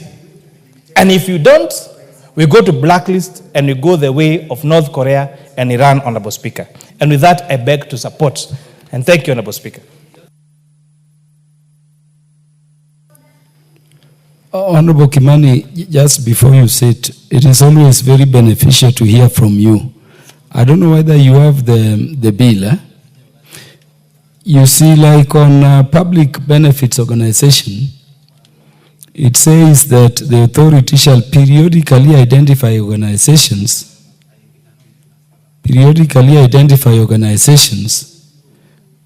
And I'm doing this, I know you have wound up, but because of your wealth of knowledge and it being the case that you may not speak under the standing orders. Again, honorable members, allow us to, because if we go over this, we'll not hear him under the standing orders again. So open page 115. And I want you to do so with the understanding that no member here is saying we should not fight money laundering or we should not fight terrorism. We want to check that the laws we are making are indeed filling in gaps which we have to fight this thing effectively. So if you look at that proposed clause 43A, look at sub-clause 1A, you can see it, Honorable Kimani Kuria. By that provision, are we suggesting that this is not happening continuously anyway? Or what does it bring? Because when we say periodically identify organizations that are likely to be at risk of terrorist financing abuse, when we know throughout, even now, one of the duties of the authority to throughout do it, why are we taking it to periodically, and for what purpose do we want to have this, other than the general requirement that they are constantly doing so? Honorable Speaker, 43, and thank you very much, Honorable Speaker. 43A says that the authority shall have powers to oversight and monitor public benefit organizations that are at risk of terrorism financing, and in particular shall periodically identify organizations that are likely to be at risk of terrorized financing abuse. I have a small understanding of the working of our intelligence systems globally and in Kenya. They are monitoring, there is a monitoring of, for example, all our telephone conversation. It is true. And therefore, this is just being in line with the international practice. So the fact that it is happening, I do not see any harm in it being provided for in law. So that in the event that a particular entity is required to submit additional information, the question is, they are constantly doing so. Yes. Why require them only to do it periodically? And why not? When we know they are doing it so. Yeah, but why not? Why don't we then replace periodically? Honorable Speaker, I would be very happy. Constantly. Okay. Honorable Speaker, I will happily ask the chair of anyway, to carry the amendment and change from periodically to constantly. And that gives us a problem then.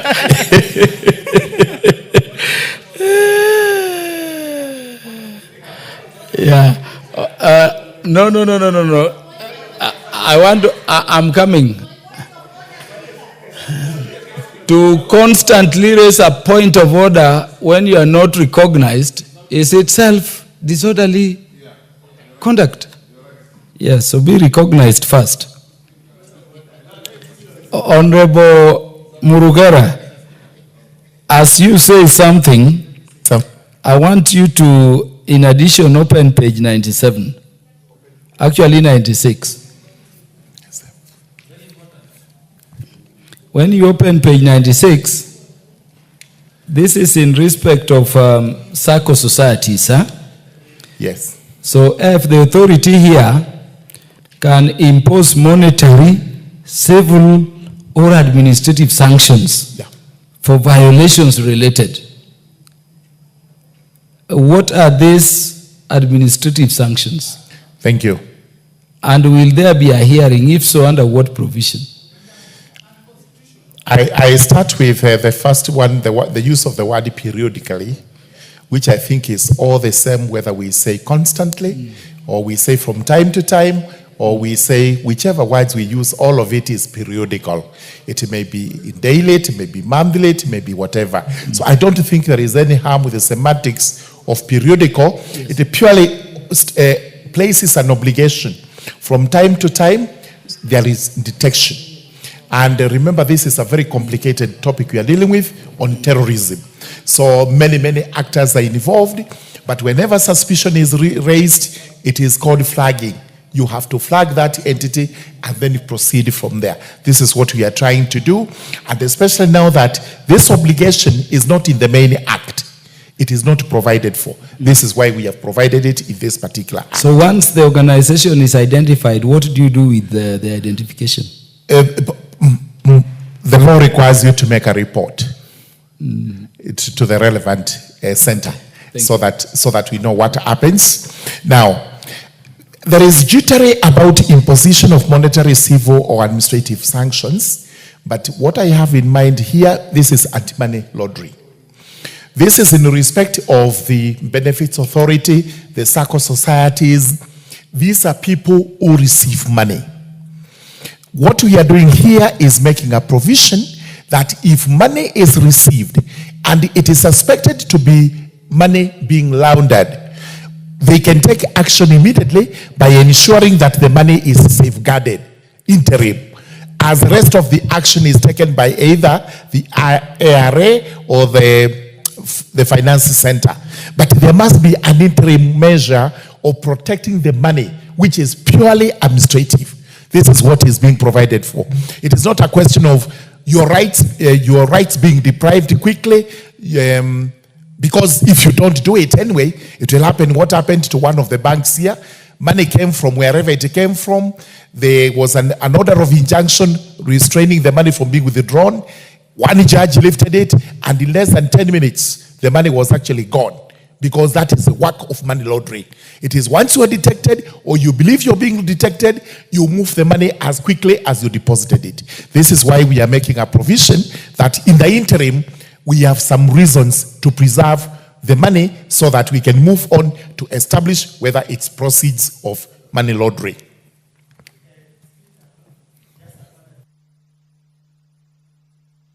Thank you very much, Honorable Kinga. The Honorable Memusi Kanchuri. You are recognized. Proceed. Thank you, Honorable Speaker, for giving me this opportunity. Speaker, I stand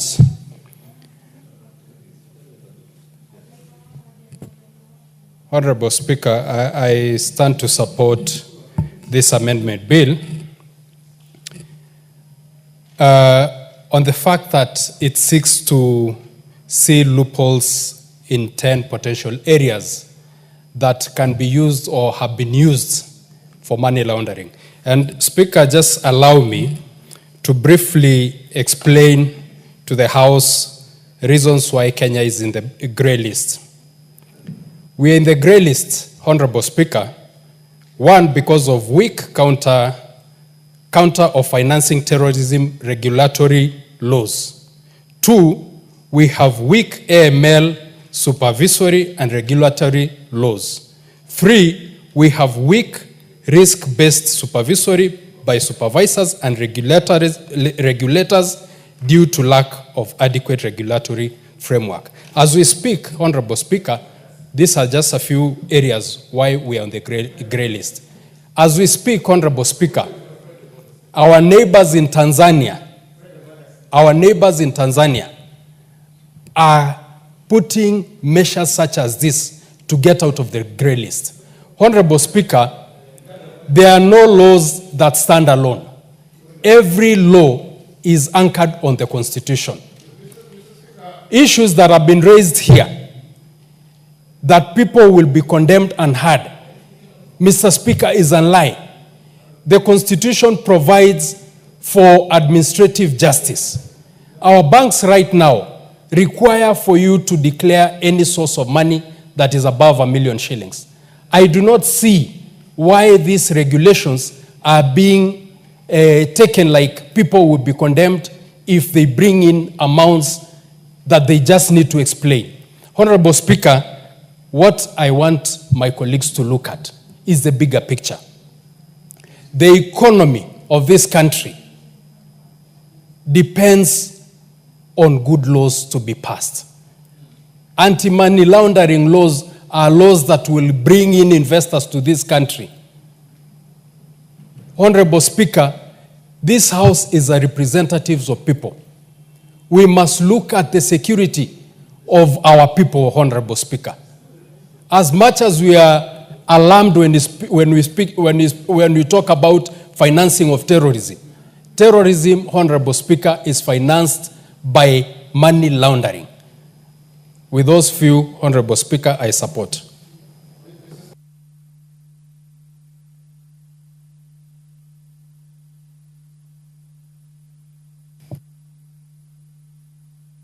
The Honorable Mogaka is recognized. The Honorable Oundo, please approach the speaker. Honorable Mogaka, proceed. Thank you, Mr. Speaker, for the opportunity to also contribute to this amendment bill, which from the outset I support, and I will, as a member of the Justice and Legal Affairs Committee, I had the benefit of listening to very many stakeholders who brought various views that convinced me that this is a bill worth supporting. First, Mr. Speaker, there is a notion that this is a foreign-driven bill or amendment, and nothing can be further from the truth, because this country is a member of the global financial system. And civilized global financial systems have rules of play. And the regulations that apply in those financial systems are the ones Kenya has not satisfied with the consequence that we are in the gray list. As patriots, Mr. Speaker, we have a duty to redeem our country from that kind of listing and put it at par with our peers in the international financial market. Mr. Speaker, the bill seeks to create a level playing ground in the financial system so that under Article 27, Mr. Speaker, every citizen is supposed to be equal before the law. And the manner in which banks are treated under the laws of this country must be the same manner in which cooperative societies and other actors in the financial system are treated. Mogaka, the Honorable Farah Malim is on a point of order. You said you are proceeding under... I'm proceeding under Standing Order number 96? Yes. Yeah, proceed. And Standing Order number 96, one says a member who wishes to postpone to some future occasion the further discussion of a question which has been proposed from the chair may claim to move that the debate be now adjourned. I now claim the debate be now adjourned. Thank you.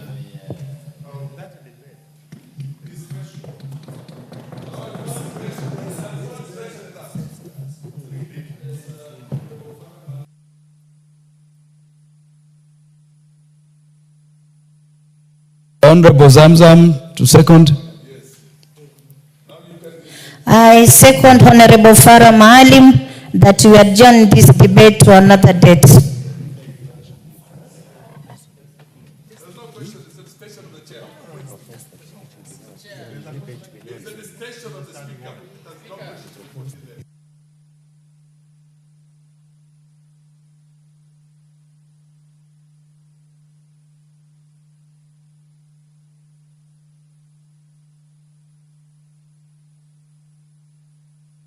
Yes. Honorable Speaker, this kind of debate needs a lot of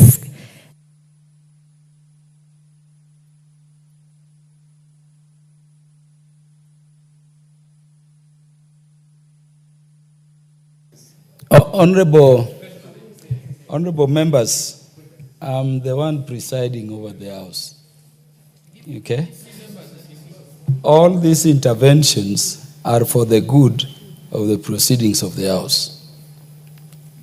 Okay? And so allow me to manage and preside over the House. The Honorable Farah Malim has stood in his place and proposed that further discussion of this motion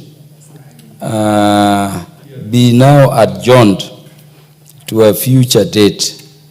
Will as many as are of that opinion say aye? Aye. Will as many as are of a contrary opinion say nay? Nay. The ayes have it.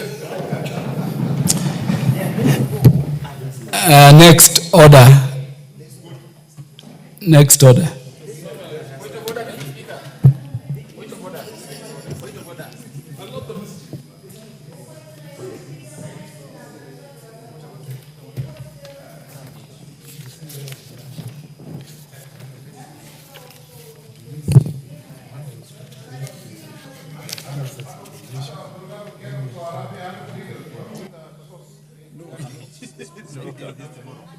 Let's debate that PS thing. 1, 2, 3, 4, 5.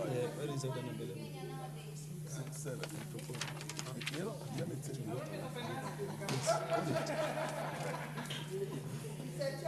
Order number 11. Order number 11, special motion, consideration of a nominee for appointment as a Principal Secretary, State Department for Justice, Human Rights and Constitutional Affairs. The Chair, Departmental Committee on Justice and Legal Affairs, the Honorable Gitonga Murugara. Thank you very much, Mr. Speaker, sir. Honorable Speaker, I beg to move that this House adopts the report of the Departmental Committee on Justice and Legal Affairs on the approval hearing of Honorable Judith Naiyai Ramaita Pareno for appointment as the Principal Secretary of the State Department for Justice, Human Rights and Constitutional Affairs in the Office of the Attorney General and the State Department of Justice. Honorable Speaker, the report by JLAC was tabled yesterday after the approval hearing on the nominee appointed to be PS in the particular State Department, as aforesaid. Honorable Speaker, in compliance with Article 118 of the Constitution... The Honorable Gitonga Murugara, before you proceed into debate, kindly move the motion as per order paper. I know you are a very senior member at this. Just read, I beg to move so that before we go into the details. Thank you. Thank you very much. Honorable Speaker, I beg to move that, taking into consideration the findings of the Departmental Committee on Justice and Legal Affairs in its report on the vetting of a nominee for appointment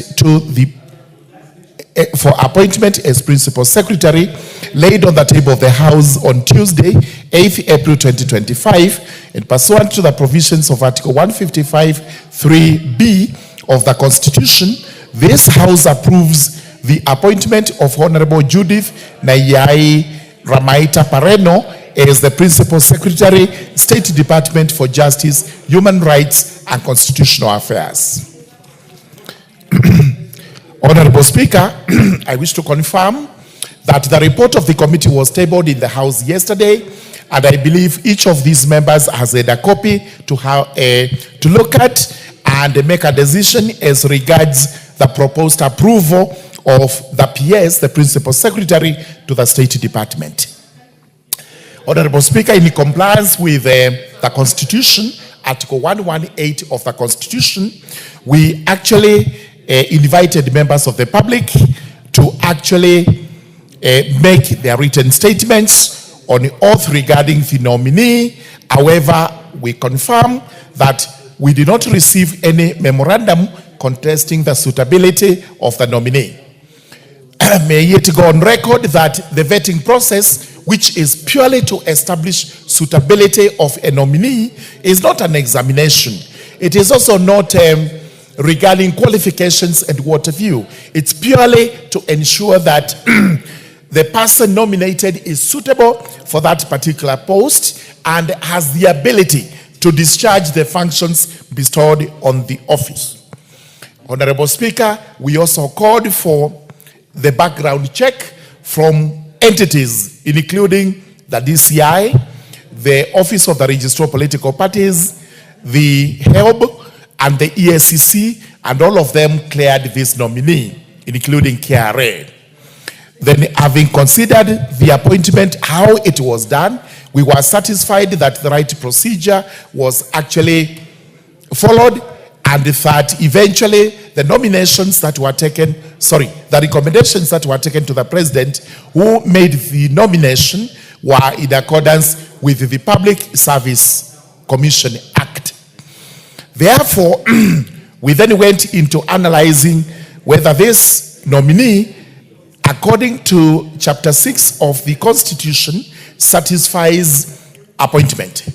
We confirmed that she is a Kenyan citizen and does not hold dual citizenship, that she has a vast experience having served in various public and leadership positions, including being a member of the ALA, being a senator, and having run elections in one of the big parties in the country. She actually possesses the requisite experience, which is professional. We also confirmed that she has knowledge on matters relating to state law office and the functions of the government in that office, and eventually demonstrated deep understanding, goals, and the policies of the development regarding our country. She demonstrated good leadership and management skills, and she actually met all the requirements of Chapter 6 of the Constitution regarding leadership and integrity. Furthermore, Honorable Speaker, the suitability of the nominee was assessed after scrutiny of her background, academic credentials, and professional qualification, and these actually made her to pass. As regards what the committee noted as very important is that there is need to streamline the functions of this office with the Office of the Solicitor General. This is a new office that has come into existence, and therefore some form of executive order may be required to state exactly what this principal secretary is going to do vis-a-vis what the Solicitor General does in the state law office. Therefore, having considered all the matters that were before us, Honorable Speaker, we were persuaded that the Honorable Judith Nayai Ramaita Pareno is suitable for the appointment as PS of the State Department of Justice, Human Rights, and Constitutional Affairs. Thus, Honorable Speaker, I beg to move that we do actually approve the appointment of this Principal Secretary, whom we are now presenting to this House for approval. And with those very many remarks, after moving, I request the Honorable Ekomas Mwengi Mutuse, the Vice Chairperson of the Departmental Committee on Justice and Legal Affairs, to actually second this motion. Thank you very much, Mr. Speaker. The Honorable Mwengi Mutuse. Thank you, Mr. Speaker. I rise to second the motion that the Honorable Judith Pareno be confirmed, be approved by this House for appointment as the permanent Principal Secretary in charge of Human Rights, Justice and Constitutional Affairs in the Republic of Kenya. The Honorable Chairman has enumerated the procedural legal requirements that we went through and that we are actually satisfied in the process of recruitment. Ms. Jude Pareno is an advocate of many years standing. She comes from Mashuru in Kajiado County. By that, it implies that she is a Maasai woman. In fact, she was among the first Maasai women to become lawyers in the Republic of Kenya. It is a matter of public notoriety that Maasai women are among the most marginalized in the Republic of Kenya. Our Constitution demands that we mainstream minorities and those who are marginalized. And therefore, this nomination and eventual appointment upon approval by this House will be satisfying that very important constitutional requirement that the marginalized also get a space on the leadership and governance table. Ms. Judith Pareno is not a stranger in matters leadership. She has been the chairperson of the elections board of one of the oldest parties in the Republic of Kenya, the Orange Democratic Party. The evidence that was presented before the committee is to the effect that she has run that organization quite professionally and has managed nominations for the party for successive elections in a manner that has entrenched the interest of electoral justice in the party as well as internal democracy. We did ask her how she is going to transition from partisan politics to being a person who is going to serve every Kenyan, because not all Kenyans belong to a political party or persuasion. And I am convinced, just like the committee was convinced, that she is capable of serving all Kenyans irrespective of their political persuasion. Chair, Mr. Speaker, Ms. Judy Pareno, like my chairman has stated, has been appointed to an important docket. The docket that is going to be dealing with matters human rights, a docket that is going to be dealing with matters justice, and a docket that is going to be dealing with matters constitutionalism. You know that Kenya, our Constitution 2010, as one of the most robust Bill of Rights in Africa, and I dare say in the world. And as such, it is important at the highest level of government to mainstream issues of human rights. And there was nobody better to do that other than a Maasai lawyer, woman lawyer, who has been in the human rights circles for all our time. And therefore I want to persuade colleague members of parliament that it is important to approve this nomination for eventual appointment. As we do so, and Chairman has stated, it is important as we look at the Constitution, we also look at the Office of the Attorney General Act. The Office of the Attorney General Act does designate the Solicitor General as accounting officer of the State Law Office. It has also does designate the Solicitor General as the administrative head of the State Law Office. The Constitution, on the other hand, gives the administrative leadership of state departments to principal secretaries. And that's why in our report we are recommending to the appointing authority, the President, that he issues an executive order in terms of organization of government to clarify the roles of the new principal secretary in charge of human rights, justice and constitutional affairs vis-a-vis the statutory mandate bestowed on the Solicitor General under the Office of the Attorney General Act. We are convinced that this is important to be done in order to cause operational harmony so that the two offices do not clash. Having said that, because this is not about the appointee, we are well aware also it is within the powers of the President to create offices. And when an office is created and somebody is nominated to that office, even if there is a clash, that cannot be put to them. That can only be put to the appointing authority. And because Mrs. Jude Pareno met all requirements, and most importantly, is satisfying an important requirement of marginalization, women from the Maasai community. In fact, will be among the first women from the Maasai community to become principal secretaries in the Republic of Kenya.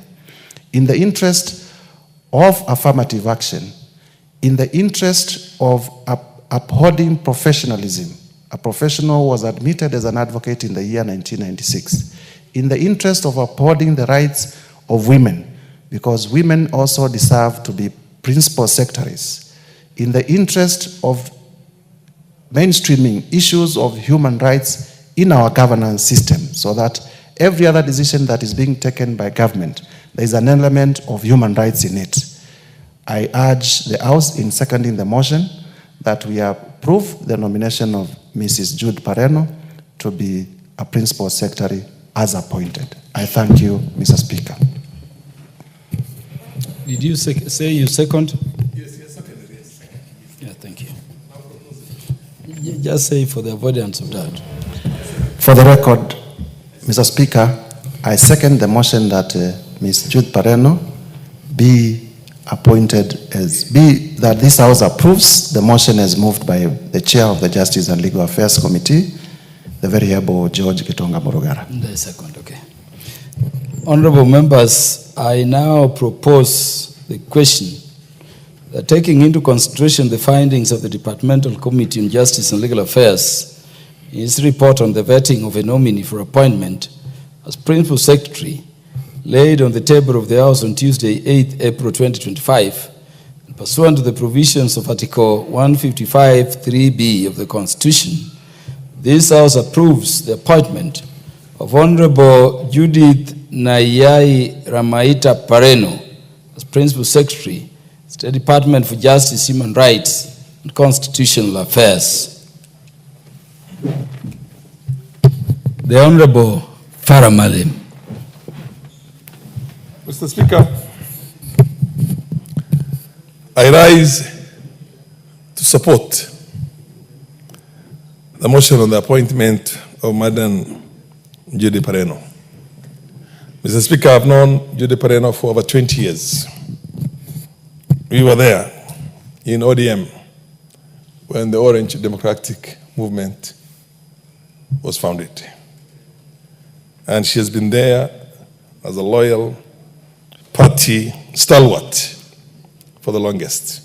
A lady of integrity, a lady of immense potentiality, and I am confident, a lawyer, I am confident that she's going to do a fantastic job in this new establishment. I also add my voice on the issue of who is going to be the accounting officer for that organization, for that department. Because right now, the Solicitor General is the accounting officer. But all ministries, the permanent secretaries are accounting officers. By dint of the appointment itself, she has a right to assume the position of accounting officer, because that's what every other permanent secretary is. But here, we have a little bit of a multiplicity of roles that needs to be clarified. Even if there's need to do certain amendments to our pieces of legislation, we might as well go ahead and do that. But I can tell you one thing, Pareno will perform and perform very good.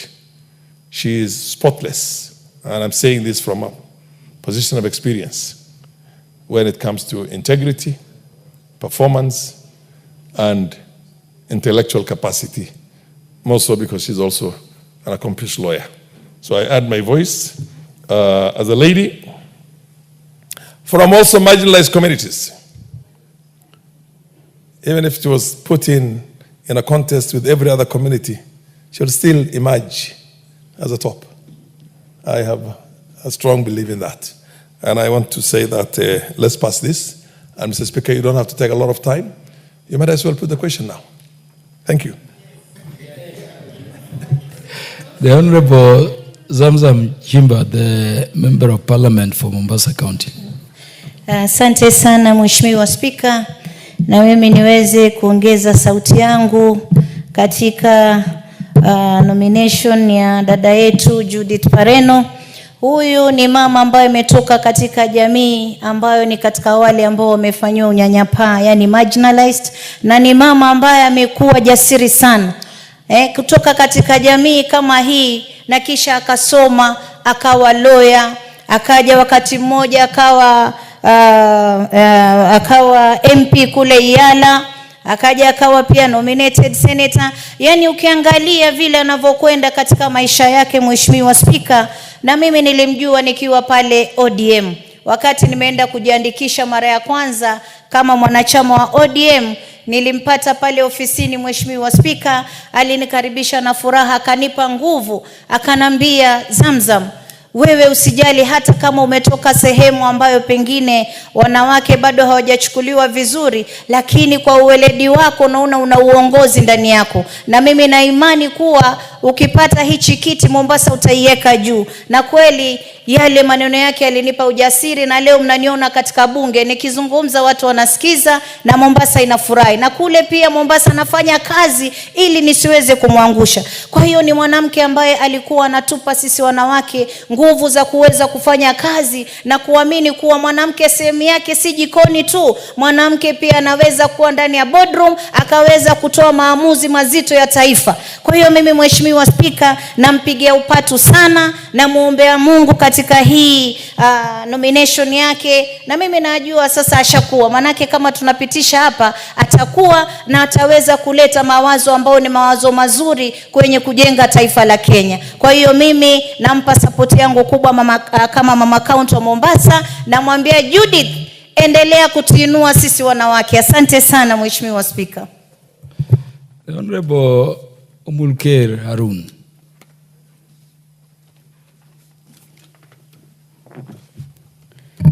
Thank you, Speaker. I want to add my voice on the motion of the nomination of the Honorable Member. I worked with Judith when she was actively serving in the elections board of the party. At that time, I had no interest in politics, neither was I running, but she was very quick to mentor me. And I believe she will be able to mentor and offer her leadership skills to the country. She is someone who has gone through the hands of Honorable Raila Odinga. So I have full faith in the kind of servant leadership that she will be offering. She is the face of the girl child from the nomadic and the pastoral communities. We are very proud of her, and from where I stand, I want to encourage her and I wish her all the best even as she takes up this position, because from where I sit, I have full confidence that she'll be able to deliver. Thank you, Mr. Speaker. The Honorable Catherine Omanyo, the Member of Parliament for Busia County. Thank you, Mr. Speaker. I have a lot of admiration for the incoming PS, Judy Pareno. I bumped into her when we were at the ODM meetings, the national arrangements, and the way she was carrying herself around, the self-confidence. She's also a powerful speaker, and then the perseverance, having gone through and penetrated all the traditions that everybody knows that our brothers and sisters go through in the Maasai land. She's gone beyond those hinges, she's gone beyond those barriers, and she's a real role model to all girls who would have had excuses of not making it up there, because who else has a definition like that? Then everybody should be just having admiration to such a person, because even when you meet her, she doesn't remember that she is a Maasai or anything. She possesses that, there is a way she just talks and sits and looks and listens. I just know she will not be a letdown, and I fully support that that's the right person for that seat. Thank you, Mr. Speaker. The Honorable George Sunkuya.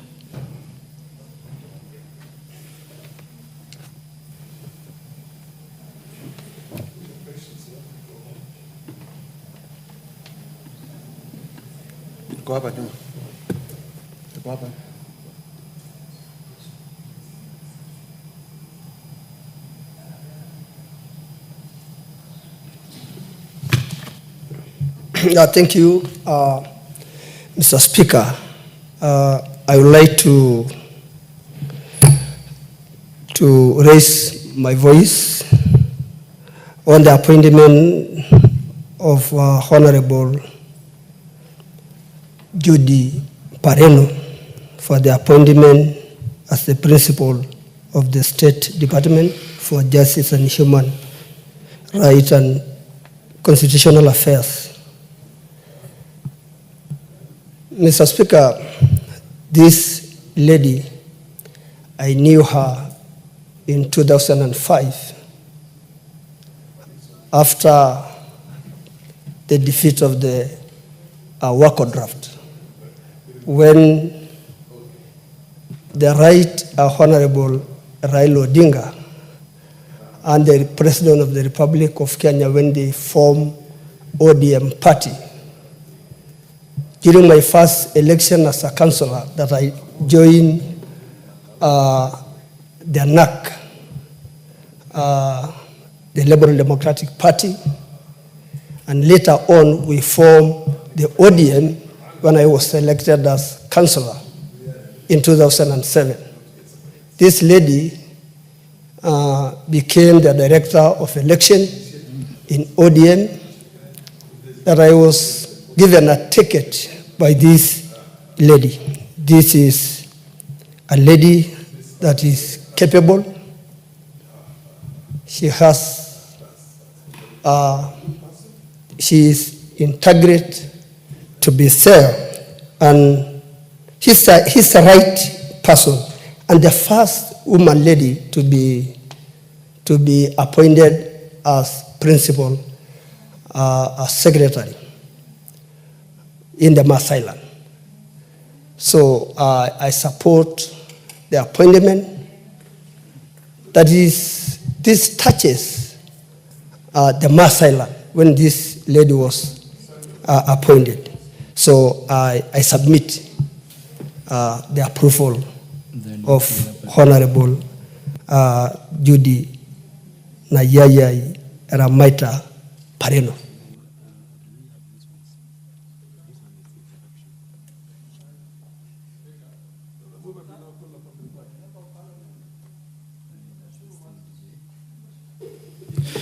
The Honorable Memusi Kanchori. Thank you, Honorable Speaker, and just for correction, I'm not the Member of Parliament for Mashuru area. Mashuru area is in Kajiado East. But Honorable Speaker, I stand to support the nominee, who is Honorable Judith Nayai Ramaita Pareno, for the appointment of as Principal Secretary, State Department for Justice, Human Rights and Constitutional Affairs. Honorable Speaker, as my colleagues have said, Judy Pareno is a known achiever.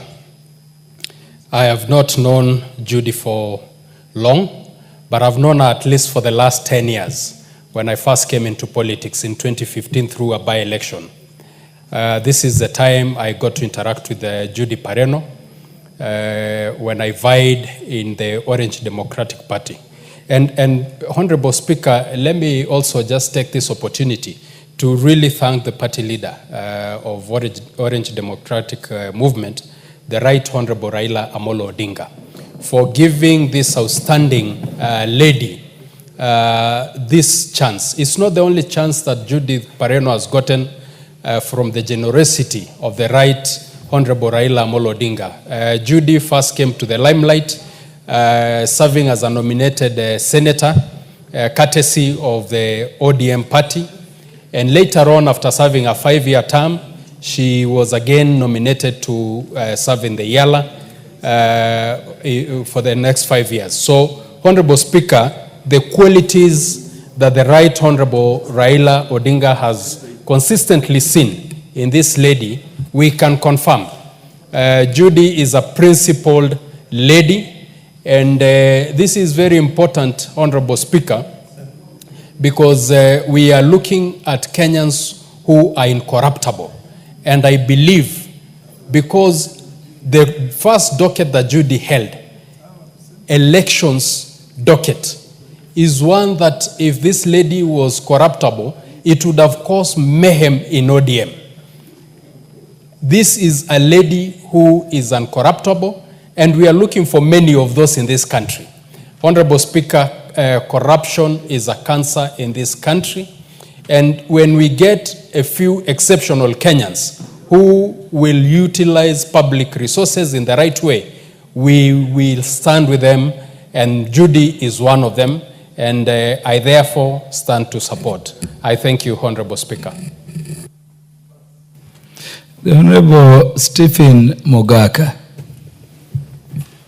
Thank you so much, Mr. Speaker, for giving me the chance to also support the approval of the Honorable Pareno as a PS. Mr. Speaker, unlike others who have had an experience of in party politics, I was perhaps the most independent member of the Jailer Committee because I had not interacted with her before. But her manner of presentation, her articulacy, her understanding of the Kenyan Constitution and the political play left no doubt in my mind that this is one of the best nominees for the position of PS and in the ministry or in the department that she is destined to. And I want to thank my committee chair and members for noticing that there might be a possible incongruence of that appointment with the existing structures in that particular department. But in line with observing the independence of the three arms of government, it was in order to let the executive go and iron out any creases or incongruence that may arise in pursuit of giving this great legal mind an opportunity to serve this country. I also adore the manner in which she was appointed, because this is one of the coveted positions in this country, particularly for women.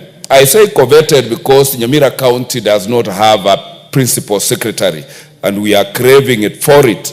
But I'm more than compensated because I'm also a resident of Kajiado, from where Honorable Pareno reigns, and therefore I am more than represented in the management of the public funds of this country.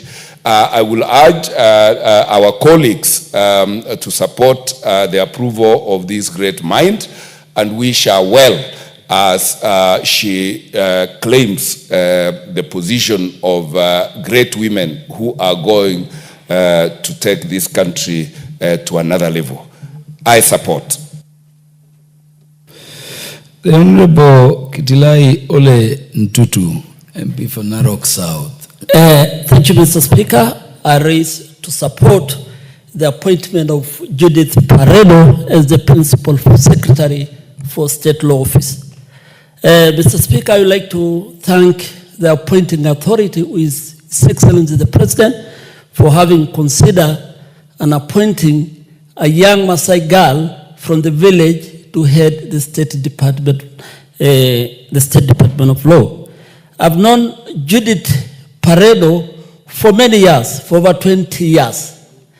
And Judith, she has been, we met in court some times back when she was in the opposite direction. And she really gave me a very rough time. Judith has been a long-serving lawyer in this country with a lot of experience, very senior lawyer. She has also served in the Senate. She's represented this country in East Africa Legislative Assembly in Arusha. And Judith, she has mentored so many young Maasai girls in the village and sponsored so many of them and helped them to see through education. Judith also, she's very loyal to the party of ODM and loyal to Baba. She's a very serious ODM member, and we also like to thank the Right Honorable Raila Odinga for having proposed a name to the appointing authority. And I'm sure this country will benefit from Judith Pareno experience, and therefore I stand to support. Thank you, Mr. Speaker. There being no more interest on the motion, may the mover now reply. Thank you very, very much, Mr. Speaker, and thank you very much, members of the House, for that very high-quality debate we've just had. It has come out clearly that this nominated person, in the name of Judith Pareno, is suitable and qualified to take the position.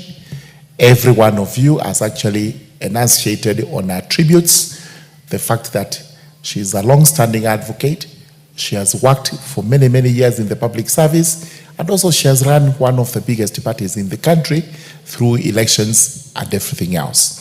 That shows that no mistake has been made by the Public Service Commission, and the President is justified in nominating this lady to take up the position. With those remarks, Mr. Speaker, sir, I beg to reply.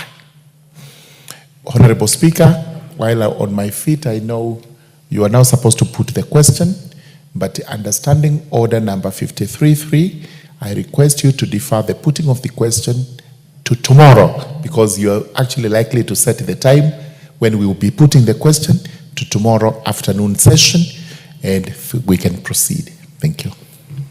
Thank you for your voluntary guidance. Our Chair, Departmental Justice, Committee on Justice and Legal Affairs. Honorable members, for the convenience of the House, the question to this motion will be put when it will be next scheduled by the House Business Committee for consideration. Next order. Order number 12, motion, consideration of the report of the Auditor General on the financial statement for the National Government Ministry, departments and agencies for the financial year 2021-2022, resumption of debate. There being no more interest by members to contribute to this motion, the mover is called to reply. Honorable members, for the convenience of the House, the mover shall reply when this particular motion will be next scheduled for consideration of the House by the House Business Committee in the future. Next order. Order number 13, motion, state of security in 6 counties of North Rift being Baringo, Elgeyo Marakwet, Turkana, West Pokot, Samburu, and Laikipia. Resumption of debate. Honorable members, again, there being no more interest by members to contribute to this motion, the mover to reply.